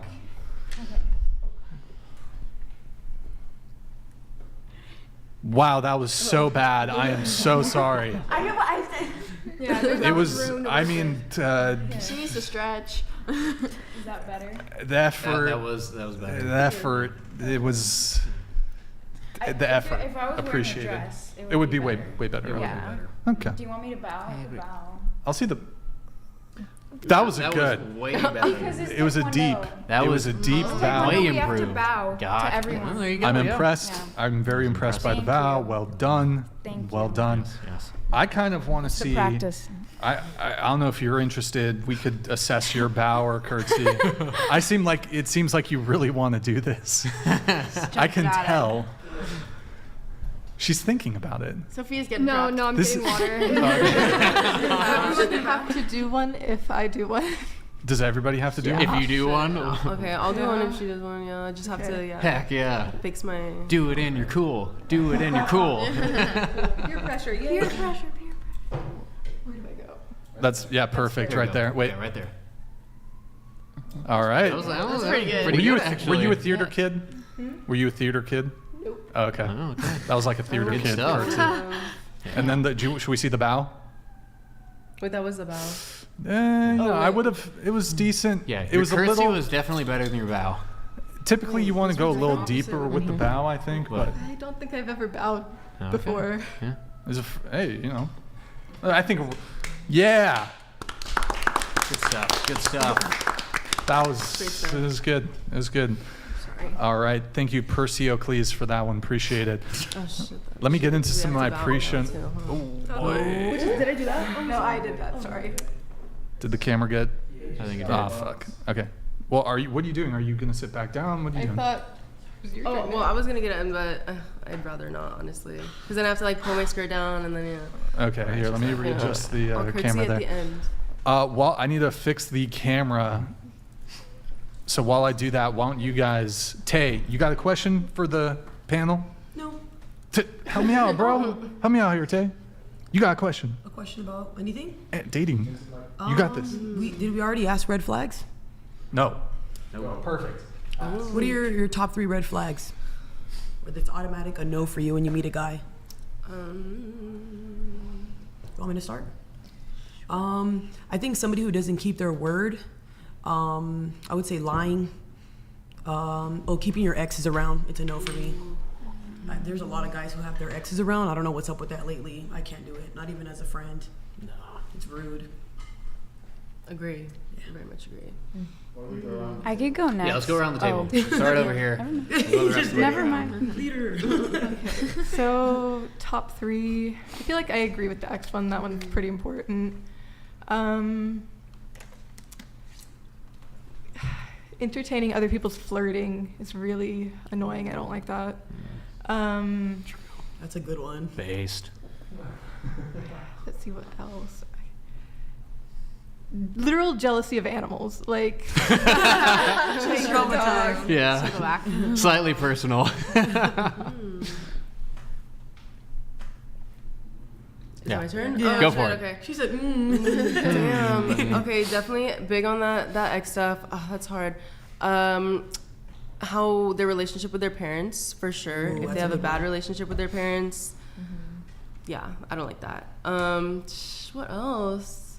And like a little bit bummy, you know, in the way that you like can't keep your word. You know, if you say you're gonna do something, just do it. Like, you know, don't say it. Why lie? Yeah, so. I think one of the biggest red flags for me is when they don't treat service workers like waiters with respect, because that shows how they treat other people and potentially me.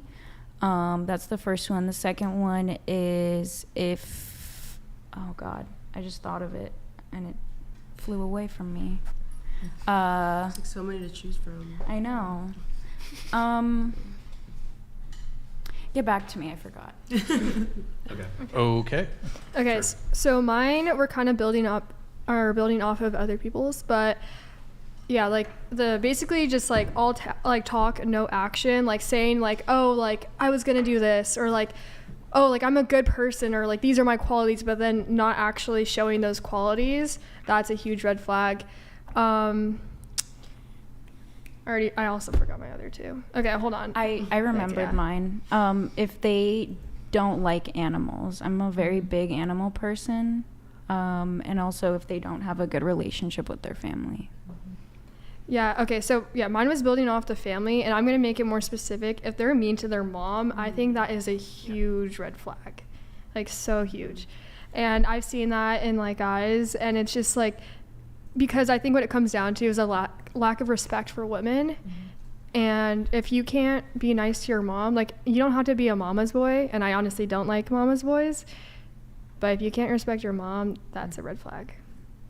But, yeah, I can't remember the last one. Probably like first one would be like if they lie, and that like kind of like encompasses like keeping your exes around, like cheating, all that kind of stuff.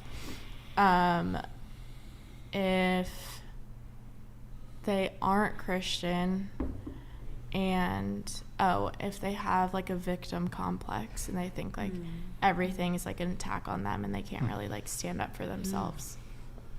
Based? Pretty much the same. Someone who, well, my husband, who loves animals and respect them. Someone who has doesn't have a weak personality, and someone who doesn't get along with their parents or doesn't treat them with respect. Wait, did we hear from Tay? Yeah. Oh, you went first. Yeah. Duh, okay. Yeah, and then we went around the table. Thanks, Brian. Yeah. Well, I think it goes without saying she has to be a Christian, so I'll just take that off the table. If I'm seeing them, like, I've already figured that out. The first red flag is probably they have to have high emotional intelligence. And how I define emotional intelligence is, I don't know if it's the conventional definition, but it's someone who can regulate their emotions. Like, from given an external stimulus, can they like suppress their own reaction to how they're feeling and internalize that, think about it, and then respond to it? That's extremely important to me. Whenever if I'm in an argument with my significant other, I want to be able to have a discussion, an adult conversation. I might say something that could be hurtful. I'm going to try not to, but I'll probably say something that is blunt and you're not going to want to hear. Killer of Cereal donated $100. Pick 6 feet 1 inch tall, fit, 180K a year, 10 inches P, virgin but has a negative world outlook and nasty attitude, or 5 feet 2 inches tall, fat, 25K a year, 4 inches P, high body count, but oozes confidence and swagger. Ladies? Single. Wait, hold on. Start here. I would think single, because why? The first guy's rude and the second guy's what? So, okay, 6'1", fit, 180K a year, 10-inch peen. That's a bit excessive, my dude. Wait, he's a virgin but has a negative world outlook, nasty attitude, or 5'2", or a guy who's 5'2", fat, 25K a year, 4-inch peen, high body count. What, bro? What? Oozes confidence and swagger. Which do you pick? Single. Wait, single? Like you just, you gotta pick one. Probably the asshole guy, honestly. One or two. Guys, into the mics, please, if you can. One. If I had to choose. One. Just ignore him. You okay? I mean, he has a nasty attitude. That's hard. One. I guess one. No one. I'm going one. Why does that even matter though? Why does the PP always have to be mentioned? Guys, there's other attributes you guys have besides that. Jeez. Maybe funny? Did you want to wrap up? Oh yeah, I'll wrap up. So high emotional intelligence. She can't have any male friends. I mean, she can have men in her life, but I don't want her trying to develop like relationships with other guys. That's a huge no-no to me. I've been burned way too many times in the past by that. That's not okay. Is that applicable to you too? So like you wouldn't have any friends? I have no female friends. Like I have women in my life that I know, but I don't ever like develop relationships with women in my life. Unless I'm interested in them romantically. Do you think it's true that men and women can't be friends? Because I don't think they can be friends. I agree. I think they're biologically created to have something magical happen between them. And they were created that way, and I think it's extremely special. And for us to pretend like that doesn't exist, I think it's kind of like, it's ignoring a whole lot of science. Everybody, though? I had a best friend that passed away from unaliving. Yeah. We never had that connection whatsoever. Yeah, same. Yeah, so I feel like childhood maybe is different, or like all my friends are my guy friends. I mean, childhood's extremely different because like you don't have those hormones going on. I mean, we could have that discussion, but I want to keep going if Brian wants to talk about something else. Maybe we go around the table their thoughts on can men and women be friends, starting with you. I think it's possible. Okay. They can with certain distance. Scoot into the table? They can with a certain distance, yeah. No. I think yes, you just need to establish boundaries and be loyal and trusting. Mm-hmm. Yes, with boundaries. Yes. Oh, yes. Yeah, okay. I mean... I one follow-up, actually. Yeah, go for it. What about people who remain friends with exes? What about that? I don't like it. I mean, it might work, but I don't like it. Mm-hmm. No. Hell no, baby. It sounds like a recipe for disaster, but I don't know, maybe it could work out. No. Yeah, no, it's weird. Oh, no, they're keeping them for a reason. No. I think you can be on good terms and have an amicable, exactly. Civil. You can have a like good to relationship. maintain frequent contact, friendship. That's Well, it also depends if you're sus. co-parenting with someone. You still have to have a good. Sure, that's different. Yes. But But, if there's not a child involved, yes. then it's like, well, it's a little sus. You wanted to add some more to the- I wanted to, I don't think, and this is typically, I'll get this response from women. They'll say, yeah, of course men and women can be friends, given a certain circumstance. I don't think you understand, the desperation that a lot of guys, especially a lot of young guys, have. They will put up the craziest act. They will tell you exactly what you want to hear just so that they can keep you in their life, so that when you slip up that one time, they are there to squeeze in the crack. They are waiting for your boyfriend to piss you off. They're waiting for that guy in your life that you've been talking to do the one wrong thing, and then just wait for you to make a mistake, or wait till you're too drunk, and then they will go in for the kill. And I don't think women. I don't think women understand how crazy men can get, because we have some really powerful hormones going through us. When we see an attractive woman, it's it is a battle to try to keep myself from, one, thinking about things I shouldn't be thinking about, but two, acting upon those things. I know everybody you mean feels lusting? like you. Yes, exactly. Lusting. So, Can I say something? Yeah, go for it. I have a question, because if you could tell by the way I look, I was raised with brothers, so I naturally gravitate towards a lot of guys. And I don't mean that in every single guy friend is single. No, they all have girlfriends, and I'll never hang out with them by myself. None of them come into my house. It's always them and their girlfriend, because I've known them since I was a kid. And I grew up around parents who had male and female friends. So when I look at it, it's a culture, Hispanic people, I don't know if you know that, they're all cool with everybody. Very like really nice. Of course, boundaries. If a guy told me, Taylor, that guy likes you, I'd probably drop him. I would, because I don't want any problems. But I feel like But some, that doesn't mean that some women all the don't know how to men are separate the two, and some women won't get rid of their guy friend if the man knows more. I'll do that if he says something's right, wrong. Excuse me. I think that's awesome. I also think like, okay, so say I'm a single dude and I'm friends with a couple. Like I have one of my best friends in the world is from Tennessee. I knew him when he was single, and I knew him when he met his now wife. Like I hung out with them all the time, and I got to know his now wife really well. But yeah, so it was in the context of them two being there. I have never like texted her by myself. Of course. I've never held a conversation, just her and I. It's usually he's always there. Maybe he had to go to the bathroom, and I'm like, oh, what are your hobbies? Whatever. I don't know. But like, yeah, I guess in that there are boundaries that I have for myself. I'm not going to push those boundaries with a woman. And I would expect a woman to do the same for me. Well, you also expect your partner to respect you, and you trust him, and you know he's not going to be filtering with anybody, or Well, kind of going on trust, like I don't think that having ultimate trust in your partner is important in a relationship. I think trust is important. But as a foundation for a relationship, I don't think trust should be held as high as it is.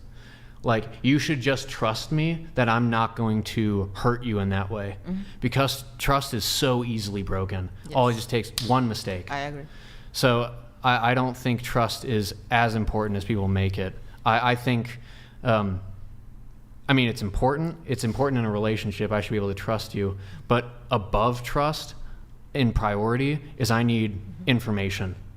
Like, I agree. Let me see who you're talking to. Hey, I want to know, like, are you texting anybody? Can I go through your phone? Like, if I'm in a relationship with somebody, I want to be able to ask that question. And I want them to be able to ask that question of me. Hey, Mason, can I have your phone? Of course. Here you go. Like, information is more important than trust. I have a question. So earlier you were saying you're only attracted to 5% of women. So, like, when you walk into a room and you're like... beast. No. When you walk into a room and, like, are you automatically judging and, like, discounting all these other women just based off the way that they look? Like, as in, like, seeing them, like, you will not pursue a personal relationship with them because you think you can't be friends with them? I mean, if you want to put it in that language, yeah, I guess I could get on board with that statement. I mean, I'm not saying like your value as a human being is less. Yeah, right. Because like if we're just talking about like romantic partners, yeah, if I walk into a room, I'm probably going to find 5% of them attractive, and I'm probably not going to pursue a relationship with the rest of them because I'm not interested in them romantically. And I'm not going to entertain that kind of relationship because I don't want to lead them on because I'm not. I mean, this is going to sound kind of egotistical, but I'm not blind to the fact I'm somewhat attractive. So I don't want to lead other girls on, making them think that, hey, I got a shot with Mason. Yeah. And like, it's mean to them. It's rude. It's just uncaring. It's selfish. Because like, I could talk to a bunch of different girls and get all this attention, and I'm not that kind of guy. And that's just like all on the basis that like you don't think like men and women can be friends. Correct. Killer of Cereal donated $100. I wanted to apologize to GIGACHAD Virgin for cutting him off. Did not time that right. If you became great friends with one of your ex's friends, but the breakup was bad, how would you feel about it? Okay, wait. Is that for if you became great friends with one of your ex's friends, but the breakup was bad, how would you feel about it? Ooh, I mean, I would probably still maintain the friendship. Like, that's if the ex's friend was a dude. Like, I probably would maintain that relationship. I mean, if he's a cool guy and he's not like, it's not awkward, I'm not going to be talking to his ex. Yeah, I would totally maintain that relationship. Wait, is the friend of male or female? I think the friend is male. I want to assume it's male. The ex's friend. My ex's friend is male. And I say he didn't specify. I don't know. What if it's like a brother? Assumption. Like a brother. Like I feel like that would make more sense because it seems like that'd be fun. Sure, yeah, it'd be fun. Steal the brother away. Heck yeah, dude. I got another bro. That's my brother now. Yeah, exactly. What's that from that? We mentioned it last show. The movie with Tom Hanks where it's like, I'm the captain now. Oh, Captain Phillips. Captain. What does he say? I'm the captain now. I don't know. That's what he says. Yeah. It's my brother now. Okay, I don't know. Actually, one thing that crossed my mind on the staying friends with the ex or whatever, or can men and women be friends? Maybe this is sort of a differential when it comes to the two genders, and why men maybe care more than women do about if she has male friends. So women will friend zone men, but it's pretty rare for like dudes to be friend zoning chicks. It happens, but it's much more like a common occurrence for women to like friend zone dudes. So dudes who initially had a romantic interest, but as the woman, you're pumping the brakes. No, we can be friends though. And sometimes actual friendships develop from that. That's, I think, perhaps an angle of why this might be a bigger deal for men than it is for women, because as I said, men are really not like rejecting women on that level. Typically, there's a couple reasons, but women are typically not taking the initiative to like push on men like that, showing their interest like that. Do you guys think that all men that are friends with women are just like using them, or like they just all get friend zoned, or do you actually believe there's some men who actually value women as a friend? Because that makes me wonder if I have guy friends, a guy's looking at that like she friend zone him. I've been single with my guy friends for years, and they're now in relationships, and nothing's ever happened. I don't know, and I don't find myself that attractive to where every guy wants me. I don't think like that. I think you have to be attractive for that type of stuff. I think it's possible. I think it's easier for women to be friends with men than the reverse. Okay. I think men are much more likely to have ulterior motives when it comes to like male-female friendship. One of my issues with the friendship is when you inevitably find yourself in a relationship, there's a decent chance, look, some partners don't care, but if your partner asserts their boundary, that of I don't want you to be hanging out with friends of the opposite sex, that's going to be the end of that friendship if they're going to ultimately choose this romantic relationship over you. And just the reality is, like, most people are probably gonna, you know, if they care about that person enough, are gonna prioritize their romantic relationship over their platonic relationship. And certainly in the case of marriage, I do think there is some degree of what's the word? I'm blanking on it right now, but it doesn't look good, like in a marriage context, if you're like hanging out with a male friend. I don't know, I'm blanking on the word, but the optics. That's not exactly what I'm looking for, but yeah, basically. So yeah, I think it's interesting what you're saying, because like that like whole reason of like entertaining other people or like other like friends per se is like the reason why my last relationship ended twice. Like the first time, like he was still talking to this girl that he had met on Bumble, and like I like the whole relationship like was always wary of this girl. And then like basically I went through his phone and like found some stuff, nudes, and and so then relationship ended after that, went no contact, started talking again, started dating again. Same thing happened with another girl, and I like knew exactly who this girl was. It was like this girl he used to like hook up with, I guess. And yeah. Damn. So yeah, I mean, because also you have to think about it, like if you're pursuing, let's say you genuinely are pursuing a friendship with someone of the opposite sex, like that is a sort of could be a transitory or volatile friendship, because if they get into a relationship with somebody who has this boundary of I don't want you talking to this person, I don't want you to be friends with this person, poof, there goes your friendship. So it's almost kind of like, well, what's the point of getting into this friendship if whenever this person ends up in a romantic relationship, our friendship is at risk of getting cut because of the expectations of their potential future partner. That's sad. And so, I mean, especially with, you know, in marriage, if you're going to, I mean, especially if you're like attracted to a man's man, like traditional men are generally speaking extremely territorial, and they're not going to want another guy stepping on their woman. So like, stepping. Step into. Step in? Step into. Step into. Not stepping on. Step into. Step into. Yeah. Okay. But yeah, I think that's like, if that's what you're into, that's probably something you like a practice you should adopt, because you will attract more of those masculine guys if you have that boundary. I mean, it could be difficult, especially in, like initially instituting that boundary, but it will probably give you a lot of really good success down the road. I got some red flags here for me. I want you guys to weigh in. If you hear anything you object to, I need you to weigh in. All right, I got a bunch here. Oh God, I'm gonna get the hate. Pitbull owner, red flag. Absolutely. I have a pitbull. What about cats? Pitbull owner, red flag. I love dogs. What about cats? And also, okay, I love dogs. Big dog fan.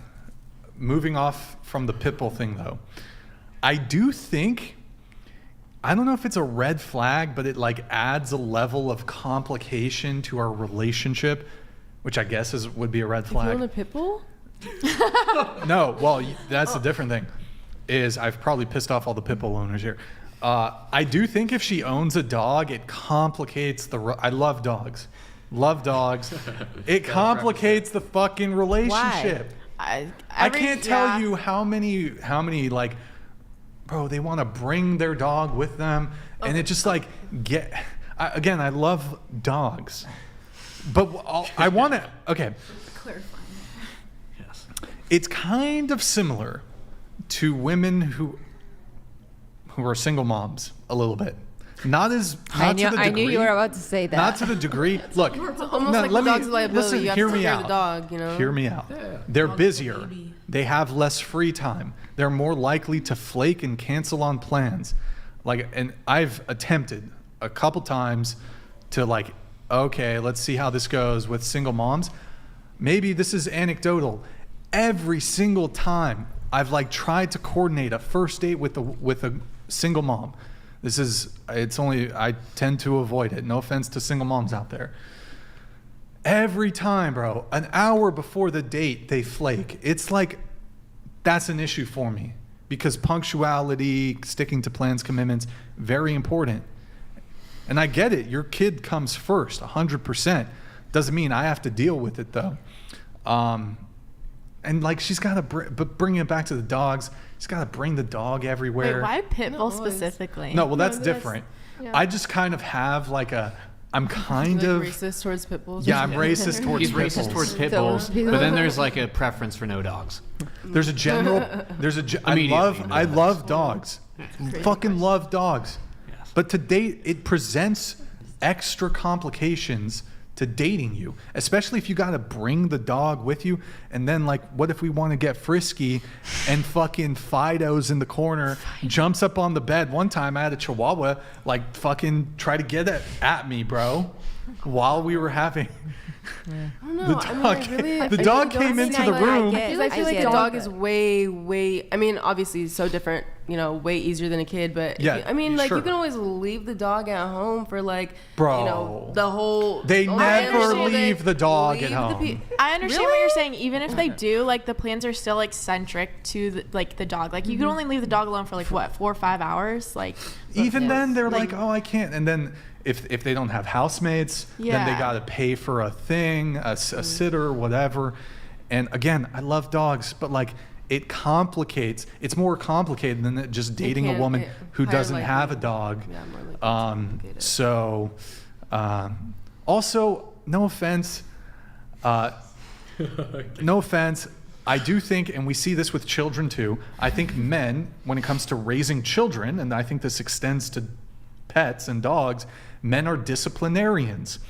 And I don't know if you be training your dogs that much. Is that sexist to say? I don't know, bro. Think so. A lot of people, both men and women, don't train their fucking dogs. They're terrible on a leash. Yes. They're not obedient. That's my And pet like, peeve. I've had too many, like, I'll tell a girl, like, I don't want the dog jumping on furniture and jumping on a bed, which is, in my view, if you want to be a responsible dog owner, you train from a very early on. Yes. Your dog shouldn't be jumping on furniture. Training. If your dog doesn't listen to your commands, That's not a trained dog. And so they'll come over, and the dog is fucking feral. Yeah. Wild, dude. But the like jumping on the bed, not doesn't listen. I don't want that. Yeah, well. I don't want that. Not everybody should be allowed to own dogs. So their dogs misbehave, urinate. I don't want I got to clean up after urinates inside. It's not even potty trained. Jumping on you, barking, whining, jumping on furniture. Peeing, pooping. The woman? Destructive behavior. Yes. Yes, that was a good one. No, that was a good one. Actually, we had this funny, I didn't share this anecdote when it happened, but Nick was there. I think Gustavo, were you there? We had this woman who, we had her scheduled on the show, and she brought what she claimed was a service animal. Boy. Typically, service animals are well behaved and well trained. And she tried to, like, Madison dealt with it, but she was trying to make this whole, like, I thought she was going to sue us or some shit. Because we're like, yo, we got expensive camera equipment in here. We can't accommodate your service. I don't think it was a service animal. Well, the main thing was the dog was barking. Yeah, they don't do that. Barking. They're not supposed to do that. Not supposed to do that. And I'm like, well, we're running a podcast. It's not a reasonable accommodation if we're trying to get good audio to have your dog barking in the background. And he was barking anyways. So, you know, it's just, again, love dogs. It just complicates things. Too many times, it's like, well, can I bring my dog with me? Oh, I don't know if I can come over because I got to take care of my dog. Like, I thought you were gonna say the woman ended up peeing on the ground. I'm not into that. I'm not gonna kink shame though if that's what some people are into. That thing. Okay. Yeah. More red flags here. Hold on. Oh, bell bottoms. Major red flag. 100%. I agree. Wait, what's that? I'm with that. Bell-bottom jeans? Bell bottoms, yeah. If they wear bell bottoms. I wear them all the time. Yeah. Red flag. Do you like skinny jeans instead, or what's your preference? Just a red flag. I don't know how to. I see. I can't even explain that shit. Oh, she looks at her phone first date. That's. I agree. Yeah. I'll maybe say something. I'll give her a little leeway. I'll be like, oh, it's something important, or Just have to check something real quick. You got it. But if she's like, if she's on Snapchat, I'm just leaving. I'll just get up. Rude. It's super rude. Super rude. I had that. And I was like, did you pay for the date? Nah. Oh, good. I wouldn't have either. Because she did that. I'm like, Not happening. okay. All right. Let's see what else. Acro yoga. Such a fucking red flag, bro. Oh, yeah. What? Acro yoga? Have you seen those? Like, Yes, is I've it the seen aerial acro one? With the dudes? Bro, you know why the dudes are doing dude, that. You know why. What is it? And like Oh, the yeah. guys like The one that you push kinda It's like hang on, like, so it's like like acrobatic acrobatics. yoga. The guy's laying it's- down. It's kind of like a, you know, like like flipping you with his the feet. male-female cheerleader dynamic. they're with it's another really woman? similar to Training that. and all that? So it's like, yeah, they're doing these weird poses Oh, I've where seen like those on she'll put Instagram. her hands on Oh, his no. hips and like he'll hold her up. Yeah, that's and, valid. Too much. Like That's valid. it's extremely physical, and you know you really know why he's doing it. What about judo? Because Come then on. you get physical. That's a fair point, That is- actually. Like yeah. MMA, Men don't like that. jiu-jitsu. I actually, so I Yeah. practice jujitsu, and I will not roll with a chick, Oh, just because. wow. Yeah, You can really hurt them too. For real. yeah. Well, I mean, for me, You it's a could little different. practice. I'm Not a easy. I 220-pound man, and there aren't too many Don't wanna- 220-pound women Don't who wanna could take play me. fight you. Yeah, no. Let's see what else. Oh, she posts more than 3 Instagram stories a day. I don't even use Instagram. Any girls? millennial. Red flag. Sorry, ladies. She's a van lifer. She's a what? She's A van lifer. van Ooh, lifer. 304, 304. If she's a van lifer, that's What does that mean? 304. Oh, area code for sure. Oh. sure, yeah, for sure. Right, chat? Yo, chat, is it a red flag if she's one of the van lifer people? I think it's a red flag. Absolutely. Here's why. She's like, because if you see a girl on a dating app who's a van lifer, she's like she's traveling around. I've matched with like van life chicks, and they're like hooking up with dudes to use their shower. Like it's weird. Oh, jeez. It's not weird, but I'm like thinking like, bro, she hooks up with a bunch of dudes to like Get have a pee-pee on place the to, go. a normal place to crash for a fucking night, shower, whatever. You can go to Planet Fitness or a gym. You for could that. no, that's what I would do. That's what you. But gotta do I'll the see people these. for a shower. I'll see the van lifers on dating apps. They're in town for 2 weeks. Yes. I'm like, they are if they must be running through. Yeah. Running through. Let's see, what else? Career, hairstylist, works in HR, flight attendant, travel nurse. I'm a hater. Any career where there's a lot of frequent travel. How about engineer? That's fine. That's what I'm gonna do. Green flag. That's fine. Yeah. Engineer's good. Green flag. Yeah. Green flag. Yeah. Any pushback from anybody? I've just pissed off like half the population. Wait, I'm still confused about the pit bull one. About the what? The pit bull one. The pit bull one? Yeah. Oh, well, it's like they want to be victims. Like, it's like they're like... I understand. They're like... Nobody advocates for any other dog breed to this fucking insane extent besides pit bulls. Okay. Maybe chihuahuas, but not even. Victim like, complex. It's like this weird... I don't know. It's like this performative virtue signal. They like baby them a lot too. Like they're like. Look, the reality is, the vast majority of injuries caused by dogs, the breed is the pit bull. The vast majority of deaths caused by dogs, pit bulls. It's probably also just because they're really strong dogs and they have a history of being raised really badly. Yes, The owners, they do. Those dogs need a lot of running and attention. Mostly of the owners are bad owners. Even if they're trained, they could still attack someone. That's they true. can just go off. So could any dog. Any dog can do that. Yeah. Even the small ones. Any dog can do it. And like the thing is, look, bad trainers, whatever, but their bite is so strong. We'll get it. You know that they're not really that have that many PSI on their bite. I think they're 15 or something. Well, they're just strong. Definitely not. Like, They are strong, and they don't absolutely let go. They are, and they can make damage, and of course, but they're not as strong as other breeds. They just have a bad rep. I agree. Because I mean, you think German Shepherds are also really aggressive. I mean, they have to be strong to be used as police dogs, you know. Yeah. But they just have been trained well, and I think they're just recruited. You know. The difference is though, like when it comes to this specific dog breed, we're so Like, getting off of people is that like a chihuahua that is poorly trained. If you get bit by a chihuahua, It's a minor inconvenience. I can fuck up any chihuahua. Yeah. I'm 50-50 on the pit bull. I don't know how that's gonna end up going. If they get to my neck, who knows? It's different. Anyways,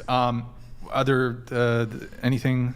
Flight attendant, red flag, travel nurse, red flag. Hit that. Let's do a couple chats here. Let's see. Unit 285. Wait, Leon? Who was it, Nick? Oh, Nickelodeon, was it? We'll get to it. Leon in the chat. No, I don't know. Okay. Unit 285. Good evening, Brian and panel. How do tattoos and piercings fit within your concept of natural body supremacy? Personally, I find the vast majority of tattoos and piercings on women off-putting. Thoughts? Can I ask why? I want to ask why. Guys always say it's a red. No, to you though too, because you guys are both men. So I want to know your perspective. They say it's like ran through, but how does that correlate with? I don't understand that. I could understand like trauma, things like that, but ran through, I never understand it. But you guys are both like different men, so I want to hear your perspective. It's funny because when I met my husband. Oh my God! Hold on. We'll come back to that chat. We'll come back to the tattoo thing. Yo, stay safe. Thank you very much for the big raid on Twitch, dude. Hope you had a really good stream. Hold on. Let me give you a shout out there. Nick, I'm going to need you to lower the volume just a little bit because... All right, ladies. So stay safe. He was playing World of Warcraft Classic. He's really excited for Season of Discovery Phase 3, right? Are you guys stoked for the Sunken Temple raid? I don't know what that is. You're not stoked for ST, Sunken Temple? I'm excited that they're excited, I guess. I don't know. Are you stoked for Sunken Temple? I'm ecstatic. So stoked for ST. Yeah, I'm hyped. Yeah, it sounds cool. Jumping for joy. Now, question, ladies. When it comes to Warlock, if you're playing Alliance, right? Human or... Hold on. Human or gnome for Warlock? Which do you pick? To play as a warlock or to be a warlock? That's a very good question. Both. Maybe to play as a warlock, be a human, and then to beat a warlock, not a human? Could be opposite there, I don't know. Okay. So for I Warlock, want to be a human. That shout out, like Stay Safe TV. I don't. I just did a shout out over on Twitch. Oh, really quick, we'll come back to the question. Guys, if you're new here, stay safe. Thank you for the raid. Guys, drop us a follow on Twitch if you can, please. Drop us a follow on Twitch. We're trying to grow our audience over there on Twitch. And also, if you have a little Twitch Prime, you can drop us a Prime. That'd be much appreciated. Yo, thank you for all the follows, guys. Really appreciate it. Majin Millie. Good name, dude. Thank you for the follow. Kiss, thank you for the follow. Audi, thank you for the follow. Yo, Koloss, thank you for the Prime. Quack Thier, thank you for the Prime. And stay safe once again. Thank you for the raid, man. Really appreciate it. Human or no Morlock? For classic, of course. Human. Based. I fuck with gnomes. You fuck with gnomes? But, so was it human warlock or gnome? Human Warlock or no Morlock? Like you got, okay. Oh, you did not say gnome? gnome? Nick, lower the volume a little bit. I didn't get Gnome. gnome. All right. Fuck, I was so excited. No Morlock or human Warlock. So check it out, right? Gnome, you gotta think about the racials, right? The racials. So like human, you know, they've got the spirit buff, which isn't really great. They've PvP decent with the perception for stealth, but like reputation gain is huge. And then the sword mace spec thing, not really important for a warlock. I don't really think there's such thing as a melee warlock, you know, even in SOD, you know? Right. But gnome, they get the engineering, they get the engineering boost, and then they get the int. They get the buff to int, which is like, you know, you're going to get more mana, Yeah, and more then like mana. crit chance. I really like more mana. So I think I'm going to go with warlock. Yeah, that's my... No. Oh. No, wait, what? Okay, there's human warlock and gnome warlock. Oh, okay, no warlock. Okay, what about you? Okay. Human. Human Warlock, of course. Wait, I'm sorry. Are we the warlock or are we fighting that warlock? No. That's deep, bro. That's So we're a deep picking our question. characters. Okay. That's a deep question. Maybe gnome, actually. Yeah. Because then you have like more mystical powers and stuff. You just brought up gnome out of nowhere. Would you date a guy? I was like... Would you really date a confused. guy who's got a level 60 gnome warlock with Atiesh? Nah. I don't know. Atiesh. I don't even know what that is. Like, bro, you gotta go into Nax and get 40 of the shards. Shards of Atiesh? I forgot. Splinters of Atiesh, excuse me. Like he's, you know. If they had some other things going for them, sure. Like only, typically like, you know, depending on the timeline for the phases and stuff in World of Warcraft, like maybe one or two people in a guild are gonna get Atiesh, so. He's got Atiesh. Would you date him? They're spending more time with the game than me. But so would you maybe date no. him? Like, would it be a plus if the guy had Atiesh? I don't think so. Okay, here, let me do a comparison or contrast. Okay, the guy makes 30K a year, but he has Atiesh, or the guy doesn't have Atiesh, but he makes 200K a year, and he has a big peepee. I don't. Oh my god. Okay, what about you? I would definitely go with the second choice. The Atiesh guy or not? No, Atiesh, whatever. Atiesh guy? No, the other guy. I'm not sure. I'm still not sure ruined what it. Atiesh is, but... Atiesh, like it... Is that oh my god, wait, hold on. It teleports you to... sorry, I'm blanking, boys. I will give any girl at this table $1,000. $1,000 if you can tell me where Atiesh teleports you to. 10, 9, underworld, the 8, castle. 7, 6. Just any different world, $1,000 different if you can realms. tell me where Atiesh teleports you to. Can we get a hint? Is it No, like... we need like more context for that. The forest. I just said... Karazhan. It teleports you. That's what Atiesh does. It teleports you to Karazhan. And what is the... Don't worry about it. temple? It's All cool. right. Okay, yeah, I'm going to So- pick that 200K. Something I Which can... guy? I'll go option 1. That guy with Atiesh? Yeah. Based. One. Scoot the mic closer to you. One. No, scoot it closer to you. Could not even explain. That's okay. It's okay. One. What about you? Atiesh guy? Man, I like Call of Duty and Mortal Kombat, but yeah, that guy. What? Okay. All right. Yo, stay safe. Thanks for the raid, man. Much appreciated. Where were we? What were we? Oh, the tattoo thing. We're talking about tattoos. Yes. The question, I'll pull it back up. So this was for us. Good evening, Brian and panel. How do tattoos and piercings fit within your concept of natural body supremacy? Why don't you start and I'll give my take after. Okay. Yeah, I definitely prefer no tattoos, no body piercings. I guess like if she's got a couple tattoos, I want to know why. Like the off-putting nature of tattoos is like spur of the moment decisions. So it's like sporadic behavior, but it's also like if you have a ton of tattoos, it could be perceived as like financially. She's not financially, intelligent, or she will spend her money willy-nilly. The trashiness aspect, financially irresponsible. I love how you looked at me. Trashy and looked right at me. Trashy. Thank you, Mason. Sorry, no, you brought it up. You good. I wanted to hear this. It's okay. Respectfully. The trashiness aspect. Yeah. Cut the cameras right now, Brian. Yes. No, so I guess the trashy. I think I don't know. I mean, I guess I do see it as trashy, but it's because like the type of person who gets a buttload of tattoos is usually trashy. I mean, I guess that's just kind of a stereotype, but like the more the trashier woman I see generally has more tattoos. Okay. But obviously that's not like a rule, or it's not like everybody who has a lot of tattoos is trashy. But generally speaking, it's a safe bet. Do you think I'm trashy looking at me right now? Just tell me. I feel like this is a trap. No, just say it. Just say it. Yeah. No, I don't think you. Yeah. Uh-oh. Am I trashy? Wait, let's. Yeah, you gotta I don't- show, yeah. show Show the them tats. off. Show them off. Show the tats. Let's see it. I didn't even know she was tatted. I want to see this. Yeah. I can't see it. She went from. Okay, so the thing is like okay, so that's not a ton of tattoos. What like do you think about the what is that The eye. what's that I don't know. I like that. is that like a Freemason tattoo? Yeah. But she looks so pretty though and like delicate. that Like I don't know how to explain the way you look. Illuminati? It's like pure. See, that's not a trashy amount of tattoos. What about me? Do you think I'm Am I trashy? trashy then? God damn, they're going. Oh, in. I just want to know. 'cause No, you no, got- no, I know I I- got Oh, Barbie shit. print on me and all that. God I got damn. this whole sleeve done. I don't know. I mean, like Because you're when saying I'm talking- trashy, so I'm like, trashy means like I'm like a 304. I'm out here. Hey, you want to like? Yeah. What? I make six figures. Uh-oh, I'm baby. Gosh. I'm just trashy.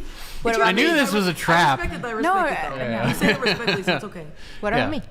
No, like I don't think. No, yeah, I don't think you're Hey, trashy. scare on. You scare Yeah. on me. You're in an 8-year marriage. Like I don't think you're trashy. Yeah, see, you have a couple tattoos. Ones though. Yeah. Really We're talking dainty. about like I even have Like- a face tattoo.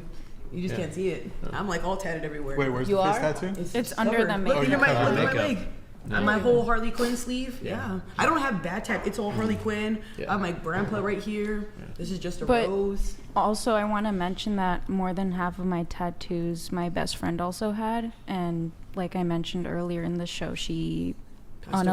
unalived herself, and I found her body. Bro, you got. Oh my god, bro. So fucking sorry. buzzkill. No I am details, very yeah, out it's of just like- pocket. I'm so sorry. Anyways, Should we talk about the Holocaust while we're at it? yeah. Should we talk about should we talk about I'm other sorry, I'm really sorry. negative It just- topics? no. Anybody? I'm sorry. Should we? But like I was saying, I did share a lot of the tattoos with her, Should we and they talk were pretty Ukraine war? sentimental. Should we talk to about me. you want to talk about the Ukraine war? Dang. Should we? What's another morose? and- Palestine, Israel. Oh boy. I think you just mean Israel. Let's Just not talk Israel. About the political and You economic asked for state of the world. suggestions. Talk.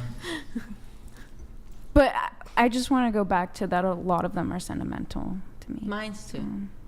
Trust me, men don't I care about just that. They regret look at us and they see That's the true, tattoo. yeah, Like, you're that- right. It could be you and your father that passed away. But They're not hey, gonna care. you're right Yeah, in you're a right. They have point their that you mindset made. made up. My first tattoo was impulsive, and I regret it, and I had to use laser to remove it, and it was the most painful thing I've done. So I'll answer. gonna feel the I'll same. answer the question. Yeah, 9/11. Should we talk about 9/11? Oh boy. What do you want to talk about? Hasn't You want to talk that about? passed? You want to talk about some dark My morose shit? podcast now. By the way, I apologize. while tattoos are not a deal breaker, I would say I prefer few or no tattoos. I think it's a scale, right? What about piercings? Yeah. Piercings? Piercings are not as bad as tattoos. As bad. Do you think they look trashy? What about like it depends on the covering the tattoo. face? Like, no offense. It's okay, no. I'm not a fan of the septum. Septum, Excuse me. yeah. I was speaking of sternum, I'm not a fan of sternum tattoos. I'm not a fan of the septum tattoo. You know? Piercing. I'm like, piercing. Oh my God. Sorry guys. I mixed them up. I'm a little out of it tonight. Yeah. Piercings. Definitely, it's a bit of an eyebrow raise if they have nipple piercings. I'm like, but you wouldn't be able to realize that until you see the person. Yeah. Well, yeah, probably. I'm like,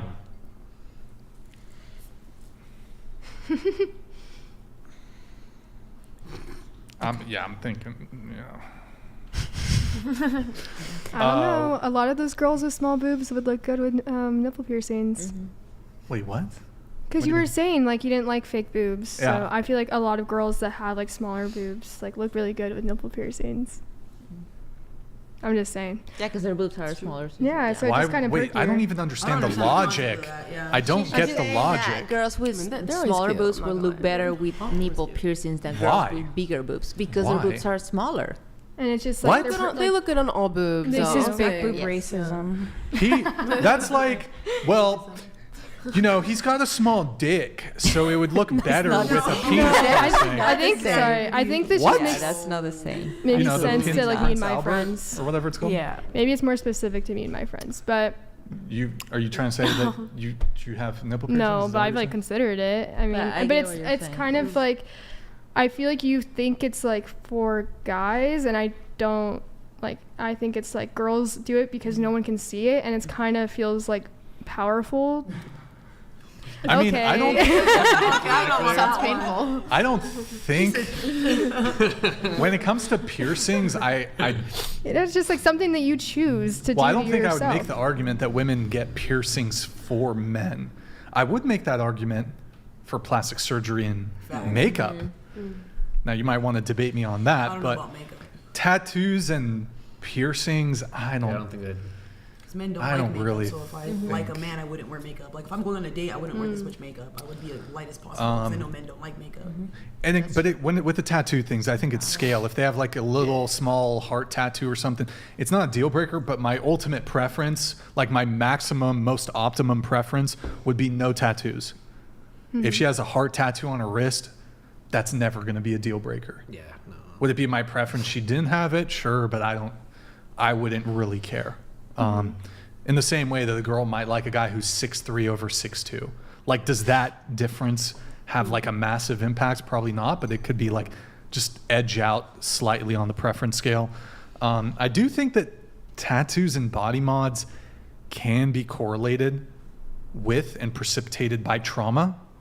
Yes. Familial issues, personality disorders, not always, but it can be.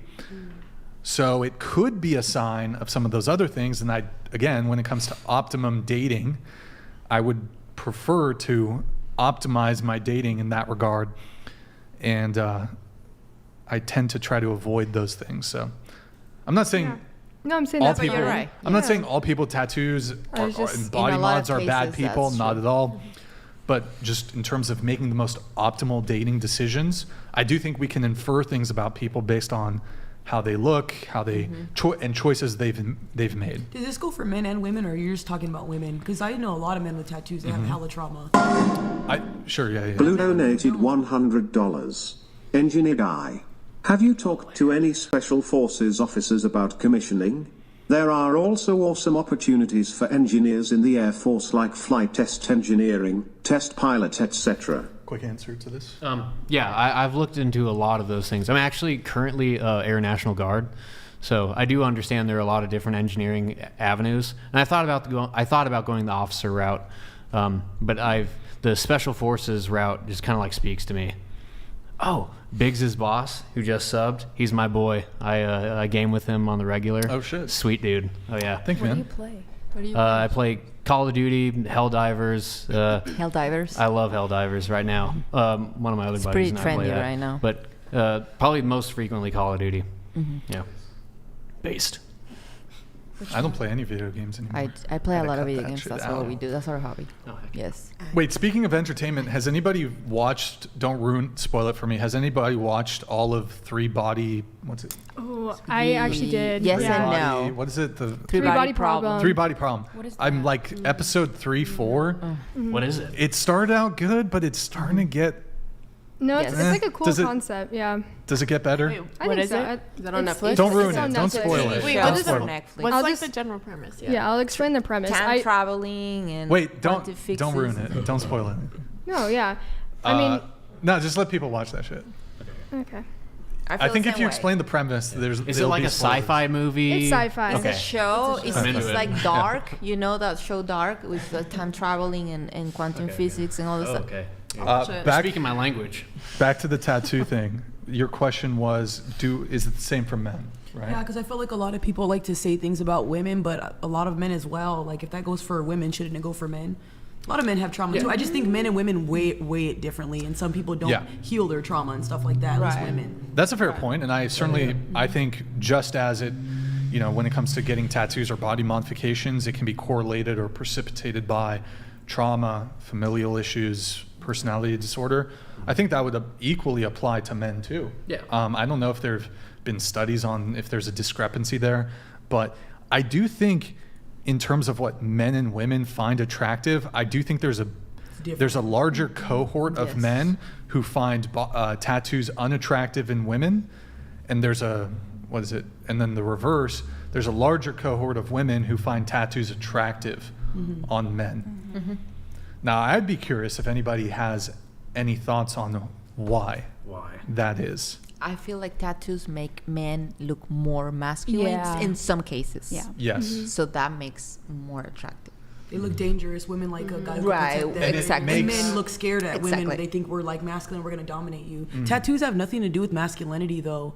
I don't understand where But people that's how correlate kinda that. like you I know. see I mean, it. that's kind of the impression I get. think though. it's if media. If I look at a heavily tatted woman, I do tend to think I like, wonder if there is like more masculine. something about like the contrast on the skin. It like, I don't know. It's like harsh. Like I don't know if there's like a harshness to it. Like visually, when you look at like certain images, it just looks more like aggressive. I think maybe if there's like tattooing on the skin, it makes the person look more aggressive. I don't know psychologically why that would be the case, but that's my best guess at the answer. what about scars? Like scars on the man might be. I could also deemed see that. Yeah. Yes. as like some women might be like, whoa, that's kind of hot, attractive. It's it's aggressive. But it's in many cultures, it's considered back in history that men with scars have more value because they went through battles and wars. Yeah. I mean, I would guess they probably come from this like a same place psychologically. I don't know. Killer of Cereal donated $100. Thank you, man. Video games and dating. It's speed dating, but you play one round of the hardest Mario Kart level. Whoever loses chooses to get a new opponent or a match. Rule is you must ask questions the whole time. What's the question? Wait, speed dating, but You like play like while you're like talking, and then Oh, that's cute. if you lose, And then you get a new if you opponent. win, you get to pick a new partner. And it says you lose. Whoever loses. well, I gets never the lose new in Mario opponent. Kart. That's cute. Rainbow Road. I think the rule should be, if you're playing Mario Kart with your girl, and if you win, you get to cheat on her. Wow. That's just so deep. Went from 0 to 100. I don't know. And if she loses, you also get to cheat. Oh, Just a great. Right, Nick? Yeah. All right, we have Nickelodeon here. Big red flag if they say like more than 3 times in one sentence. That's Well put, Nickelodeon. half of the female population. In Yeah, I think that California. the human species will cease to exist if we don't procreate with women who say like. Absolutely. It's just done. It's done for. I feel like that also just like goes away with age. Like, right? Like, dude. I think so. I'm like from here, so like that's like my dialect. Like maybe when I'm older, I'll like stop what can I saying even like. do? Like, All right, we have Rito here. Hey, thank you, man. Rito, really appreciate it. Long distance girlfriend is not interested in seeing each other or moving together. I proposed and she said yes about 6 months ago. I feel she's not interested in moving forward. 2.3 years. Should I end the relationship?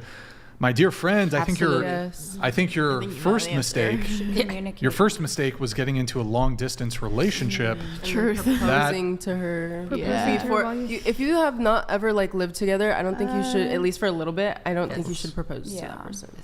Yeah. I mean, I'm not one to say about fast relationships because we got married pretty fast, but absolutely long relationships are a no-go. Long distance. Long distance relationships. Yeah. I mean, there's not enough information here, Rito, but did it start off long distance? How did you guys initially meet? I typically tend to think and advise that, well, long distance relationships are ill-advised, especially if you're young and it's like one of these, you dated in high school, then you both go off to different colleges. I mean, almost always that's just never ends well. It's just a recipe for disaster. But you did propose. She said yes 6 months ago. You feel she's not interested. Wait, not interested in seeing each other. Wait, hold on. Have you never met this woman in person? Because I'll pull it up again. He says, not interested in seeing each other. Have you never met this woman, Rito? Burrito. Sounds like she wants Get a me a green card. Dorito. If you've never met this woman in person, just make sure it's not a male. Yeah. Gorlock the Destroyer. Don't send her money. You know, just, got to verify. Yeah, people will make time for what's important to them, regardless of what's going on in their life. Absolutely. I will, if I'm in love with a woman, I will move heaven and earth to make sure I give her the time of day. And a woman will do the same thing for a man she loves. So it's hard to, it's extremely difficult, man, but it's kind of time to accept the reality. Don't send her money. Yeah, don't send her your money. No. Nigerian prince. Phil Gallen, Canadian 100. Men doing martial arts should train with women. If women need to fight, it will likely be with somebody bigger. Afford them a safe space to train with men and learn technique. For men, it affords opportunity to train control and temperance.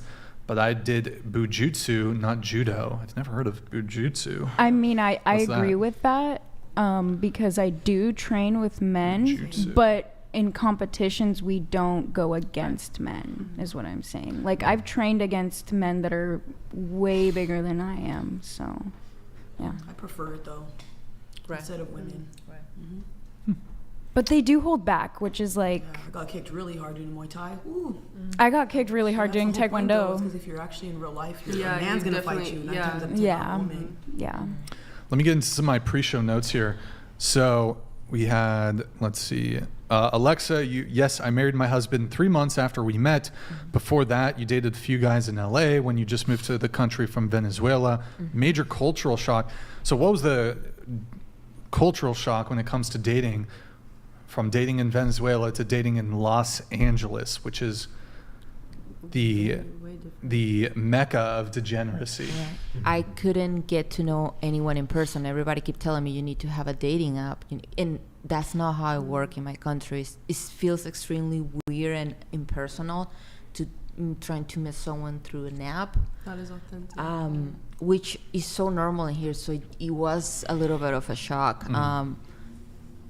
To see how that works in here, because it's so normal. In Venezuela, that's not how it works. You just go introduce yourself, or you kind of like, hey, you want to have a beer? That was very strange. You also said there were cultural differences between dating a Latino and dating a white person dating in LA. So what's the difference between dating a Latino and dating a white boy? Latin culture is known for, there's a lot of machismo, which let me explain that there is negative, there's a negative type of being a machista. I am all about masculinity and the men leading, but then what happened in Latin culture is the man became this person who has completely, and it's a totalitarian figure on the marriage or on the families. And there is also the constant cheating on the wife, and it becomes like a normal thing. Is that common? In Latin? Infidelity? Yes, it's very common, unfortunately. And like they have mistresses? Yes. Okay. It's very common and became a normal thing, and I always knew I didn't want that for myself. And you said there's a lot of machismo. Yes. And then what was it with the men, like being in charge of the relationship? Or? Yeah, which I'm not against of that. Against of it. Actually, you know, my husband is the leader in our house. Yeah. What I'm against to is when you say something earlier about being co-partners. Yes, and making decisions together, and at the end of the day, the husband has the last word for it. The final say. But in a machista marriage, there is no even a talking. There is no what my wife, what matters for my wife, how she feels about it. There's none of that, and I always knew I didn't want that for myself. Well, he's essentially acting as a single man. Yes, and then exactly. So you go outside, you have beers, you know, you cheat on your wife, you come on next day at 6 a.m. drunk, and I don't think that's good. That's what a lot of people back in my country, a lot of girls have daddy issues because the father is not present. Yes. Huh. I have actually a question for the panel here. That's going to be sort of related to your thing. So you're from Venezuela, which still is a socialist country, correct? Yes. Anybody here have any socialist, Marxist leanings? He's looking at me. Around the table? Any communists? I could say why it's bad. Yeah. Why are you looking at me? Well, I start with you, then we go around the table. So. No. So like, full steam ahead, capitalism, love it. Well, I don't love it, but it's what we have. Is it the best system? I don't know. You don't have any. I don't know. Maybe I got the wrong impression. A little bit socialist. A little bit anti-capitalist. Just a teeny bit. Wait, do you know the definition of them? Not exactly, no. I don't. Just tell us you're a communist. It's okay. You can say it. This is a safe space. It's a safe space. Well, I'll go, but. No, Oh, okay, sorry.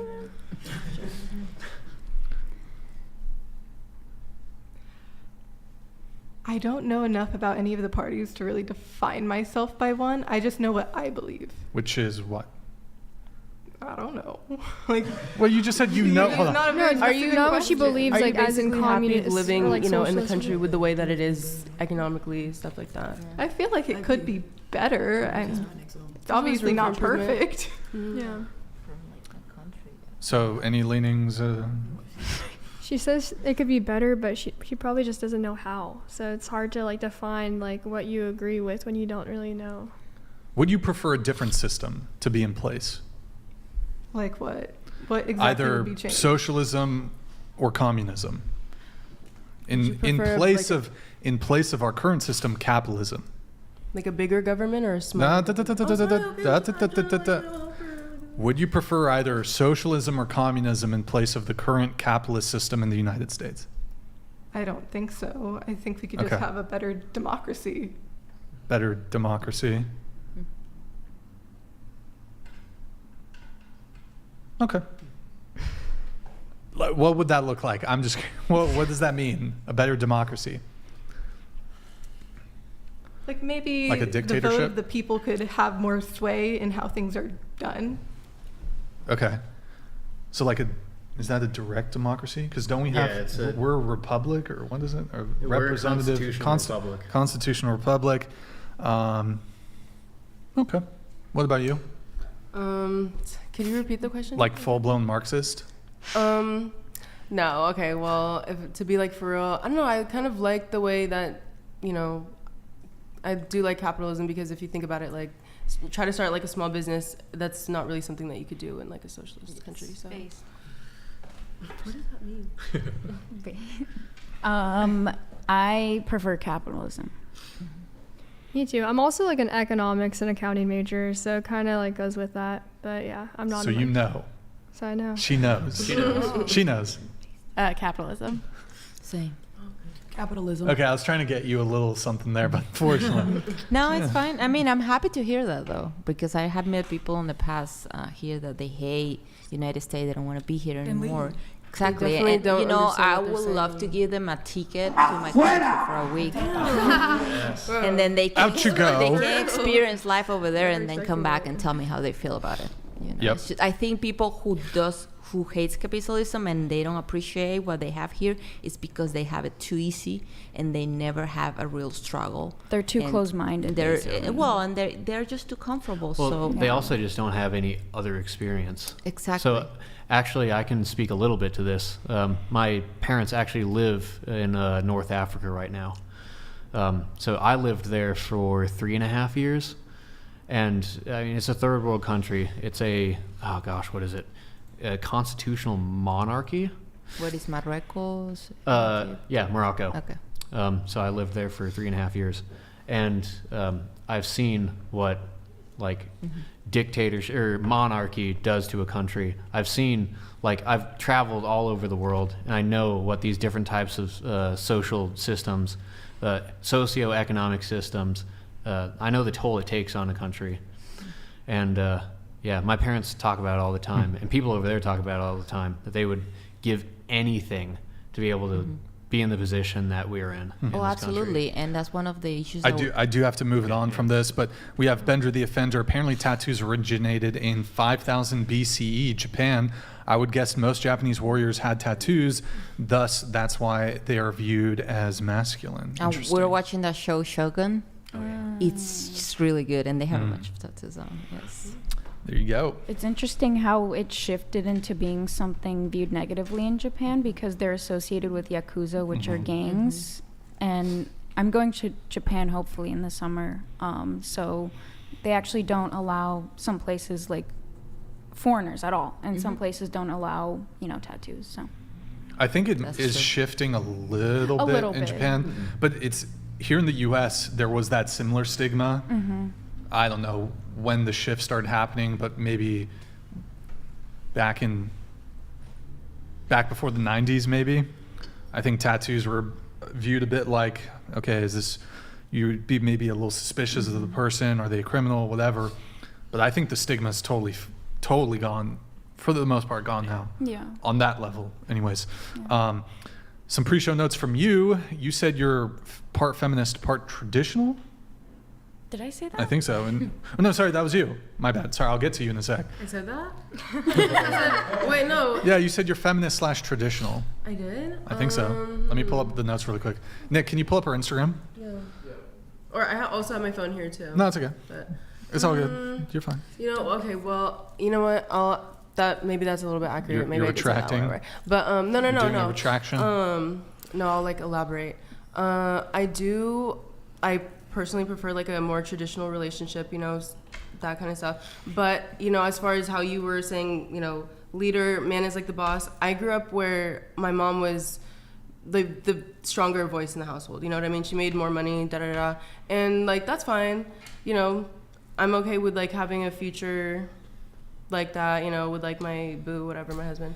But yeah, it's hard, I believe in a nuclear family and stuff, but do I think that, I definitely, growing up saying that, I have a say in how things go, you know what I mean?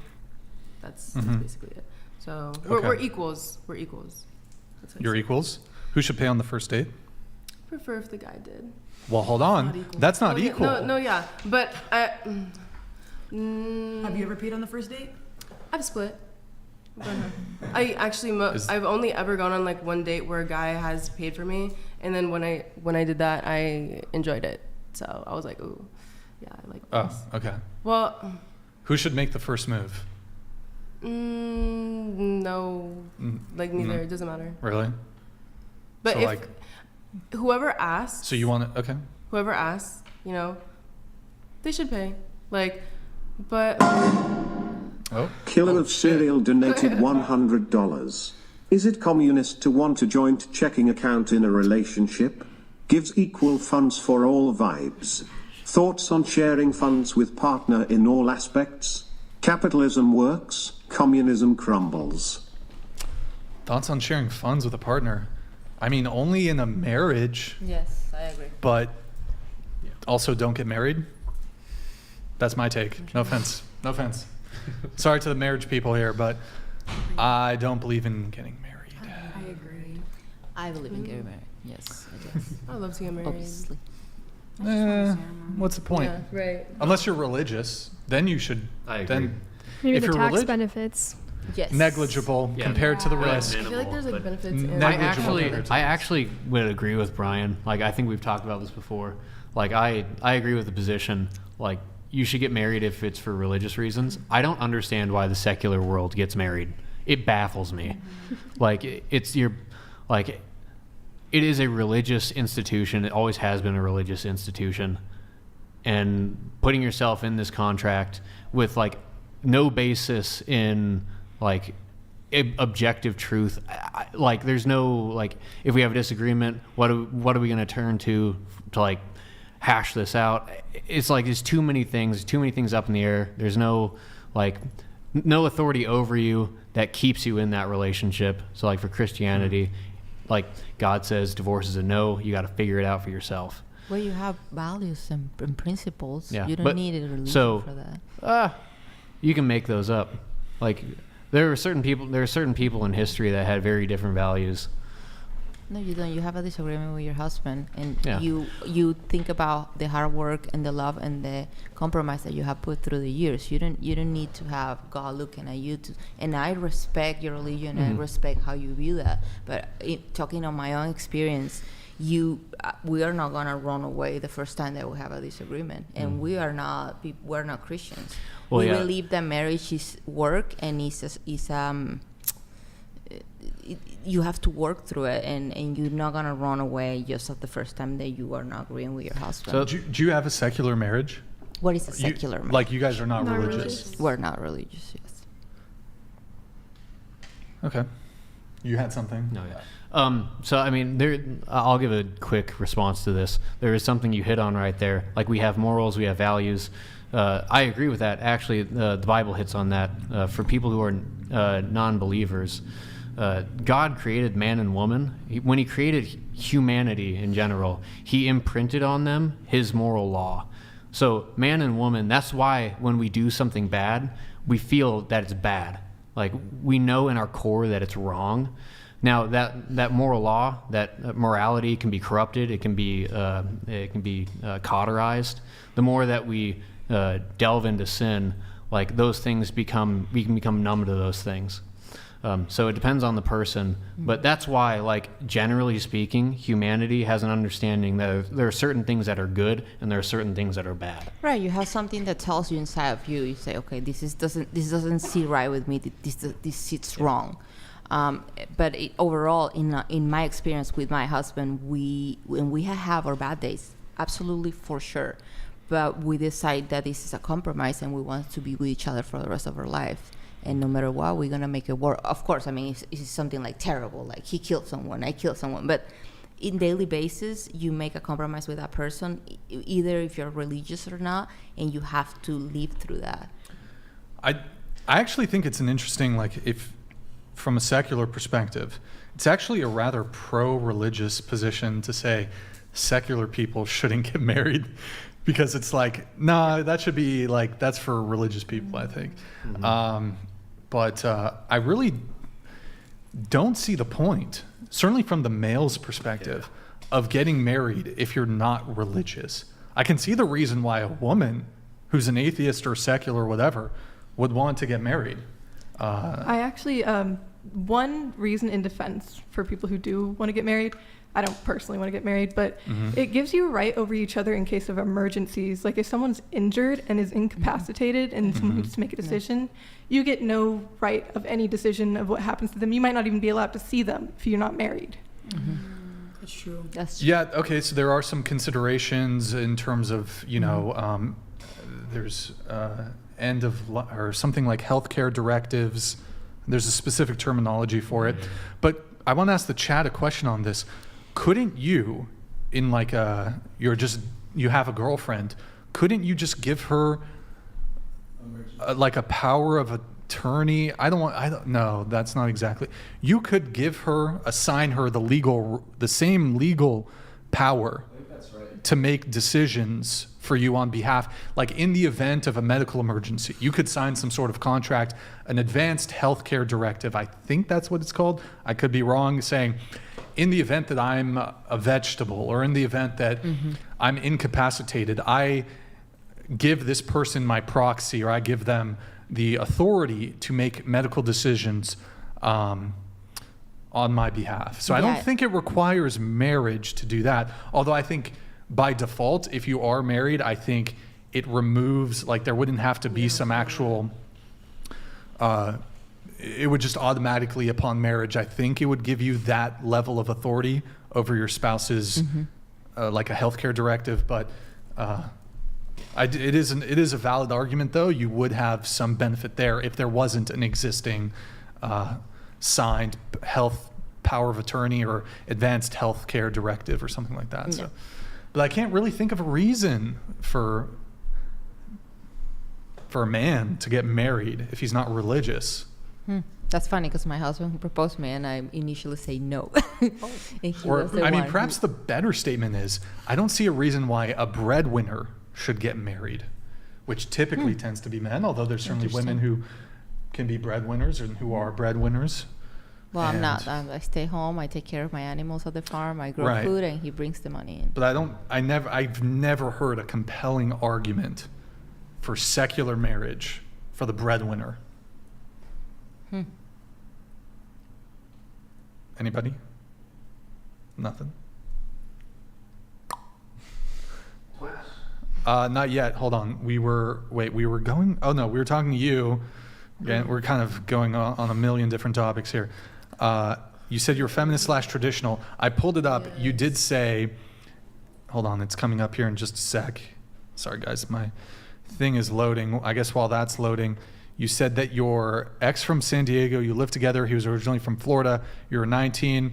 Your dad broke us up. Did you tell us the quick story of what your dad broke you guys up? No, his dad broke us up. So basically, I mean, him and I'll try to make it like really fast. Basically, we went to Florida for like his birthday and stuff, and my mom came along too. He was supposed to get some stuff handled with his dad, but we ended up like having a moment like where we broke up, and he kind of just like bummed it out in his mom's house while I was just like with my mom and stuff at the hotel. Basically, he was supposed to do some stuff with his dad. He flaked, didn't say anything, and then when he left, when we went back to San Diego, because we ended up getting like back together at the end of it, he like did not even say bye to his dad. Like he didn't even let his dad know that he was leaving. So we went back to San Diego. We had some issues. He was in the Navy, so he had like barracks over there at the place at the Coronado. Yeah. And then because we were like living together at the time, so his dad was like, oh, why is his location over there, da da da. He called me, was asking me for some stuff. He was still upset with like everything that was like going on with him, and his son, my ex. And we just had like a discussion, and he basically gave me like a really good idea on how to break up with him very easily, which was ghost him. Wait, the dad? Yes. Okay. Yeah. You're telling yeah.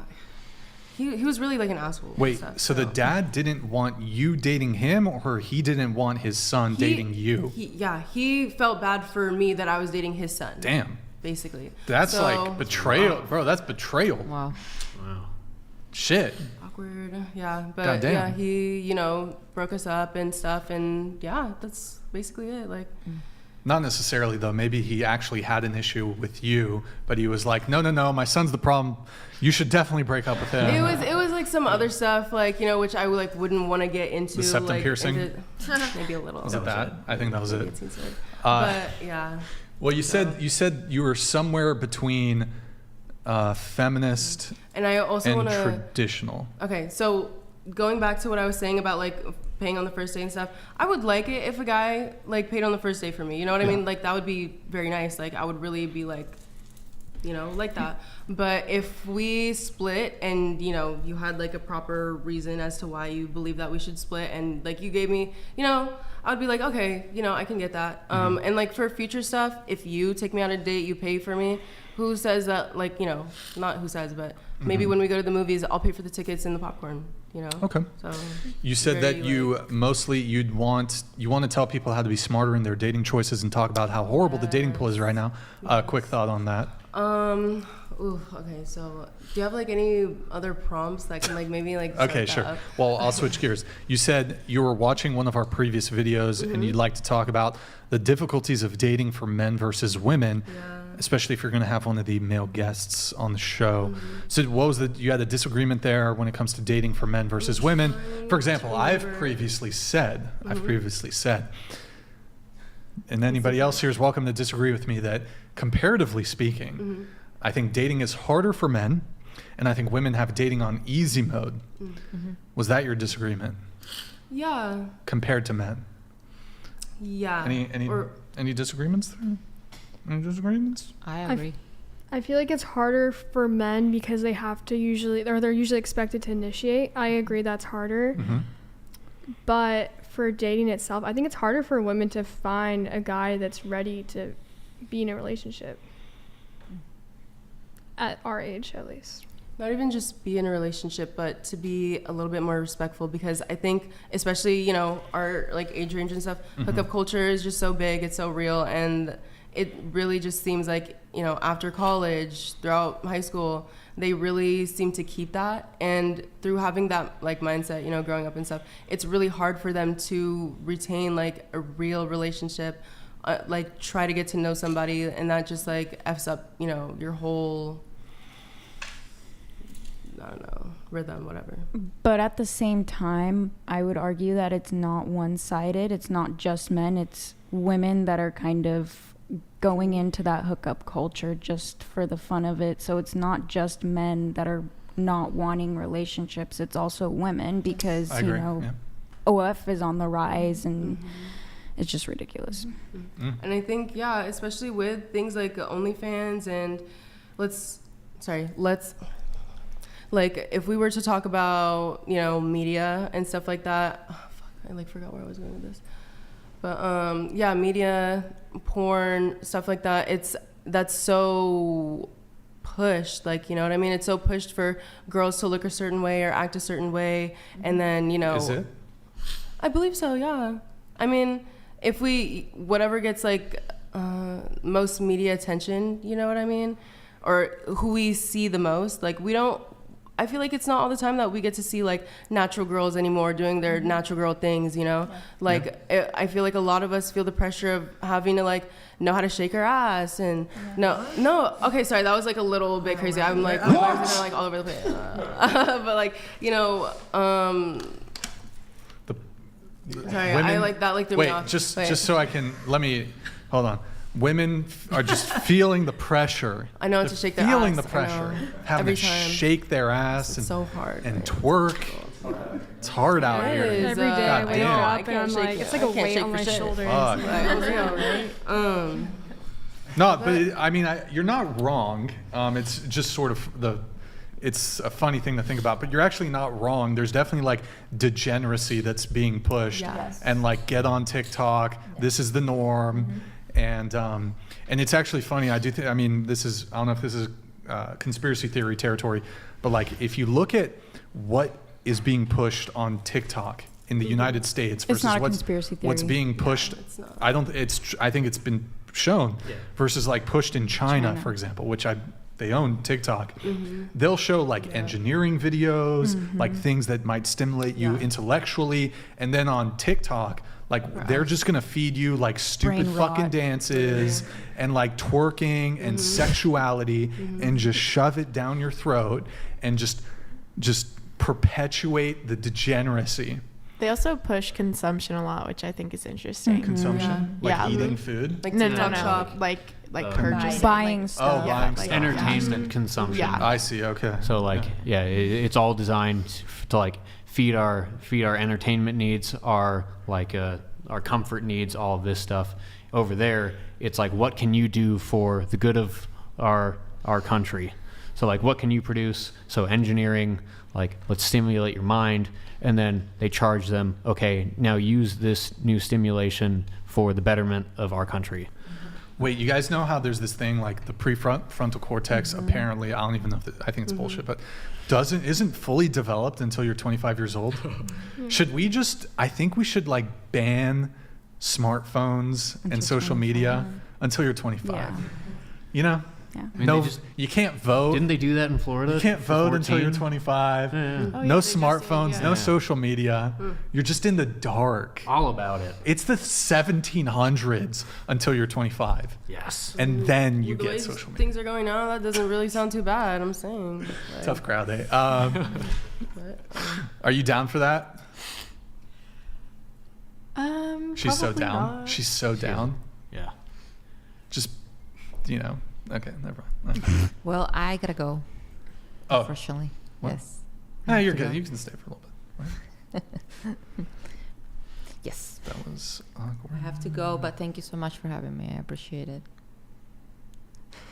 Get home safe. Yeah. Gustavo, take her seat. We are going to try to wrap up soon here, guys. We'll try to wrap up in like 15 minutes or so. But 15 minutes. If it's she's... 15 minutes, I can stay a little bit more. Oh. I mean, no promises, but I'm going to try to wrap up in 15. Okay. Okay. All right. Sorry, keep kicking. But It's okay. didn't mind, no, but I mean, I'm trying my best. Okay. Wait, so really quick on the dating harder. What was... Where did I leave off? I remember like something like OnlyFans. I think, okay, so the degeneracy. Okay, here, let me just throw out like the most... This is where you guys can attack me here. Women have dating on easy mode. Go ahead. Disagree. I don't feel that way. Let's have a conversation. Okay. What do you, can you like explain easy mode? Like, Sure. It's like easier for women to get dates than it is for men to go Yep. on. Okay. Oh, you have something on this? Yeah, Okay, the go only ahead. reason why I'm saying something is because I feel like with all the OF and the hookup culture, I don't sleep around, so I feel like it's hard to find a partner who doesn't want to initiate things too soon, and I'm not like that. And I feel like a lot of guys think because of the tattoos and piercings that I want to jump their bones, and it makes me run away. And I wasn't taught stuff like that. So I've had 2 boyfriends my whole life, so I feel like the dating game for some women who want love, it's harder for us. But the other girls, it's a little bit easier because they sleep around really fast. I guess to kind of clarify Brian's position, I'm not talking. I don't think he's talking about getting into a relationship is easier for women than it is for men. Now, you could make that argument, but that's not what we're talking about. It's like You mean, like, actually getting just dates, Dates. dating Oh, in general. I agree. Women have dating Guys on are easy willing to mode. take you out Yeah. on dates. Okay. Yeah. Okay. Yeah. Yeah, okay. That's No, you what- are right. that- Then, To yeah. clarify, yeah. Okay. Yeah, I So feel it's like harder. It's harder. I mean, for let's men. even assume that the guy who's interested in you is desirous of a long-term relationship. That process of getting on the date, that's typically, I think, going kind of, you don't have to do much. You know? Look pretty. Yeah, as a woman, like, speaking as a man, like, if, like, I'll ask certain questions about, like, your morality, things like that, but there are very few things you actually have to do to make me stick around. Like, I think men generally have to bend over backwards to, like, keep a woman around, which I don't necessarily see as a bad thing, but there are negatives and positives to that situation. And I mean, just speaking about practical things, I mean, men typically, the burden of initiative falls on men, and that manifests itself in a lot of different, like, moving things forward in a potential, even if it's casual.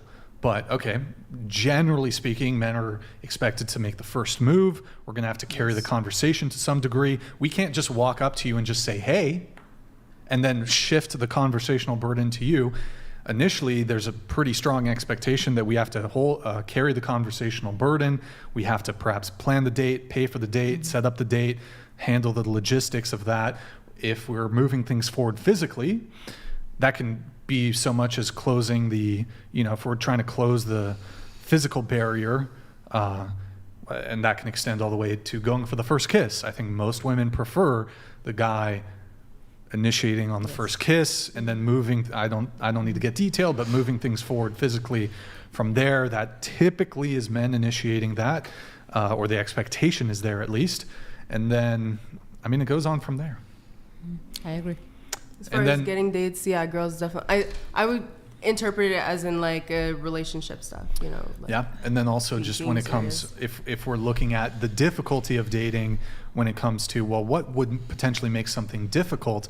Well, the degree of rejection that one might face. So, for example, typically men are the ones getting rejected quite frequently, whereas women.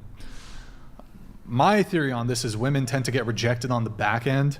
So, for example, a guy will get rejected up front. Like he'll shoot a DM, he'll approach you, he'll match with you on a dating app, and usually it's like an immediate rejection. But what will happen is women will get rejected on the back end. So you'll sleep with a guy, and then he'll ghost you. Or, you know, that's hit and quit it, that type of thing. That'll be the back end rejection, which is bad. Like that sucks. I'd say from a 1-to-1 comparison, like one upfront rejection versus like a guy just fucks you and like doesn't call it, that's worse than just an upfront rejection. But it's obviously not happening to the same frequency as that upfront front end rejection that men experience. So yeah, that's you know, I mean, we could really quick going around the table. More often than not, like, I mean, when it comes to dating men, are you rejecting men more than they're rejecting you? Yeah. Yeah. Yeah. Like I'm curious, how many men have you rejected? Nick? From just since college? Hundreds. No, I don't go out that often, so I'd say probably only about like 10. Only 10? What, dating apps? No, I didn't use dating apps. No dating apps? Okay. All right, that's not bad. A good amount. Like hundreds? I don't want to say like hundreds, maybe like 100, but. Okay. Yeah. I don't really get approached a lot, so I would say 50-50. 50-50? Okay. What about you? Yeah. You go out to parties, right? Parties? I do. Isla Vista, Party Town. Do you guys, I feel like people approaching people in person, not as frequent as it used to be, but you still get approached a bit. I'd say at college, I don't really get, like if I'm getting approached at a party, it's not going to be like it's like going to be different, but I don't really go to those kind of parties anymore. But I think I get mostly approached when I go back home actually, or like go like outside of the college setting. And then that's when I would probably reject someone. Okay. So more often than not though, you're rejecting. Okay. Yeah, more often than not, I am too. Yeah, I mean, in my single days, I used to reject more than yes. Yeah. I've only been rejected once, and then I do the rejecting lately. Most of the time. Wait, have you ever been rejected? No. Yes. Yes. Yes. Yes. Oh, okay. And you said once. Yes. Yeah. Okay. Never been rejected? Well, I don't pursue people. You don't pursue people? Yeah. Okay. Well, you don't have to really pursue someone to be rejected. You can basically say, hey, how's it going? You want to grab a drink? And the person say, no, I don't. No, she's never. She's got the riz, bro. She's got the riz. She's killing it. When the dude steps, boom, it's on. Okay, good talk. Wait, it's okay. We talked about that. Sonia, you wanted to talk about. Hold on, you said you lied about your age on a dating app. I did. Yikes. Oh my God, bro. Chill out, man. God damn. Every time. Freaking out. Wait, in high school? Yeah. I was 17. Unfortunately, I'm very ashamed. Damn, bro, you trying to catch a kid? No, you lie about your age. Yeah. So like you were, they, like, were you need your dating ID these now. dudes? Were you dating these dudes? No. Oh. I wasn't even meeting up with half of them. So you met up with the other half? I mean, like, no, I mean, no. I wasn't meeting up with any of them. It's because in high school I was really, really, really shy, introverted. I didn't have a lot of friends. I've never been in a relationship like in that point. In senior year, I didn't even have my first kiss at that point. And I was kind of I was also diagnosed with like depression and anxiety in high school. You also said here that you are you're autistic. Is that correct? Yeah. Okay. So it's really hard for me to, like, I don't relate to a lot of people, especially people my age, being on the spectrum. I've also been diagnosed with borderline personality disorder, so it makes it very, yeah. But this was before it got romanticized and being like, oh yeah, I have borderline personality disorder. Anybody else? Show of hands. BPD. It's not anything I'm proud of. Anybody? In fact, I don't want to be. BPD? Me. Any bipolar? Any bipolar? Going once? Going twice? Mason, you didn't raise your NPD? Narcissistic. NPD? Narcissistic personality? Anybody? Bueller? Going once? Twice? Okay. Go ahead. Continue.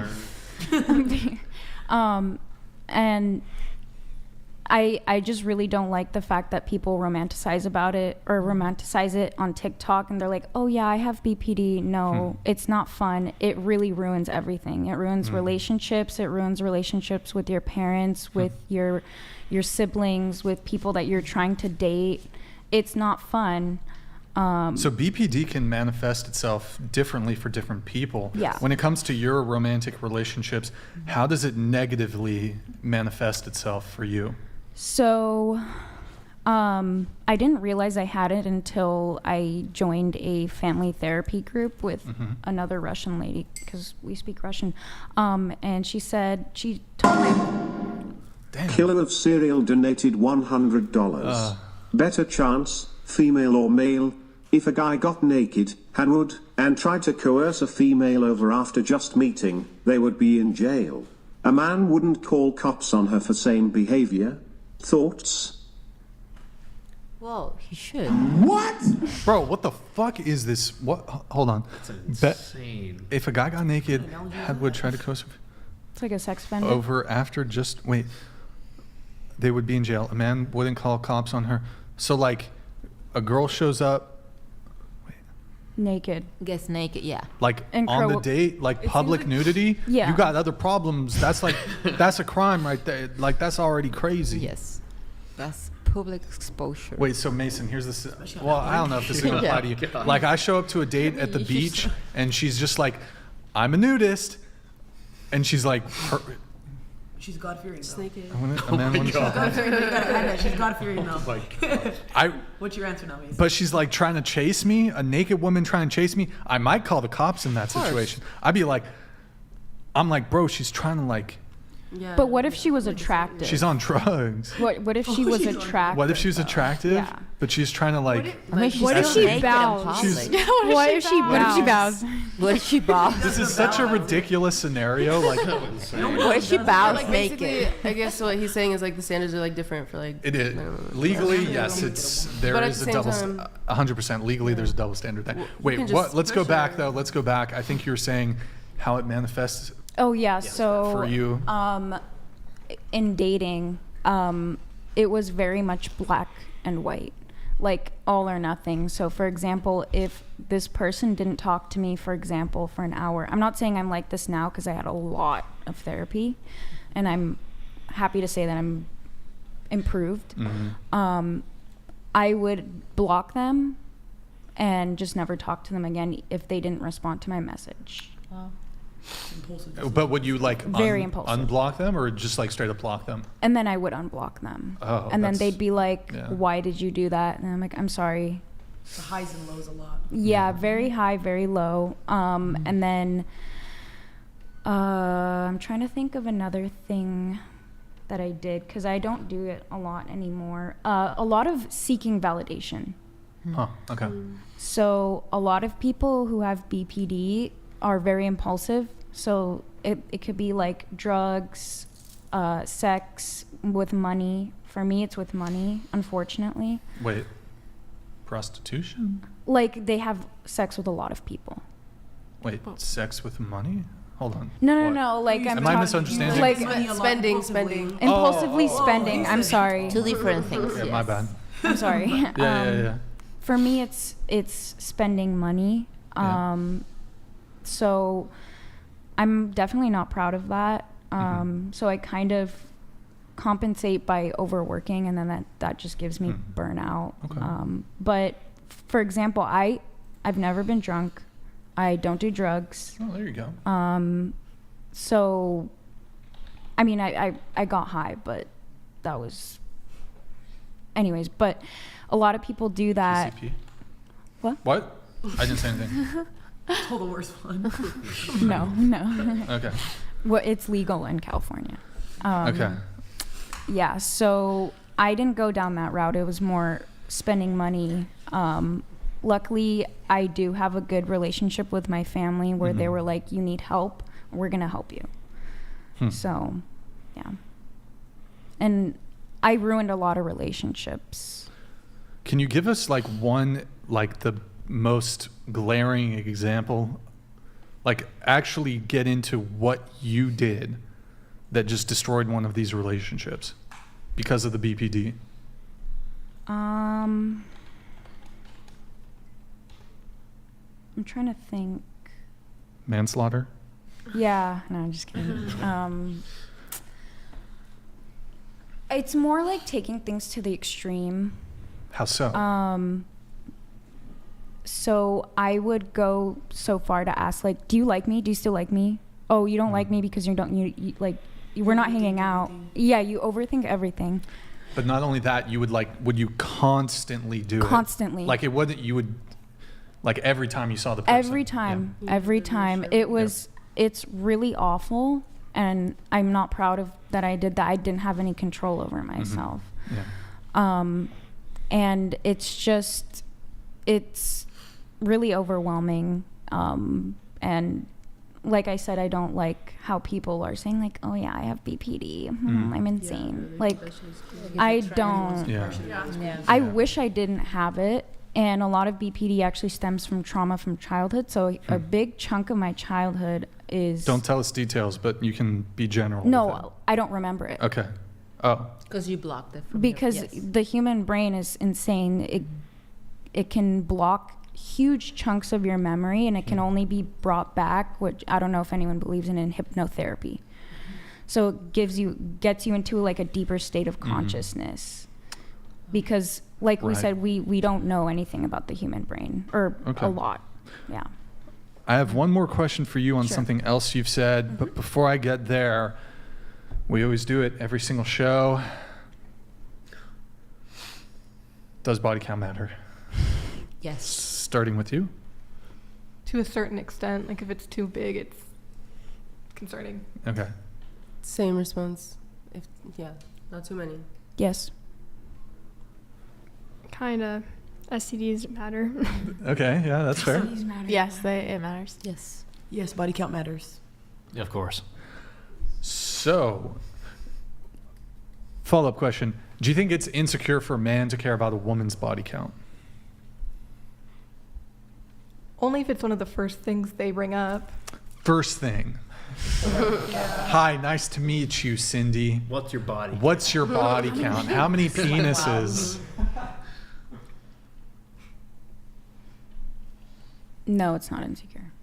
I feel like if it's the first thing, that's a little indicative That's of my like go-to. what they're thinking about. What's your body? Good to meet you. And can you bow? Also, Yes. Can you bow? Body count, can you bow? also, like if he has a higher body count and he is like super like weird about you having a body count like over 3 or something, and like he has a higher body count than you, I think that's really weird. It's just like I don't think it's that weird. hypocritical. No, not really. Why don't you think it's weird? I don't think it's that weird. Well, I don't think, here's my argument. I don't think in order to desire a trait in a partner, you need to possess that trait. Now, if you make a judgment about it, then that's different. If you're like, well, people who have high body counts are pieces of shit and blah, blah, blah, like then, and you have a high body count yourself, I don't even know if it'd be hypocritical if you're like, yeah, I'm a piece of shit.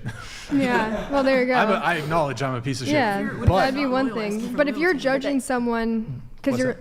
What would you consider a high body count? What is a high body it depends count? on age. It depends on age. Okay, so let's say someone in I think 30 years old. Once you get over 10, I think that's a pretty good cutoff. I meant 10 years old. Oh my god, I was concerned for a second too. I meant 10 years old. No, 10, the body count. The body count. Body Jesus count, Christ. Regardless of Gosh, age. are these fucking girls? Yes. Yeah, body count over 10. That's high. Okay. Getting into the high territory. High for a woman or for a man? Well, I'm not in favor of male promiscuity either. Right. But I mean, I do think there are differences between men and women. But I don't think it's necessarily hypocritical or weird because, like, for example, as a guy, let's say you've accumulated the high body count and perhaps you realized like you've had a shift and you're like, actually this was not the correct way to move in the dating marketplace. I actually have determined I value long-term relationships and I acknowledge that having a high body count, having a promiscuous past, having a lot of sexual partners is bad in a lot of ways. There's a potential higher risk of STDs, as you mentioned. There's an impact on pair bonding. There's a greater likelihood of infidelity. There's a greater likelihood of reporting relationship dissatisfaction. And there's a greater likelihood, if you're inclined to get married, a greater likelihood of divorce. And they've studied this, so the more premarital sexual partners you've had, the greater likelihood of all those things.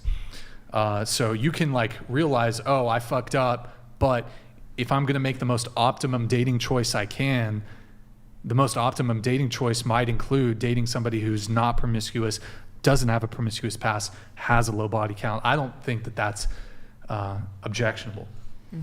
So what if you were to meet a woman that went through the exact same experience you did of she had a past like that where she was very promiscuous and then she decided that that was not the direction she wanted to go? Would you still judge her for having a high body count even though she went through the same realization you did? So the question is, would I judge her? She had the same realization, promiscuous past. Same, like, let's just say she has the same body count, exact same, like, basically experience Let's you say, did, sure. but as a woman. So here's the scenario. I have 100. I'm not saying this is my body count. I have 100 body count. She has 100 body count. We both came to the realization that this is not, this being promiscuous is not good. Trying to, turn a new leaf. Yeah, I would disqualify her. I would disqualify her. 100 body count, done. So I think deal that's breaker. hypocritical, but it's not hypocritical. It's not hypocritical. It can be your preference, but I think it's hypocritical. No, because you're not obliged to date somebody. No. You can use any sort of judgment or disqualifying metrics that you can use to disqualify somebody. Totally. It's not hypocritical. I wouldn't date this. Okay, well, do you think that in order to date somebody, you need to possess all the same traits in order to date them? Well, no, I'm just saying if you're going to, so basically you have this preference because, in my head at least, because you were at least judging some part of that body count. Because that is like taking everything else aside, you are judging her body count. Sure. Okay. Let's say I am. So what I'm saying is that you judging her body count when you did the exact same thing and have the exact same body count is hypocritical. No, not. I'm not saying it's. I don't think so. I don't think it is. I'm saying you're entitled to that opinion, but I think it's hypocritical. I think it'd be hypocritical if you were making a sort of like a criticism of them. Like if you're like, you're a piece of shit, but I'm not a piece of shit, but you're a piece of shit. But if it's like, well, I did this, but I acknowledge if I'm trying to maximize the type of partner that I want to be with, despite myself doing it, I acknowledge that this is a terrible thing to have in a partner. This is a bad thing to have in a partner. I don't think it's hypocritical because then you're just making an optimization when it comes to who you choose to date and not date. But basically, you want to be accepted by someone that is okay with your body count. So you want someone to not judge your own body count, but you are willing to judge someone else for that body count. So I think in a general sense, it is hypocritical. But again, so are you obliged to date someone who are you saying you cannot date somebody? No, that's not what I'm saying. Okay, in order for you to want to be with someone, need you be exactly the same? Not at all. Okay. Like, so are there things that you desire in a partner that you yourself don't possess? Sure. Like what? Maybe they're really good at sports. I don't have that ability. Okay. Maybe I'm, maybe they're really good at playing the violin.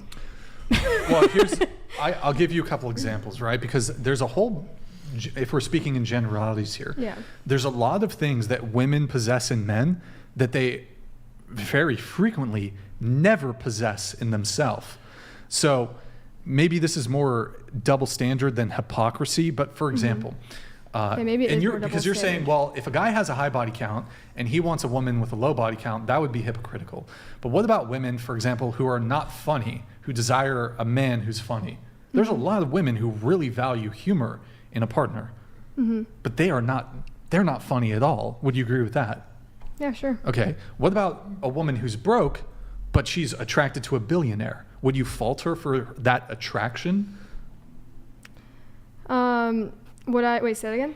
Would you fault a woman who's broke being attracted to a billionaire? Let's say she has access to dating a billionaire. I mean, would it be hypocritical of her to take the opportunity to date what is an optimal dating move? I think the difference is that if a guy were to possess all the qualities she wanted, but like was also broke like her and she turned him down, I think that is a little bit hypocritical. Maybe she has her reasons for it, or maybe it's a double standard, whatever, word you'd use to describe it.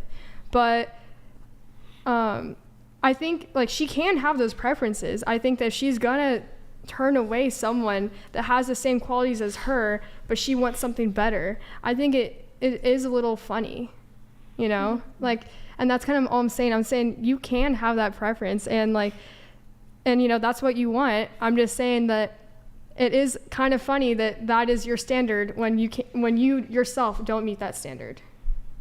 Well, I mean, then everybody in the history of dating, I would argue, is engaging in this double standard of hypocrisy, because again, I would argue that the vast majority of women desire traits in men that they don't possess. That's true. Like, okay, look. I'll just go down the list. I have it written down here. So, okay, they'll want a traditional man, but they're not traditional. So, chivalry, you'll have modern women who really strongly desire like all the chivalrous treatment, but they're like super modern women. They want a charismatic man. What woman doesn't want a charismatic guy? But they're totally devoid of any charisma at all. This one's not totally fair because there's sexual dimorphism, but a tall, women want tall men, but they're not tall. Doesn't make them hypocrites. They want a guy who's strong, but maybe they're not physically strong themselves. They want a dominant man, but they're not dominant. They want a man who takes initiative, but they've never taken initiative in their life. They want a man to chase, but they don't chase. They want a man who's confident, but they're not confident. Loose Pussy Energy donated $100. Oh, there it is. Last pod, a 304 admitted she was thinking of a Chad while her simp husband was fucking her, then she divorced his ass. Pair bonding is real and body count is matters. Abdul, get the fucking rocks. Get the rocks. Get the rocks. Thank you, man. Appreciate it. LP, appreciate it. And look, there's some dudes that are maybe delusional and desiring like all these traits in women that, well, for shizzle. What? Just like and well, okay, so here's the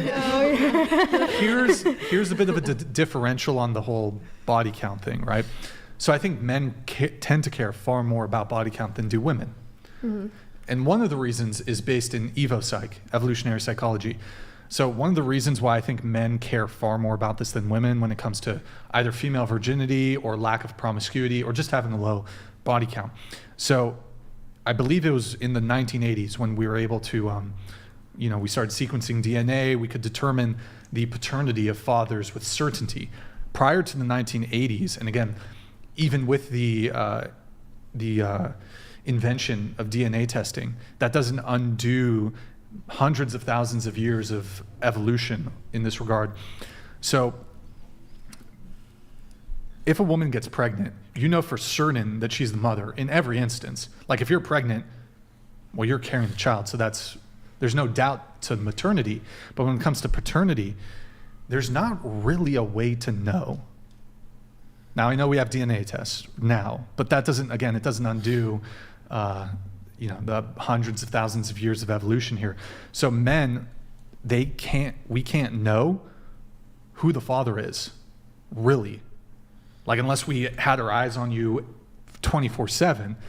One of the biggest L's that you can take in life as a guy is to raise a child that you think is yours but isn't.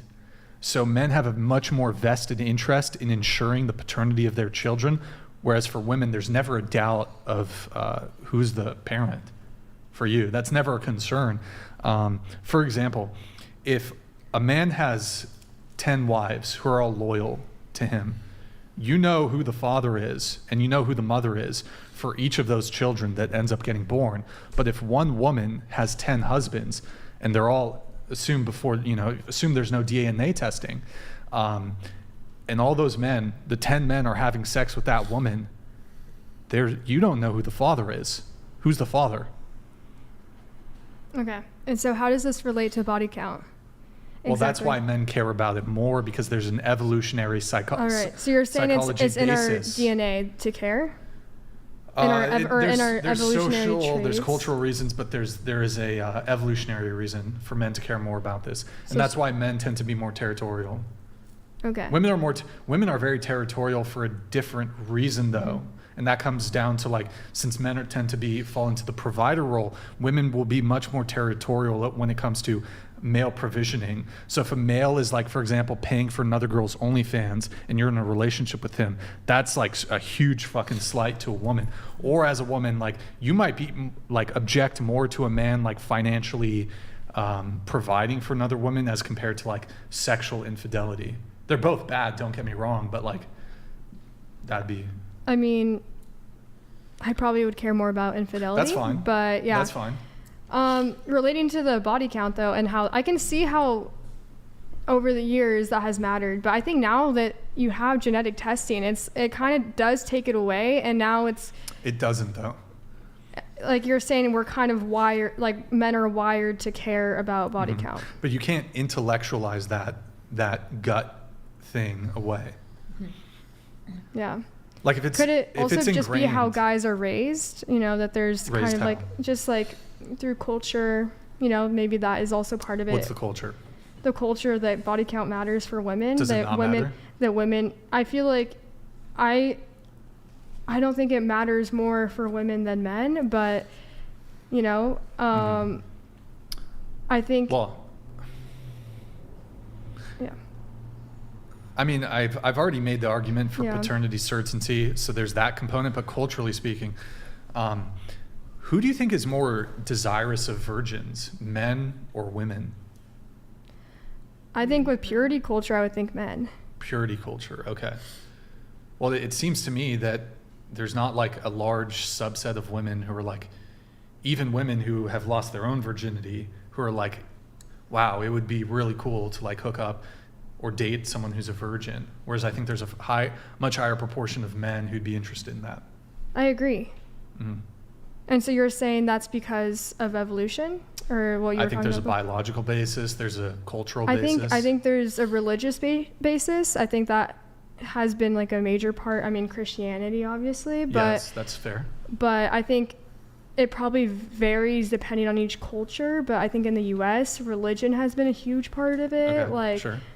Also the way that women were used, like used in marriages. Yeah. What do you mean used in marriages? Used in marriages, like to form alliances, and they were expected to be pure for their husbands in arranged marriages. That's what I was talking about. I think they were being used, but yeah. They were being, I don't know, I kind of object to the term used, but yeah. I mean, I would argue that, are you talking like arranged marriages, not currently, in the past, how they were, arranged marriages where women were being used.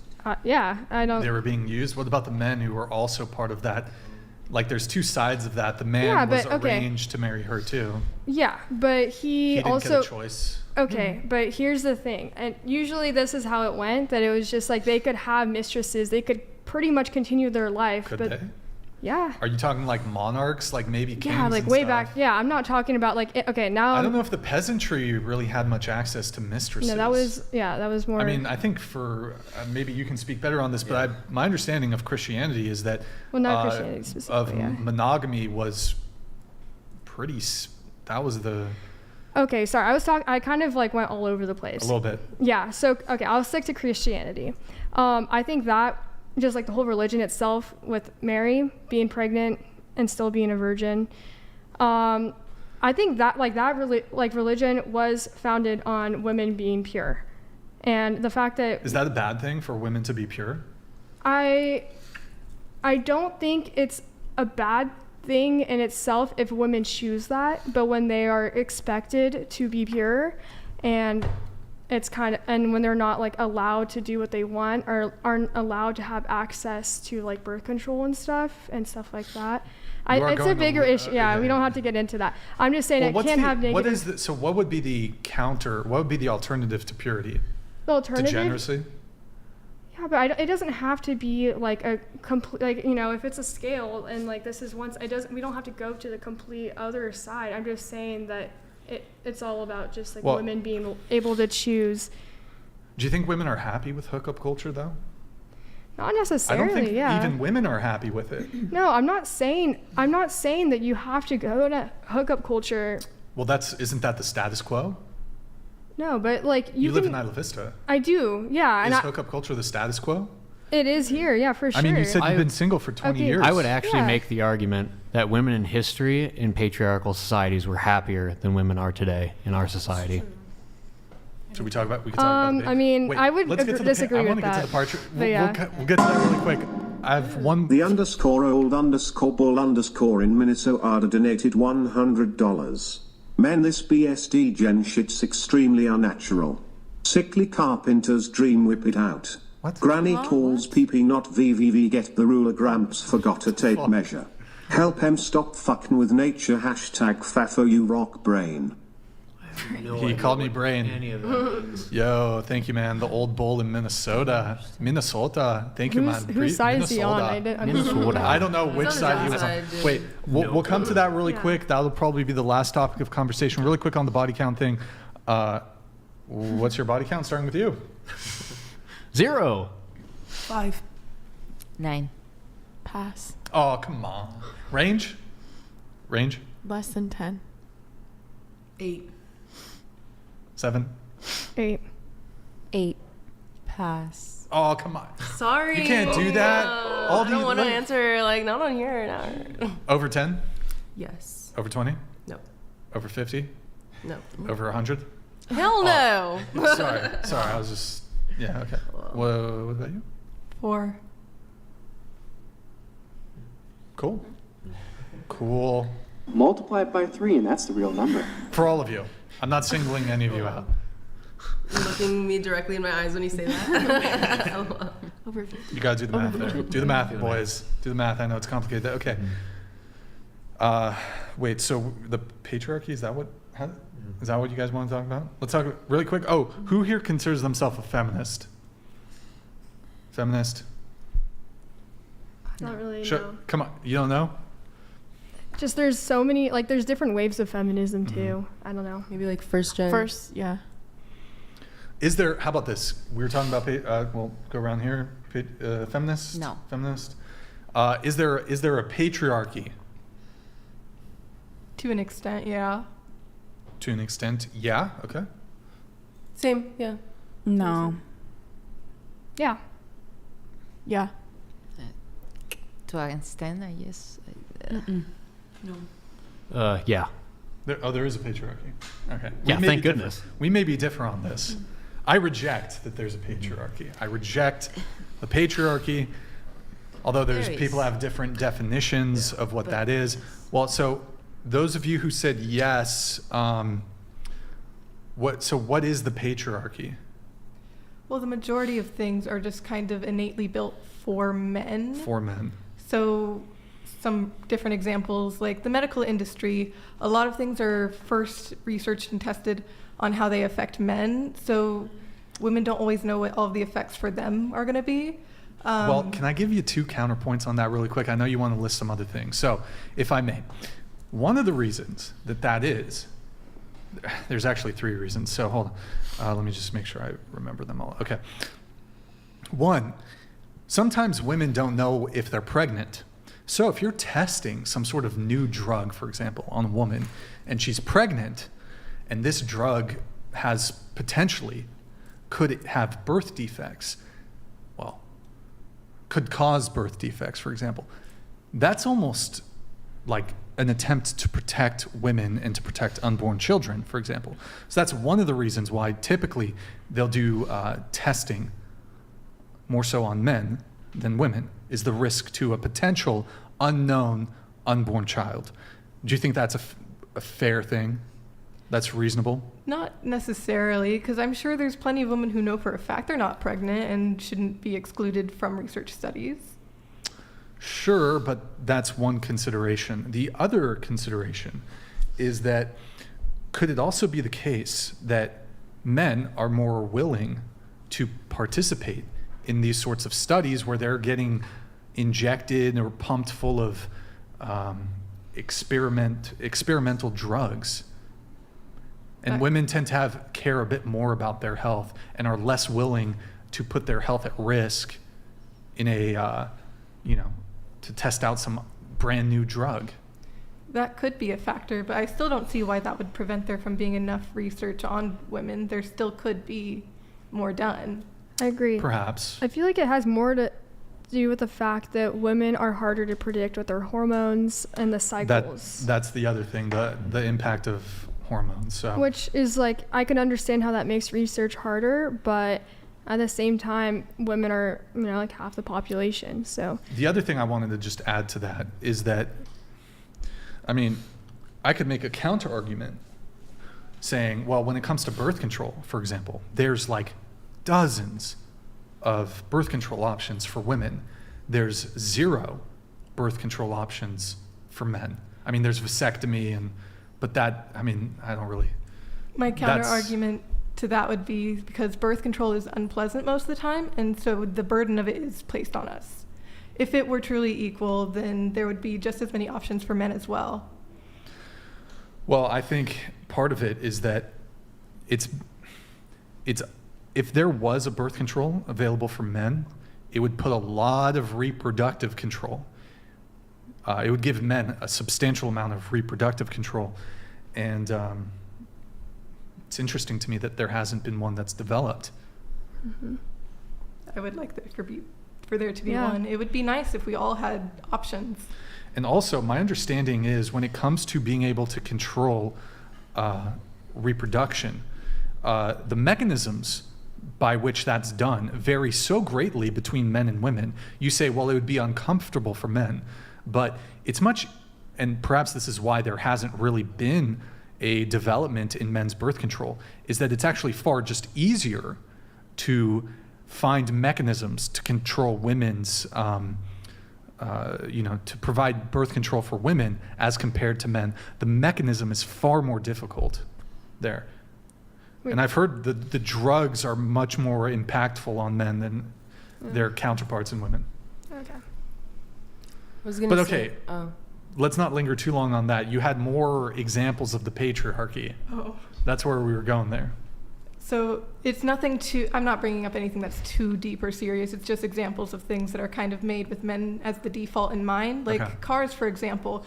Impact in a crash is made with the survivability test done on male mannequins. So it's not really built for our bodies. We're not quite as likely to survive. Isn't that just the nature of isn't that just the nature of a vehicle impact? It doesn't have to be, though. No, as a student of physics, it doesn't really matter what the object is. The impact is going to be the same amount of force. Like the mannequin has titties? No. Do we got to give the mannequin titties? I don't think so. Yeah. I do know what you're talking about. Yeah. I feel it. Mostly it's just that impact. We have to do a lot more adjustments for the car. We have to lower the wheel, like way lower, so that if we were to get impacted, it would hit our chest and not our face. But you have the option to lower the wheel, which is well, good. Yeah. So I mean, like, but those advancements benefit both men and women. Like, it's not the man's fault that he's more substantial, like, body-wise. Like, I don't see, like, I guess, yeah, you could make an argument that it's not equal, that men are more or less fragile than women. Yeah, that's true. Mm-hmm. But, like, yeah, I just don't see how we can remedy that. I think it mostly... Like, what's the system there that makes men less fragile than women? I think it mostly has to do with like the height of stuff. Like, I think that what you guys are saying is that it just has like accommodations and stuff. Because as you said, I haven't like actually, I've only heard about this. I don't really know much about it to really comment on it. But I think what you guys are talking about is that, like, for example, like the seatbelt has to like sit like a certain way. But if you're like usually you can adjust like the, you know, the part where it connects to the car. But like, if you're like, for me at least, I am average height for a woman, and I still struggle to like adjust the seat and adjust like you know, everything in the car to my height. And like, if I was any shorter, like, I don't know if I could really see that well over the steering wheel. Stuff like that it's just like, it's not really. Well, I mean, I could make the same argument for short men. I know. Like, I mean, there are things like men experience, like, what about Shaq? I mean, he has to buy specific cars. Like, I can come up with examples as well.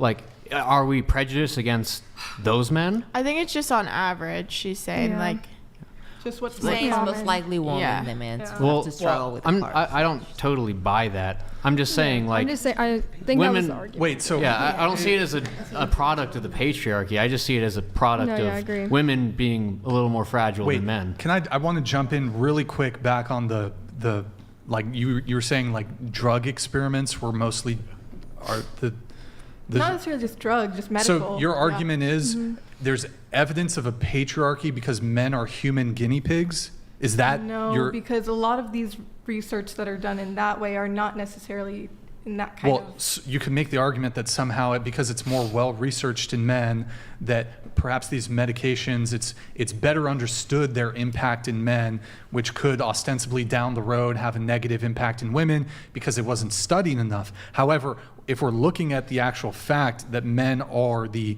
human guinea pigs for these experimental drug treatments, couldn't you make an opposite argument that men are so desperate for money that they're willing to go into these studies? If they're making, if the people designing the studies have to, you know, find the people they're doing the research on, so they have to tell the public of if they're looking for males or females. So what if there's just less women who are willing to volunteer? I doubt it. Out of the whole world, I'm sure you can find women. You know what I mean? I'm sure that if you're offering money, there's going to be enough women to do it. Do you think do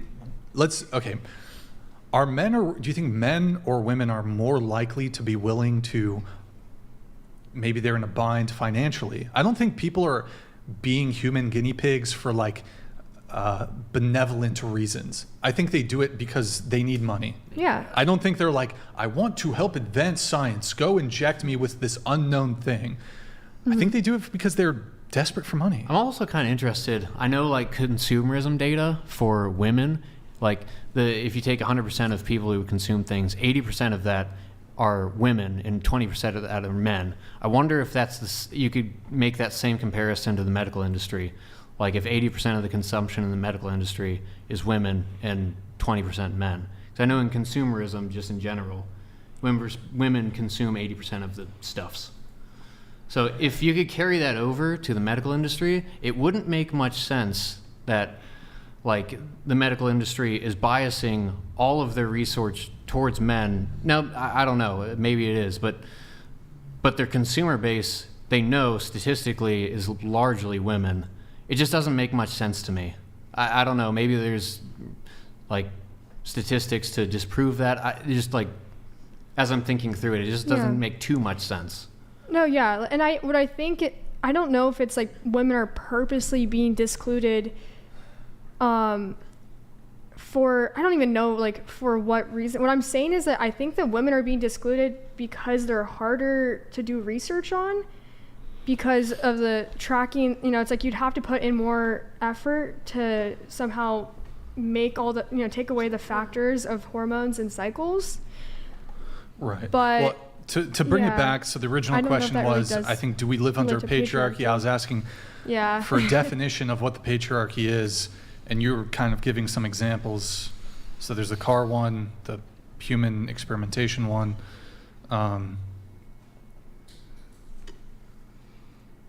So what is the patriarchy, I guess? Well, what I originally said was it's just that things are originally made with just men as the blueprint, like the default idea, when it should be for all of us.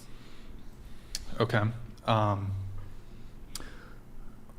The two examples you provided seem to be a little bit niche.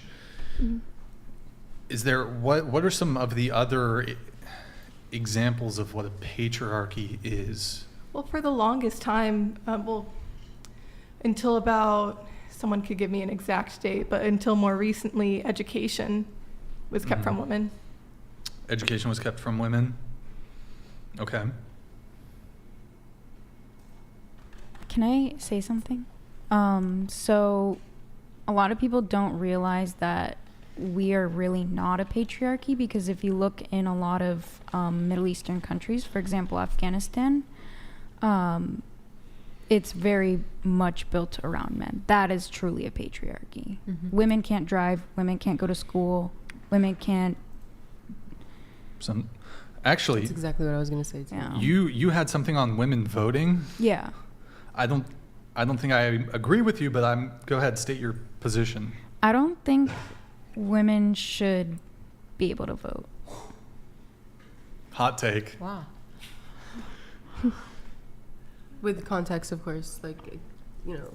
Because statistically, more women are Democrats, and if you were to take away women's votes, it would be more leaning towards Republican. Conservative. Yeah, conservative. So you're conservative? For the most part, I'm libertarian. Okay, I would say. I actually hold that position. I'm sorry, Brian. Wait, you want to get rid of women's vote? What are you, a radical? You fucking extremist? I mean, I'm not saying like radical extremist. I just feel like it was a mistake. So wait, what was the mistake? I want to give my reasoning. Giving women because I say that, and Hold on, let's let her give her reasoning first. Give your reasoning. Yeah.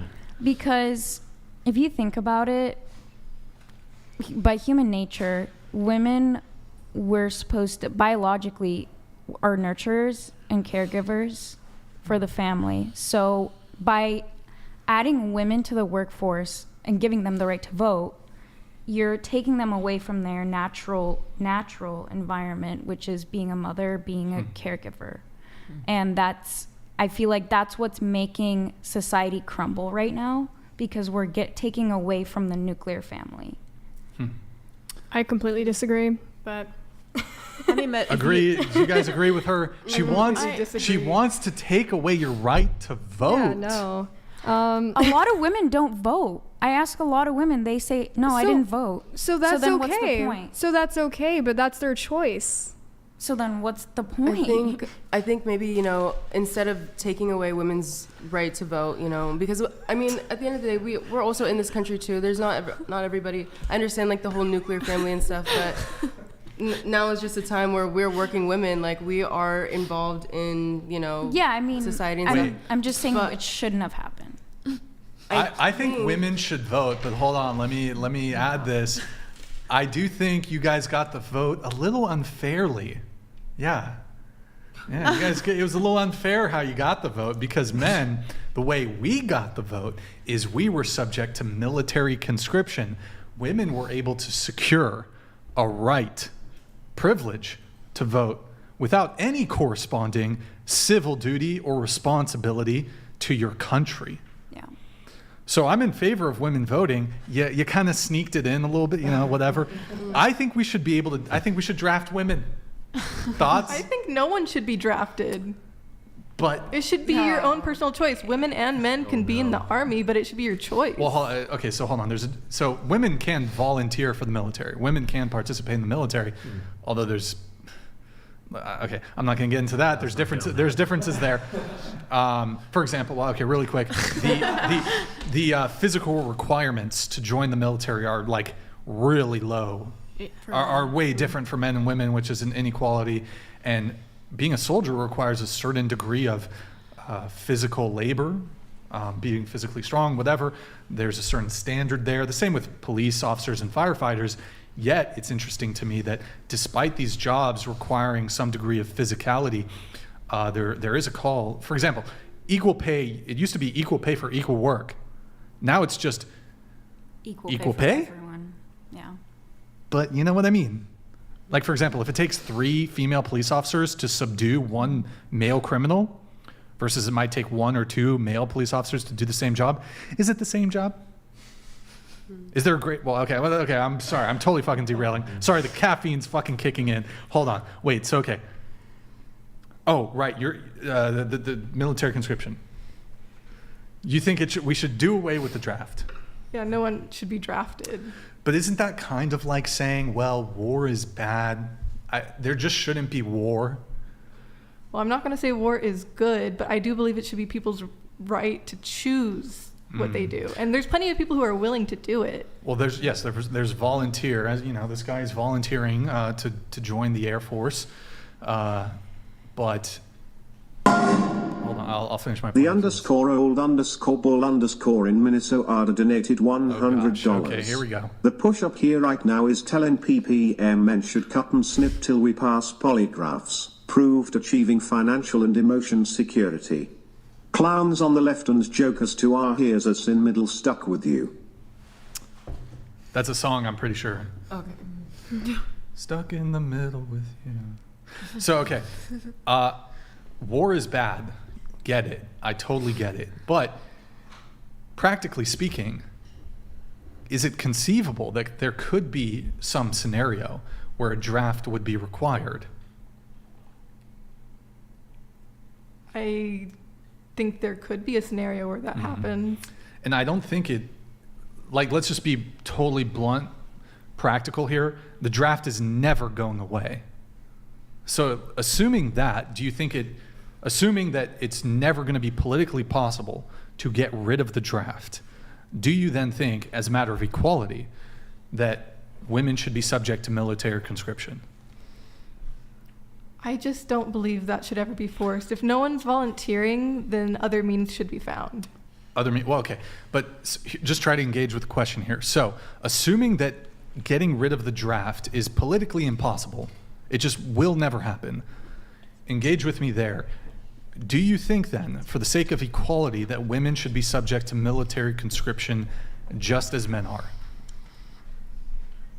Would that still need to happen if the world leaders themselves just fought each other? Just engage with the question. We get it. Draft bad, war bad.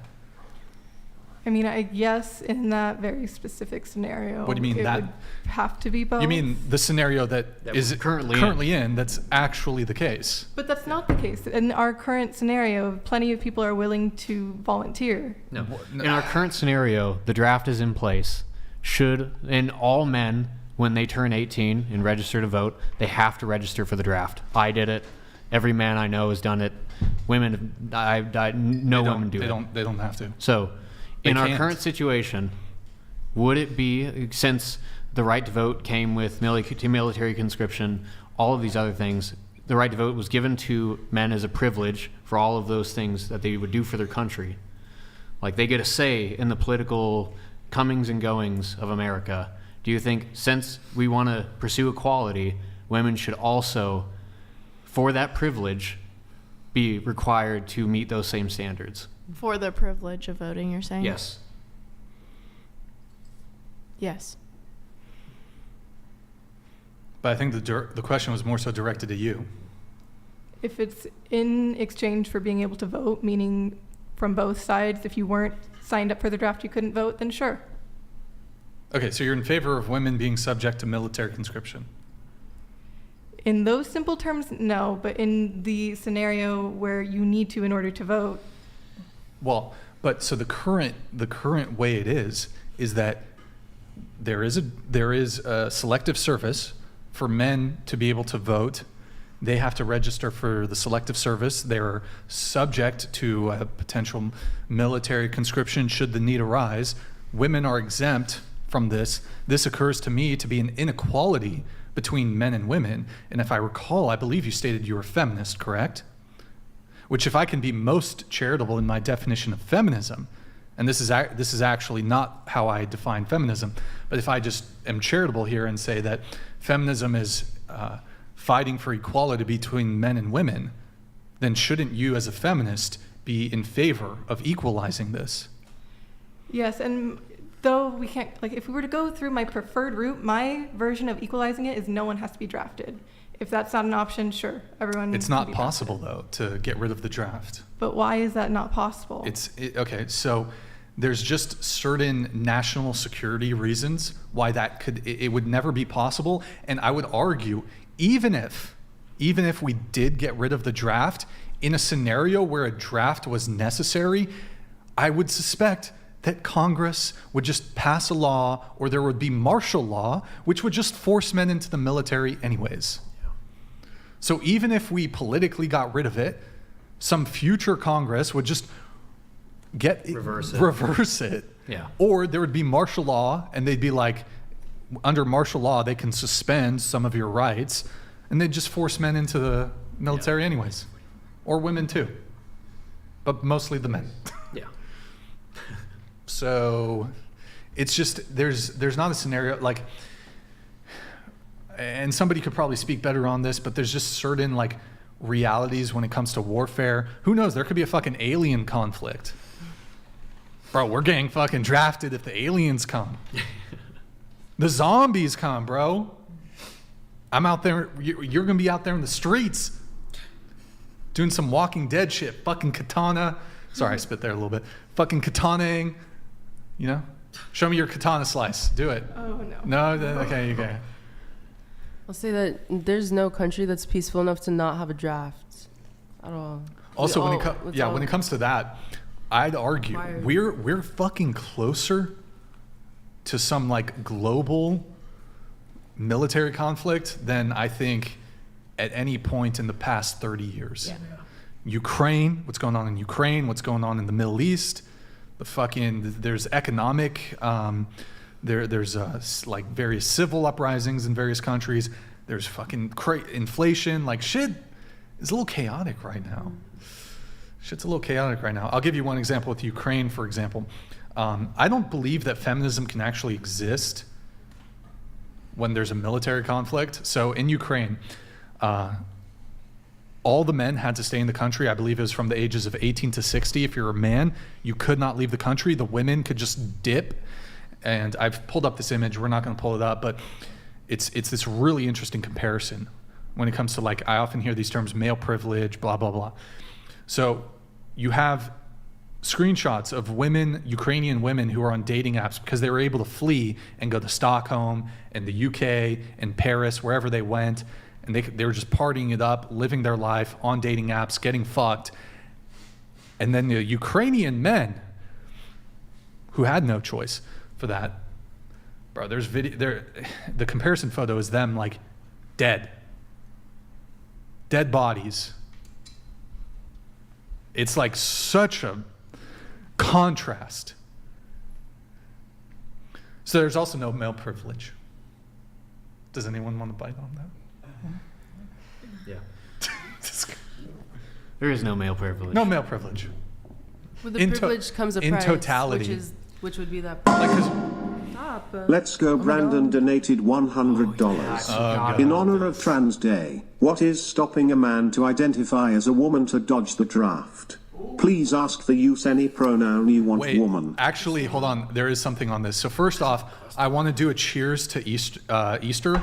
Yeah, Easter. He is risen. Nick, if you can actually pull up the social, oh my God, I'm blanking. Sorry, the Selective Service System website. It's like SS. You can Google it. Actually, it's by sex. So you can't get out of it by transitioning. So Nick, can you scroll up a little bit, or make it bigger? My bad. I'm just really curious on this really quick. Can you go to registration and just don't click it, just see the drop down? Other one? Oh, click it, I guess. Scroll down. Who needs to register? Benefits, also we could do benefits and penalties. Should we do this one? Yeah. Yeah. I'll post on the other side. I remember disabled, scroll down. Transgender people, okay, this fun. Just click on that Okay. one. Yeah, they have a, They've been asked this question a few times. wait, click it? Oh, scroll down, it's probably, yeah, it's on the it's like a same jump. page. Just Yeah, keep it's a going. weird jump thing. Yeah. Scroll down, Go all the way to the bottom. scroll down. There it is. Yeah, there we go. Make it, who are assigned male at birth and change their gender to female are still required to register. Individuals who are assigned female at birth and change their gender to male are not required to register. Damn.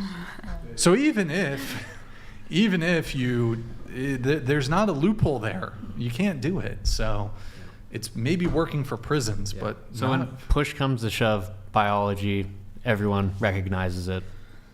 It doesn't matter what people in the government say. They recognize biology. It doesn't matter. I think it's just like they're trying to get rid of a loophole. Like I think that is like the major thing. wait, they're trying to get rid of a loophole, because it's like who, like if you don't want to be drafted, what's stopping you from identifying as a woman besides how others perceive you? But if you really don't want to be drafted, like I feel like a lot of men would do that, so they're trying to prevent that because they can see that happening.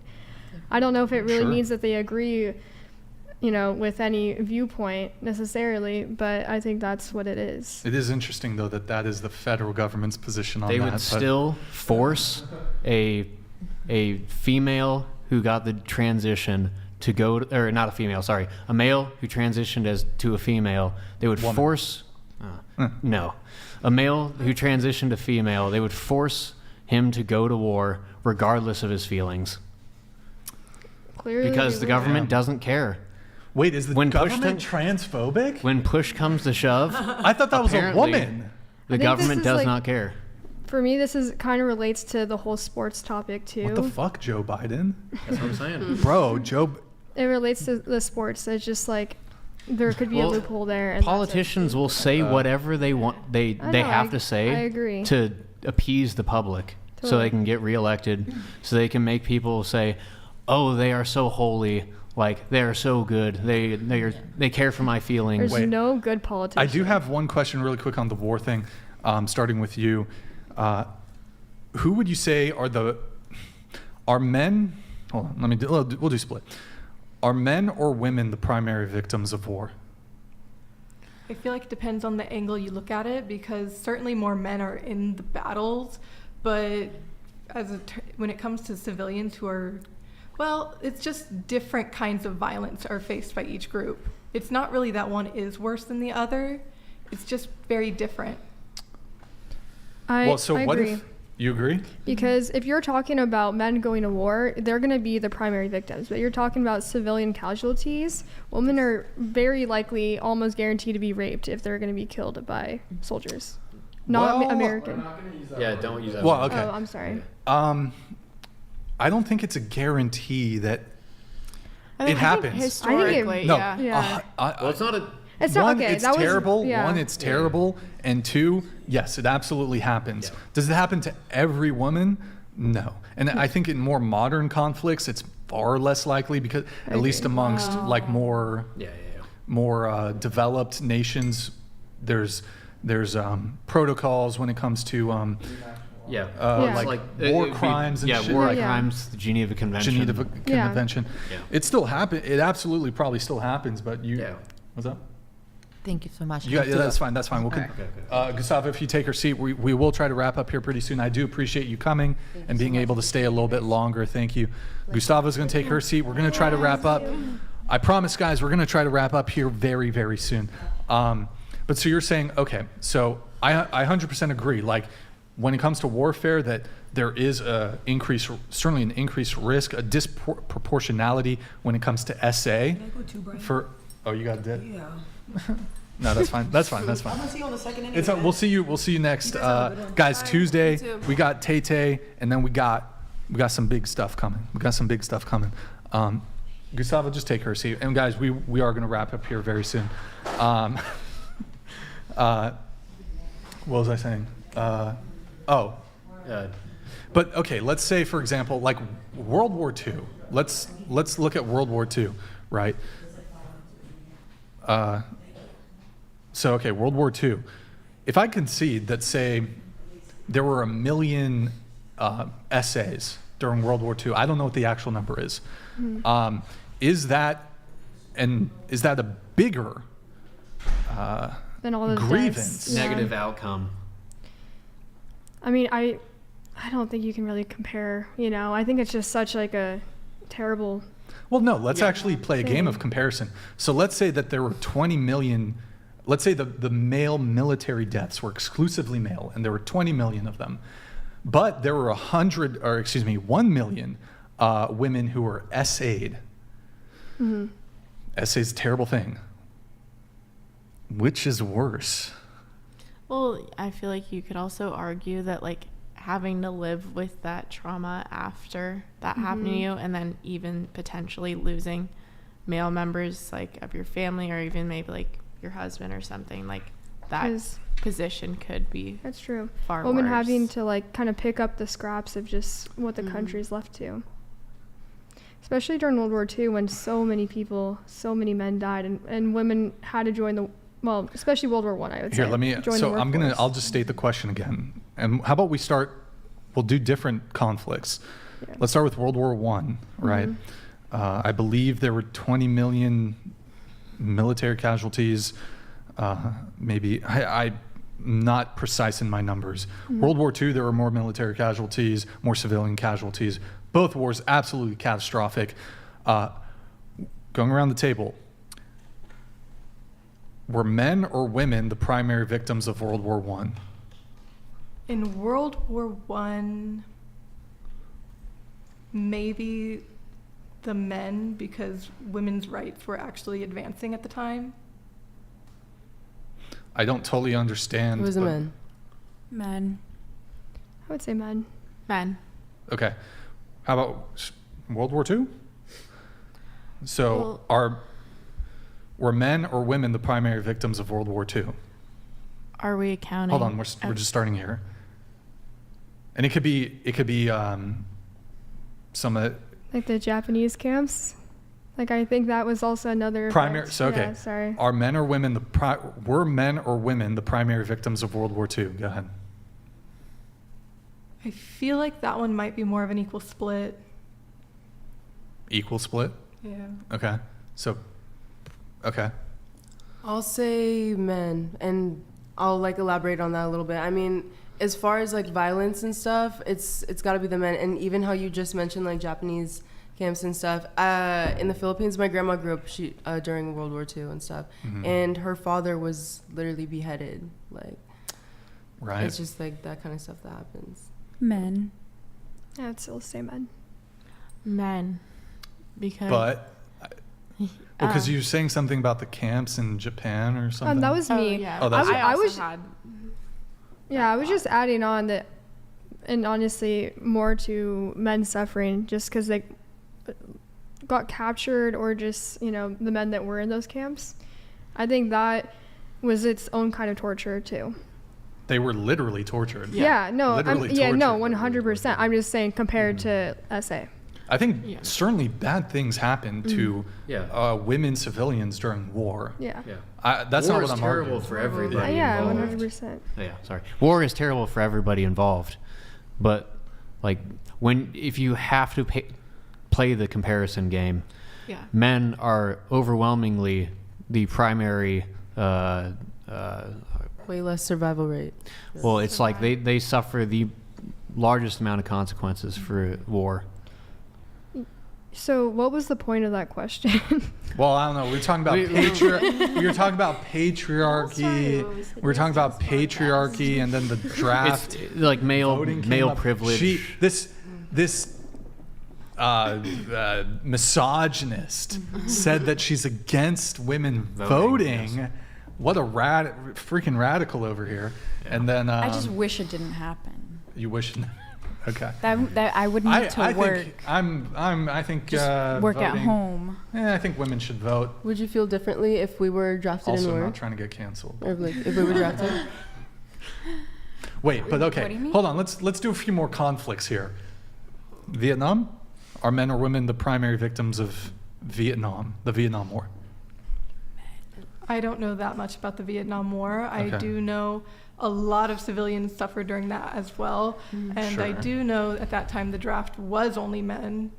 And a lot of men died, and a lot of people who come back from that war say that it felt like it was all for nothing.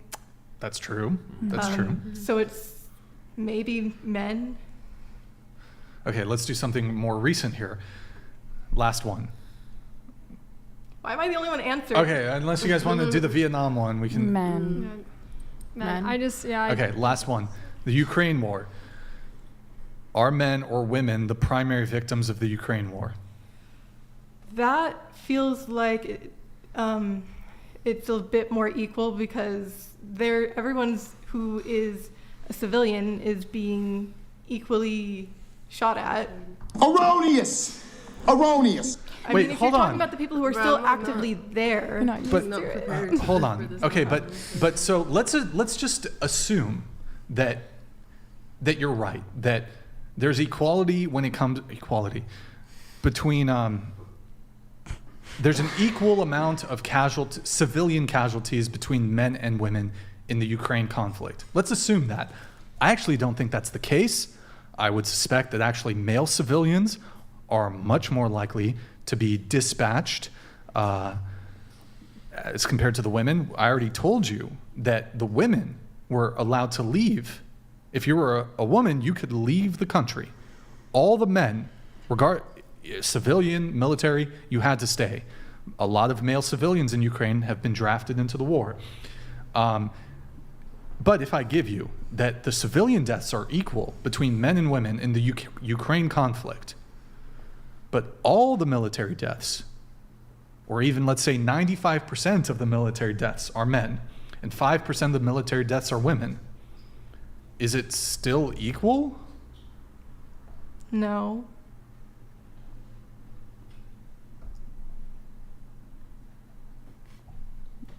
Checkmate? I mean, it's not really like. 'Cause you people said- can Oh. change their mind. I'm not like. Oh, okay. It's not a matter of who gets like is most right or whatever. Well, because when I asked the question, you said it's I equal. don't know that in much Ukraine. about these wars. Oh, It's hard to make these judgment calls with Right. very limited information. sure. Okay. Interesting. Did you guys answer on the Ukraine one? No. I'd say probably the men again. Men, definitely. For men. Men. Yeah. Now, do you doubt the claim that I made about women being allowed to leave the country? I don't doubt it. Okay. Yeah, they were able to leave the country. Men had to stay. Many of them got drafted into the military. So, fascism? Fascism. Fascism? War always effing sucks, okay? Like, regardless, literally. So should we draft women? I think that's what that stems from. I don't know. We're Well- talking about the patriarchy. Okay, last few questions on the patriarchy. Under the patriarchy, are women oppressed? Going around the table.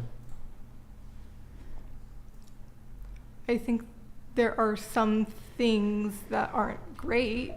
I don't really Okay. know if there's anything exactly under the law that oppresses us. Sure.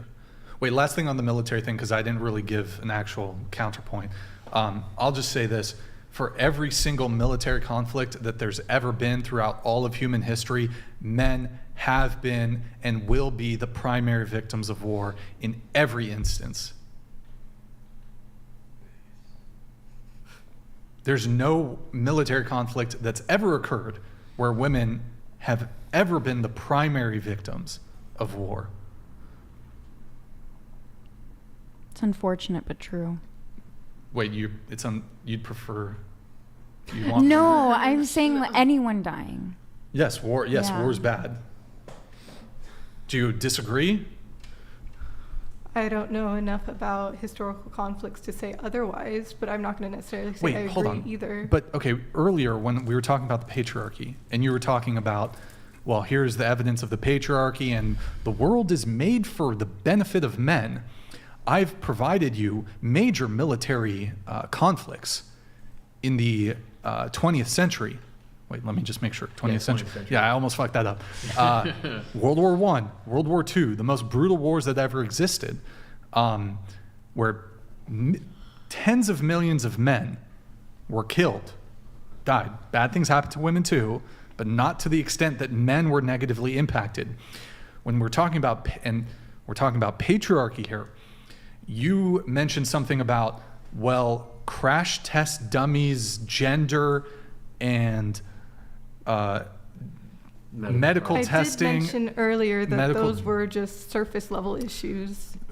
Right, but like I'm seeking like, okay, what would be like a significant grievance, right? And it's like, well, if the world is made for the benefit of men, is it though? Well, patriarchy can also harm men. That patriarchy is part of why the draft is only men. So you think if societies were, in terms of leadership positions, if they were occupied by women, there would be less warfare? I don't know if that's exactly how that would happen. I feel like it depends on the individual themselves, not whether or not they're a boy or a girl. Well, if I told you that there was a study of monarchs and they compared queens to kings, and they actually found that queens were more war hungry than kings were, and queens were much more likely to wage war than their male counterparts. I think that could be more for the reason that women felt that they had to establish themselves and that they were already Well, hold on, the monarch? Monarchs, yes. You mean the yes. the top authority? Okay, yes. Listen, because they have to prove themselves? Yes, because you mean the queen? No, no queen or king has to prove themselves. They do. They have ultimate authority. Off with his head. They have ultimate authority, but they have advisors and they have people that can rebel against them. Who's the French king who said, "L'état, c'est moi"? Probably one of the Louis. Henry VIII. I think it was one of the Louis. L'état, I am the state. Oh, that's Louis the 16th. Yeah. The state is me. Yeah. L'état, c'est moi. Yeah. Look, monarchs had substantial power. Yeah, but I'm going to say that usually monarchs were men. Wait, so you're saying the queens wanted to like impress the lads? No, but I think that they had to be more aggressive. It's always for the boys. To be taken seriously, I think, by the general population, also like of their kingdom. because yes, a monarch has all the power, but really they didn't need to be taken seriously. Because really maybe as a monarch, they have to establish themselves so that there's not a rebellion. In an age where the most important thing to every single person in the country was, am I going to be able to feed my family? They could care less. They could not care less what the position of the female monarch was. Okay, so how about the advisors, the nobles that had all the money and influence? They would care. Well, they see a weak monarch, and they're gonna go somehow against that monarch. So same with neighboring kingdoms, they would see a potentially weak 100%. I think it's definitely more complex than you're making it seem. Regardless of male or female, it's generally the case that female leadership does not understand the innate drive for protection that men find natural. It's a natural feeling that men have, and women just don't. If women are so caring and maternal, how can they not understand the protection? If they have this innate drive to protect their kids, how can they not understand the protection of people? Well, it's the innate drive to nurture their children. Yeah. It's the father's innate drive to protect his family. Like if there is a armed shooter in your house, the man's the one who's going to go stop the conflict. He's the one who's like, I am obligated to protect my family. But if the shooter were to turn to the kid, the mom would definitely step in front. I think it just happens to be more it's what not the her woman initial thinks, reaction. It's usually because flee. she probably thinks, but it's because she thinks that she can't help as much. The man thinks that I'm the strongest one, so I'm obligated. I think that is what a man would think. Well, when it comes to leadership positions, that's why women tend to be more aggressive. I can't say that's exactly why. I'm just theorizing right now. I am too. Yeah. So my theory is that women will tend to bash all other opposing forces because they feel a sense of like unable to protect themselves. So they are more likely to confront other people that are going to be against their position.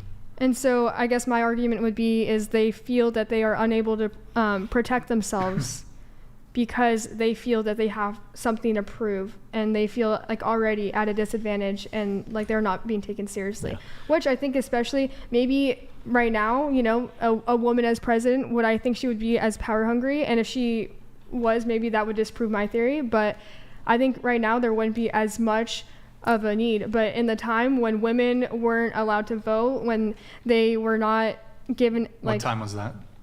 During when there was monarchs. I'm not talking about the current monarchs, because but what if I told you during that period where there was monarchs in most of Europe, actually men didn't have the right to vote? No one voted either. Noblemen though, with their own property. So, okay, right? They didn't vote.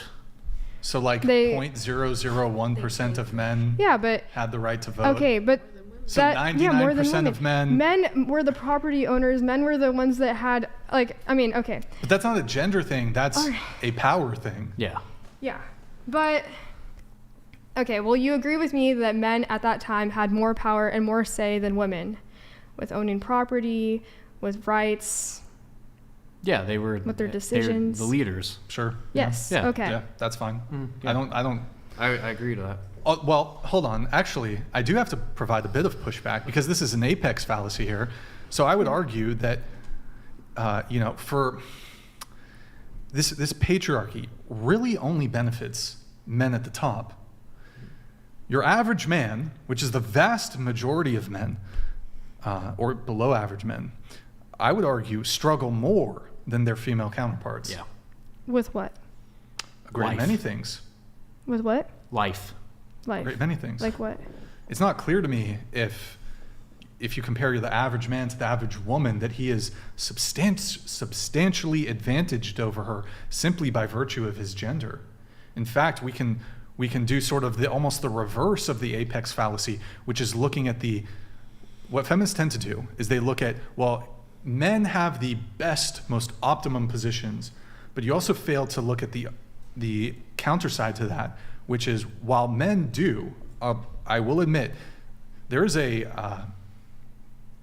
greater proportion of men who occupy the most quote unquote desirable positions in society, or they have the most power in society, which is again a very small proportion of men. A much larger proportion of men, as compared to women, occupy the absolute worst positions in society. And you don't hear much about equality on that front. For example, the fact that 80% of homeless are men. If you walk down the street, actually, if you look out that window right there, and if you look outside, there's a homeless man in the rain. Well, he's covered, he's under an awning, but it's a homeless man. You walk past a homeless person, typically tends to be a man. There's a whole bunch of other things. For example, incarceration. Men are much more. Crime is a different discussion. I think you're confusing correlation with causation, because I think that yes, I honestly don't know if that's all completely true. I haven't done my own research on men being worse off than women in everything. Wait, so are you saying that, well, when men occupy positions of power, that's some privilege that is just bestowed upon them and there's no merit to their achievement, but when there's a negative, some sort of negative life scenario for a man, well, that has nothing to do with his gender. But when there's a benefit, 100% has to do with his gender. When there's a negative, absolutely no correlation. Okay, so first of all, I didn't say anything about people or men about. Okay, hold on. Let's go back. Make your point. Okay, so I didn't say that it had nothing to do with gender. I just was going to say that it is for different reasons than you might say. Like, for example, men being worse off could be more due to mental health and their unwillingness to go get help, especially for homelessness, which is usually a lot of mental illness. I think women are going to be more inclined to go to therapy just because of stigma. You think therapy is what's preventing men from not being homeless? Is that that's the solution to homelessness? No, but that's one solution. I'm just saying that, I don't think even I think mental illness is a huge thing that is overlooked. Therapy fixes that? I think it can. I think therapy is really good, but you think 100%. You think mental illness that is substantial enough to result in a man being homeless is going to be resolved by therapy? No. What I'm saying is that people with mental illnesses, before they get to the point of homelessness, should seek help because they can't manage their life on their own, which causes them to be homeless. That's usually very severe mental illness as Not it relates always, to homelessness. But, okay. There's also drug use. I think there's a drug component and that to also this too. relates to mental illness too. People, I would say that I've met a lot Sorry, go ahead. No, go ahead. So what I'm saying is you can't equate it all to men somehow being at a disadvantage in society. But hold on. So of all the positive life outcomes that allegedly disproportionately men are the beneficiaries of, well, that's evidence of sexism against women and the patriarchy. But when there's negative life circumstances or outcomes for men, well, hold on. No, that's men's fault. There's no discrimination towards men. There's nothing, that's your argument. Okay. How are you? Okay. Let's backtrack. Let's backtrack. We'll backtrack. Because I think you're kind of nitpicking my argument a bit and then kind of making assumptions. How do you think that men are disadvantaged in our society to end up homeless? What do you think causes that? Sure. There's a whole bunch of reasons. The homelessness thing is very complicated. There's a whole bunch of reasons how someone can end up homeless. I would argue, for example, though, is women, when it comes to shelters, women are much more likely to end up getting sheltered. When it comes to homeless people who are, because there's different categorizations of homelessness. When you see homeless people who are, I think the term is living rough. So that's like when you see them on the street, they're sleeping outside. That's living rough, right? That's even, of the people that are homeless, that's a greater proportion of men. So you're asking me what are the reasons precipitating homelessness more likely impacting men? Yeah, because you're equating it to being caused by their gender. Their gender is causing them to be worse than life? There are simply more social safety nets afforded to women than there are men.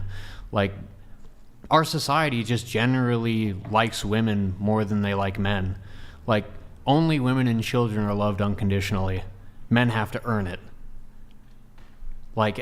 Men are not loved by society unless they provide certain kind of value. Generally in our society, women are praised, loved, adored, regardless of what they produce or provide. So in the case of homelessness, if a man can't provide, well, sucks to be that guy. He should just work on himself. But if a woman can't provide for herself, how can we help her to make sure that she stays off the streets? That's generally the attitude people will have. And that's the attitude that our systems have. I'd say there's definitely an attitude like that when women have kids. I think that's when women are caretakers. I think that is definitely the attitude. But as far as homelessness goes, I just think that's the public, there's a public education that is afforded to men and women. Okay, so that is where everyone starts off. So how does one go from having access to education to being homeless or in jail? Does that include higher education? It could. It could. Well, then we have to also look at the fact that, for example, more women go to college. There are more scholarships available for women, and women get more. I think it's 60-40. So the discrepancy. But that's obviously. But is that evidence of sexism? Because when it was that way in the past, when there were more men going to college than women, that was assumed to just be some some because sexism. It was. You talk to any woman that grew up in that time. What time? The time when they weren't when it was hard to go to college, when the ratio was so off.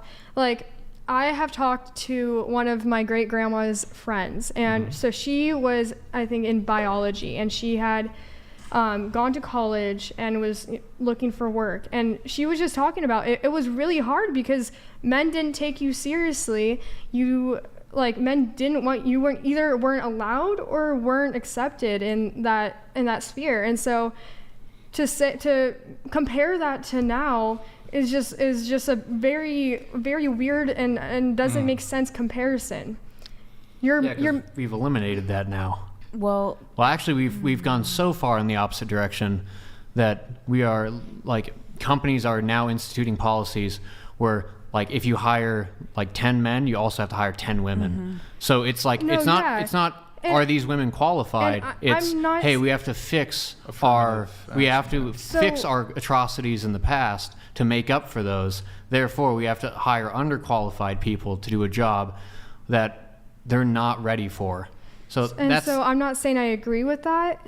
I'm saying that to say that the switch up and compare the circumstances now to the past, it isn't the same, because now women I will agree, are in some cases being given more opportunities than men, in some cases, not all.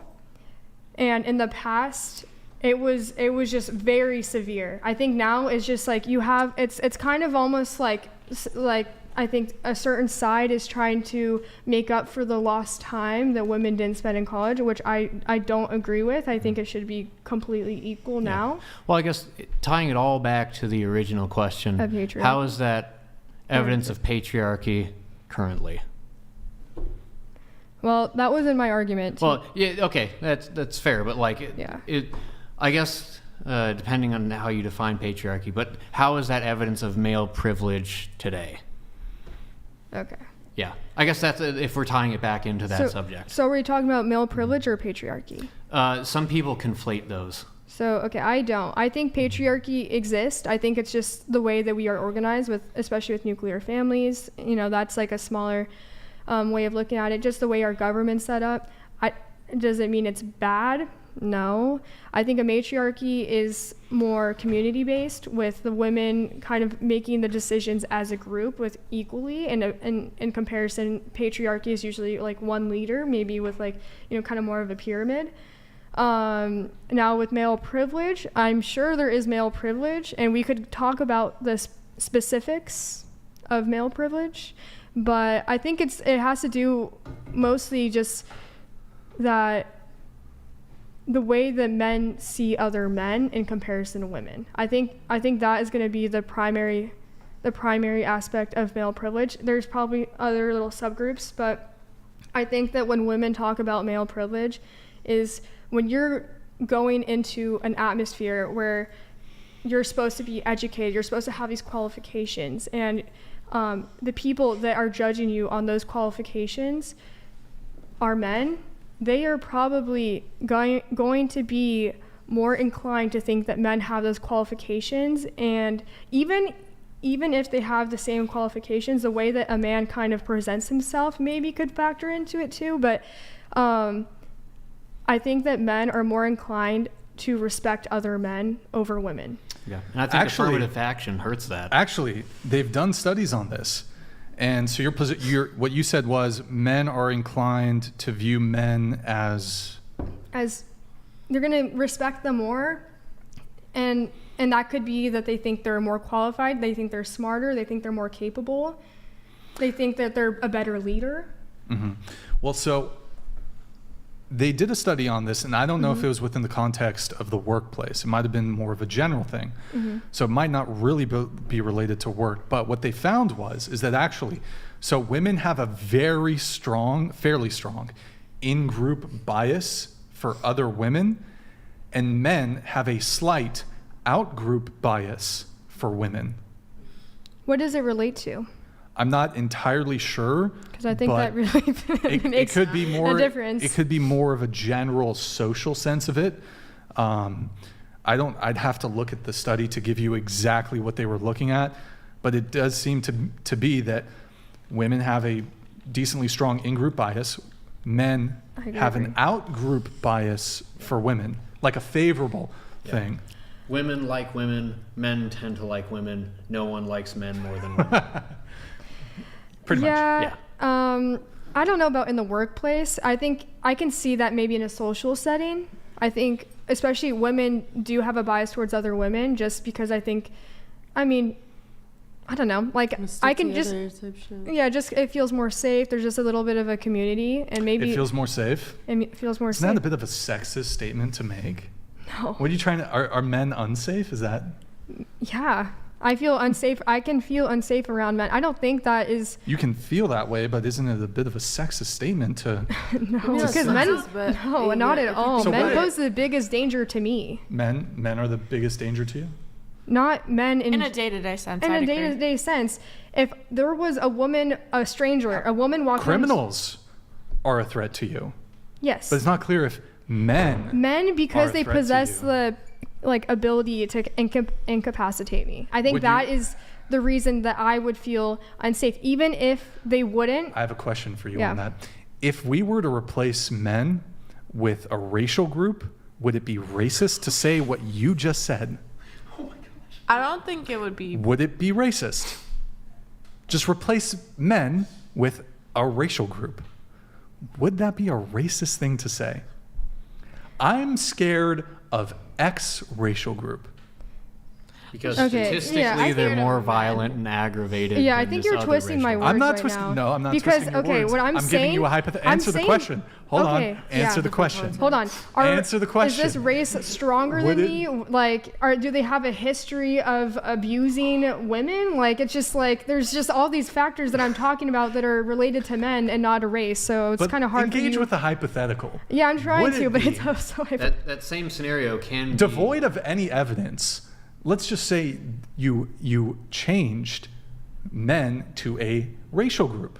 Would it be a racist statement to say that X racial group, I'm scared of X racial group because they're bigger, faster, stronger? I think that has been done in the past, but I think I'm talking sexist. So then it must no. It's sexist. No, but what I'm talking I don't to fear for your safety. Yeah. I think she's saying like, are you kidding me? Now, like going outside, walking down the street.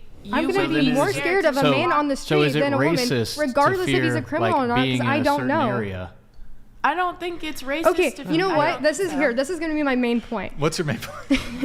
The reason that it's scary to be around men in some, the reason that I would feel more unsafe around men is because I don't know what they are capable of. And a man can never have been to jail, but could and so maybe not be classified as a criminal in the legal sense, but he could still pose a risk to me because he can't be predicted. Okay, so make that same exact statement and replace it with a racial group. Does that statement become racist? I don't know. Well, it's. I just think that's like you're. Different thing as well. I think it's different, and I think it's like. I don't think it's different. I don't think it's that different. Right now, Devon Jackson donated $100. A matriarchy would just look like a group of women deciding where to direct male bodies, effort and suffering to achieve human endeavors if we are being honest. Yo, Devon Jackson, good to see you in the chat, man. Thank you for your TTS. Appreciate it. You mentioned when you go out into the street, you feel unsafe. I'm saying, no, I was using that as an example. I'm moving on from the racial thing, but you say when you go out into the street, like you feel unsafe. I was because you're a woman. When you're around men, you feel. I'd say I feel less safe than if you were around women. Okay, yes, because around women, there is a sense of community. I think maybe you just don't understand what I'm saying because you guys are men. But like, if I'm going out, if I'm going to a bar, we don't understand what you're saying because we're men. Because you haven't. That's a bit of a sexist statement. No, because that's a little sexist right there. No. Okay, it's not just sexist. You don't have the same experiences that we have. You guys experience because you guys are naturally protective, and we wouldn't know that. I didn't say that shit. Okay. Well, no. well- Okay. What I'm saying is, you guys don't have the experience, and so you might not understand What experience? the experience of walking outside up as of a girl. constantly being raised to look out for yourself. Well, because you're- actually, yeah. Most violent crime is perpetrated against men. It's men on men. So actually, statistically, men should be more scared of going outside than women. Men are more likely to be victims of Yeah, violent but crime. like that one question, But- who are you afraid of though? Yeah. Are that's you kind of do you irrelevant. guys ever No, feel but I'm unsafe saying- when you go outside and walk Yeah. by yourself? Statistically, more than you. Do Are you you feel feeling, no, are you no, feeling that's- threatened by no, men I'm though, or talking are about you feeling threatened by personally, women? Is really the question. Yes, I have. I mean, I'm Not have you, do you? Yes. Do you on a regular basis feel unsafe when you're like walking by yourself? Because maybe that's just you two, but I just don't think that is a common experience with men. I think also women are raised to fear for themselves and to not put themselves in scenarios where they could be taken advantage of by men. At least maybe that's how I was raised by my parents, but my parents have always like warned me that men cannot be trusted and you have to be careful. Men cannot be trusted. Yes. That's a Wait, rather okay. sexist thing for your mom to have taught you. Parents, But it's not it's like more- statistically like. You just hold on. Okay. Explain if this to me. helps you hold on. here. Wait, hold on. Let me just make my point. Explain to me how the following statement is not sexist. Men are not to be trusted. Okay. No. Answer the question. What? How is that not How sexist? is that not just? Men can't be like anyone can't be trusted, but the point they're making is that men can't be trusted, and they could use that against you. Let me ask you. Okay, hold on. Let me ask you a question. Let me ask you a question. No, hold on. A Let me ask man you a maybe it would question. be a different thing. If Let me- I could protect If I were myself, to say women can't be trusted, is that a sexist statement? I would just be like, okay, I don't know. Is it a sure. sexist statement? I don't think so. You don't I think think so? that's the opinion. I think it's just like Is it a sexist opinion? I don't know. Women cannot be. Okay, That, you're trying to make me. You're trying to like put me into a loophole, or not a loophole. It's not a loophole. Not a loophole. I'm not. Yeah, forget I said that. You're trying to make me sound sexist by asking me these hypotheticals. It's not. Okay, hold on, because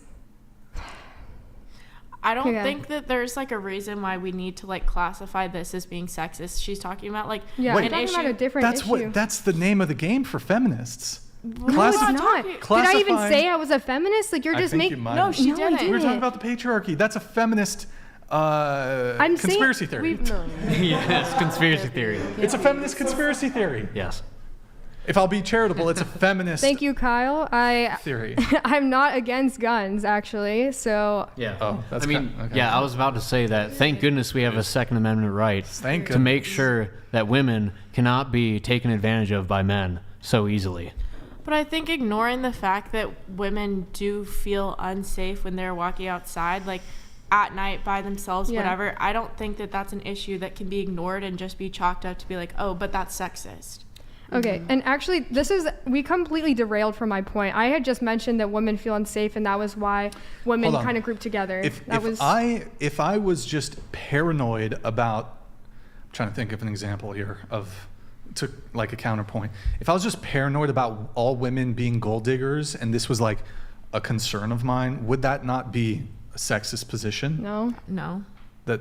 No. To All think women are all gold women diggers. are All you want gold from me diggers is my or money potential and I gold don't think diggers? that's sexist. resources. But I think it's just a stupid statement. That's also not It's- going to cause you physical harm. Wait, Okay, hold on. you're saying, okay, because you're saying by grouping women all together. Okay, I think you're saying that I think all men are bad. That is not the statement I'm making. I'm saying the statement I'm making is a generalization that all men can be bad, not that they are bad. So you're saying Can all can women all be women bad? Yes, 100%.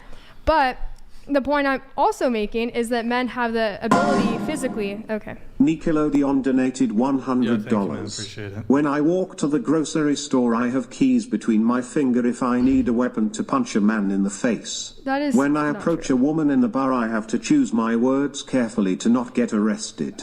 Can I add something? That to is as so well? dramatic. Are you Okay. kidding me? Nickelodeon, you're fucking legends. What words are you saying that's going to get you arrested, What you dude? got? Okay, so remember when earlier we were talking about like jobs, right? Police jobs and stuff. Yeah.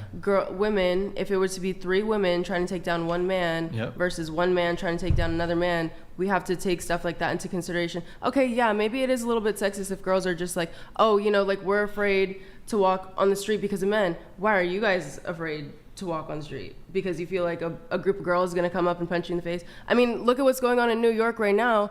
You have literally one punch man running around and punching girls, like, just cause. But that's the kind of stuff that we have to deal with.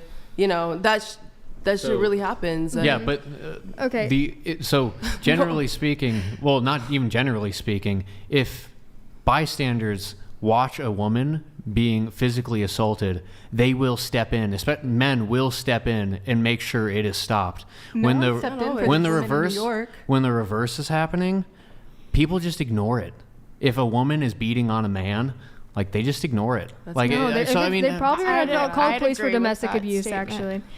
That is just not true, though. Like, experiments have been done. Social experiments have been done. And women don't like... Maybe it's just... And maybe that is a societal bias because... Towards women. Because society thinks that if the man really wanted to defend himself, he could. Tying it all back into the original topic. Yeah, seriously. This was like completely like, female privilege.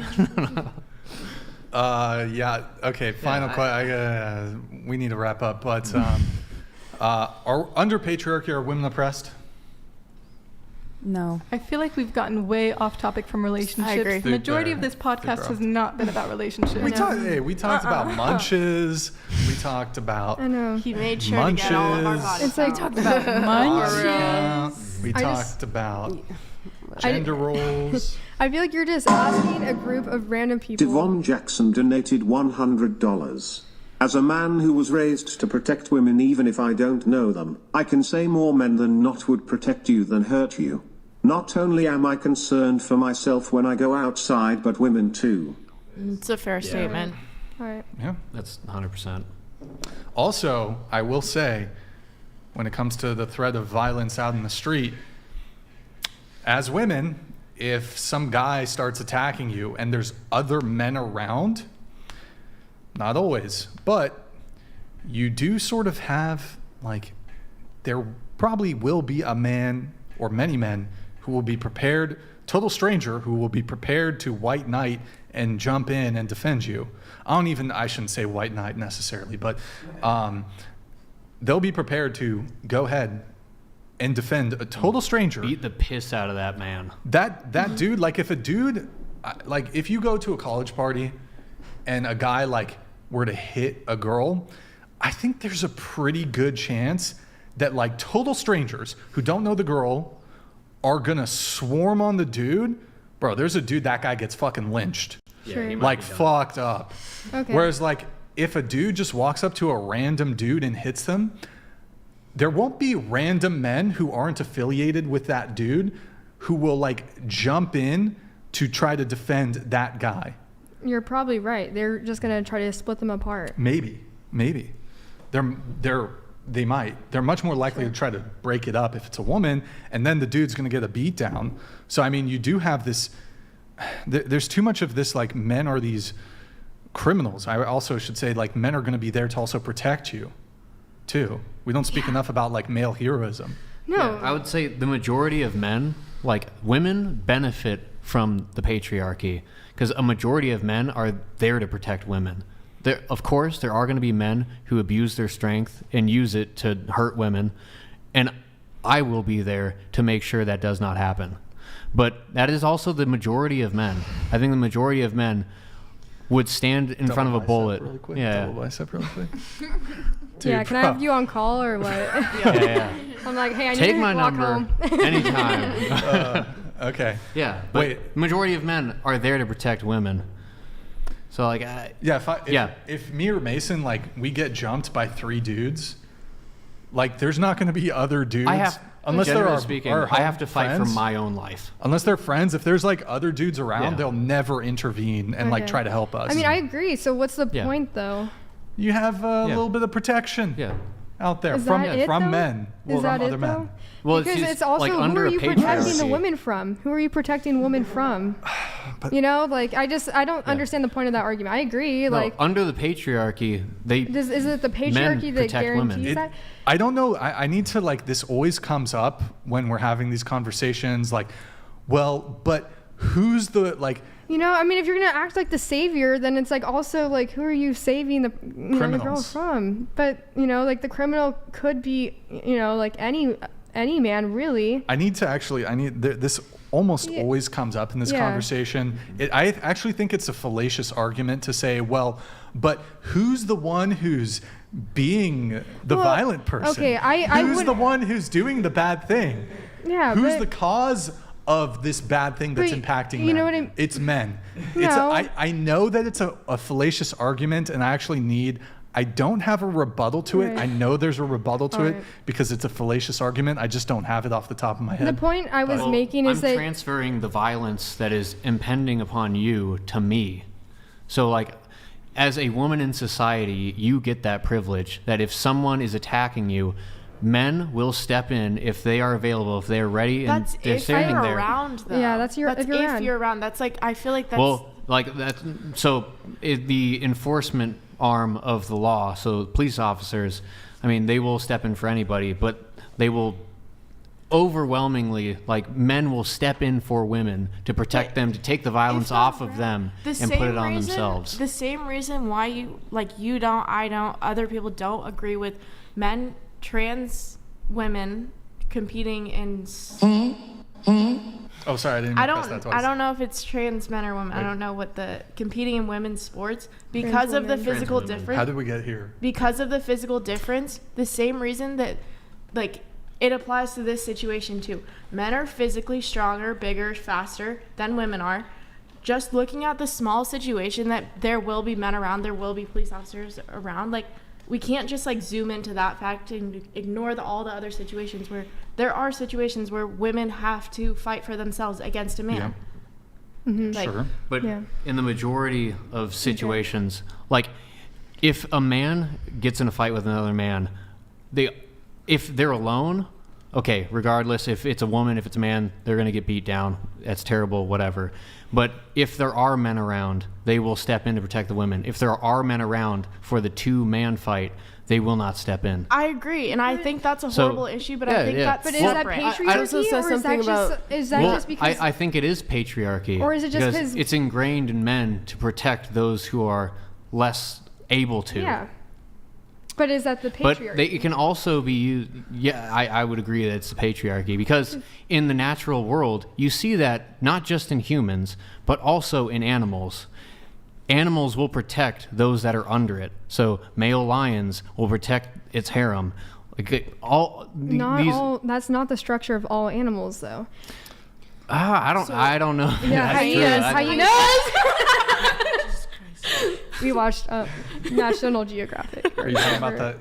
Because about, like, hyenas. Women, the female hyenas have penises. Well, but also they don't. I thought they have penises. No, they can wait, do they? Yeah. Female hyenas have. No, it's because they can retract their sexual organs to allow. They got dicks. I forgot the name for that. Those female hyenas. They got some penises. They got some schlongs on them. God damn, have you seen a female hyena penis? Sorry. Anyways. Should we wrap up? Let's wrap up, guys. Okay. Last thing. Do you want to just double down on the whole women voting thing really quick? Just to just nail the just at the end? Yeah. I disagree, but I mean, after what you've heard from this panel tonight, are you just so steadfast in your position now? I've always been steadfast. But it hasn't made all right. How does it feel, guys, that you guys have encouraged her to be more steadfast in her anti-women voting position? Something tells me that we weren't gonna change her mind anyway. I'm willing to change my mind. Let's see here. Final hot take. Argues. Men are more oppressed than women? Yes. I don't think so. So women are more oppressed than men then? Or is it equal? Oppressed by society, by different? What? Yeah, I don't know. It's different. Okay, we're gonna... Especially women and minorities.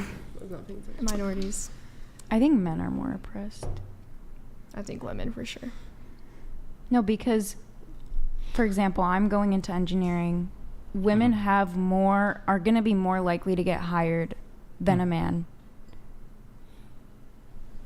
I'm going to wrap up. I'll do final word here on this. I would say all feminist arguments about oppression are dead on arrival. We already talked about this. All of women's collective grievances fall flat in the face of just one sole male grievance: military conscription. I'm sorry, collectively, I can't think of an example that's worse than the infliction of suffering upon males exclusively when it comes to warfare, forced military conscription. You can even argue that even men who volunteered for the military, that was some sort of gendered expectation on them, and they suffered nevertheless. So I do think when it comes to warfare, they try to say that there's glory in war, but the reality is that war is brutal in ways that most people can't imagine until you've experienced it. I haven't experienced it, but there's obviously historical accounts. You hear about shell shock, PTSD. You see videos of these men from World War I, World War II, the injuries that were suffered, the experiences that were had. I mean, it's just barbaric and brutal and catastrophic and egregious and just fucking insane. It's insane. Fascism. Sorry, I shouldn't be flippant. I'm sorry, I shouldn't be flippant about a serious subject, but all right, guys, we're gonna wrap up there. Before you guys like the video, please. Twitch, guys, go to, we'll do the super chats. We have 2 super chats. Go to Twitch, twitch.tv/whatever. Drop us a follow and a Prime sub if you have one, please. A little follow if you're still watching over there on Twitch. Thank you, guys. We have 1,400 people watching.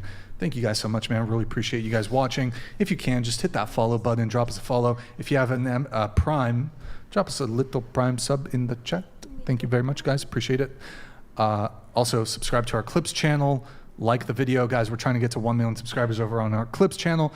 Those of you who are watching on Twitch, I'm going to prep a raid here really quick. Nick, can you pull up these super chats? And then Mason, can I have you read these super chats for us? Yeah, I got you. Oh, yeah. My ex-girlfriend is Ukrainian. She lives in Kiev. I have photos and video from her B-Day March for Valentine's Day and Christmas. Her manicure, makeup, hair, clothes, and flowers does not scream despair. While things are bad, yes, a machine is pushing narrative. Interesting. She lives in Kiev. Oh, she's still in Kiev. Okay. Yeah, she's, it's going well. Next one, Nick. If you're so scared, carry a gun. Always use your Second Amendment right. Retweet. Yes. Would you guys get would you date a guy who owns a firearm? It depends. Legally owns a firearm, AR-15? Sure. Yes. Yeah. Yeah. Yes. Okay. Cool. Sick. Sweet. All right, that's it for all the chats, guys. Let me just see who we're gonna raid over there on Twitch. I'll do my outro really quick. Hold on, let me just get this loaded up. I don't understand what a raid is.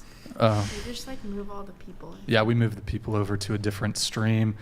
I'm gonna raid. Hold on one sec, guys. Show intro here. Okay.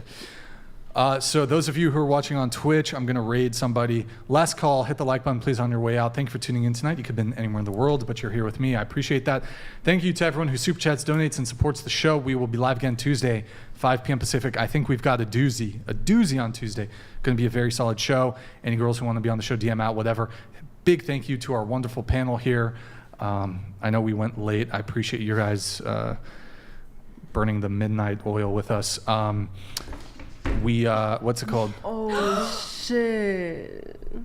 It's like 1 in the morning. Yo, my I mom's told you gonna it goes kill fast. me. It goes fast, bro. We better be getting paid. Yeah, don't worry. Okay, don't worry about it. Okay, so thank you to the panel. You guys were great. I do want to thank. I didn't say this earlier. We had 3 no-shows. So Nick went into the mean streets of Isla Vista, did some fucking recruiting. I appreciate that, Nick. If otherwise we wouldn't have. We were a bit delayed. So thank you, Nick. Shout out to Nick for being a fucking trooper. Going into Mean Street, and it was drizzling a bit. So okay, over on Twitch, I'm rating Woe Grandma 78. She's playing World of Warcraft. She's a grandma. She's currently got 300 viewers. So we're gonna give her a little surprise raid here. Woe Grandma 78 playing World of Warcraft. Tell her she should come on the whatever. Tell her we're inviting her. When you raid her, guys, tell her to come on the whatever podcast. Whoa, Grandma 78. I assume she's in her 70s. So, okay, I'm starting the raid there over on Twitch. That's going to go in just a sec. So those of you leaving on Twitch, thank you for tuning in over there on Twitch. That's going out in 3 seconds. And then I'll say goodbye to our good friends on YouTube. Okay, rating now. That should have gone through. And then here on YouTube. So thank you, everyone else on YouTube. Those of you still on Twitch. 07's in the chat. Good night, guys. Thank you for tuning in. We will see you on Tuesday. I think it's Tay versus Kiko. I think. We'll see. It's going to be a good one. All right, guys. Good night.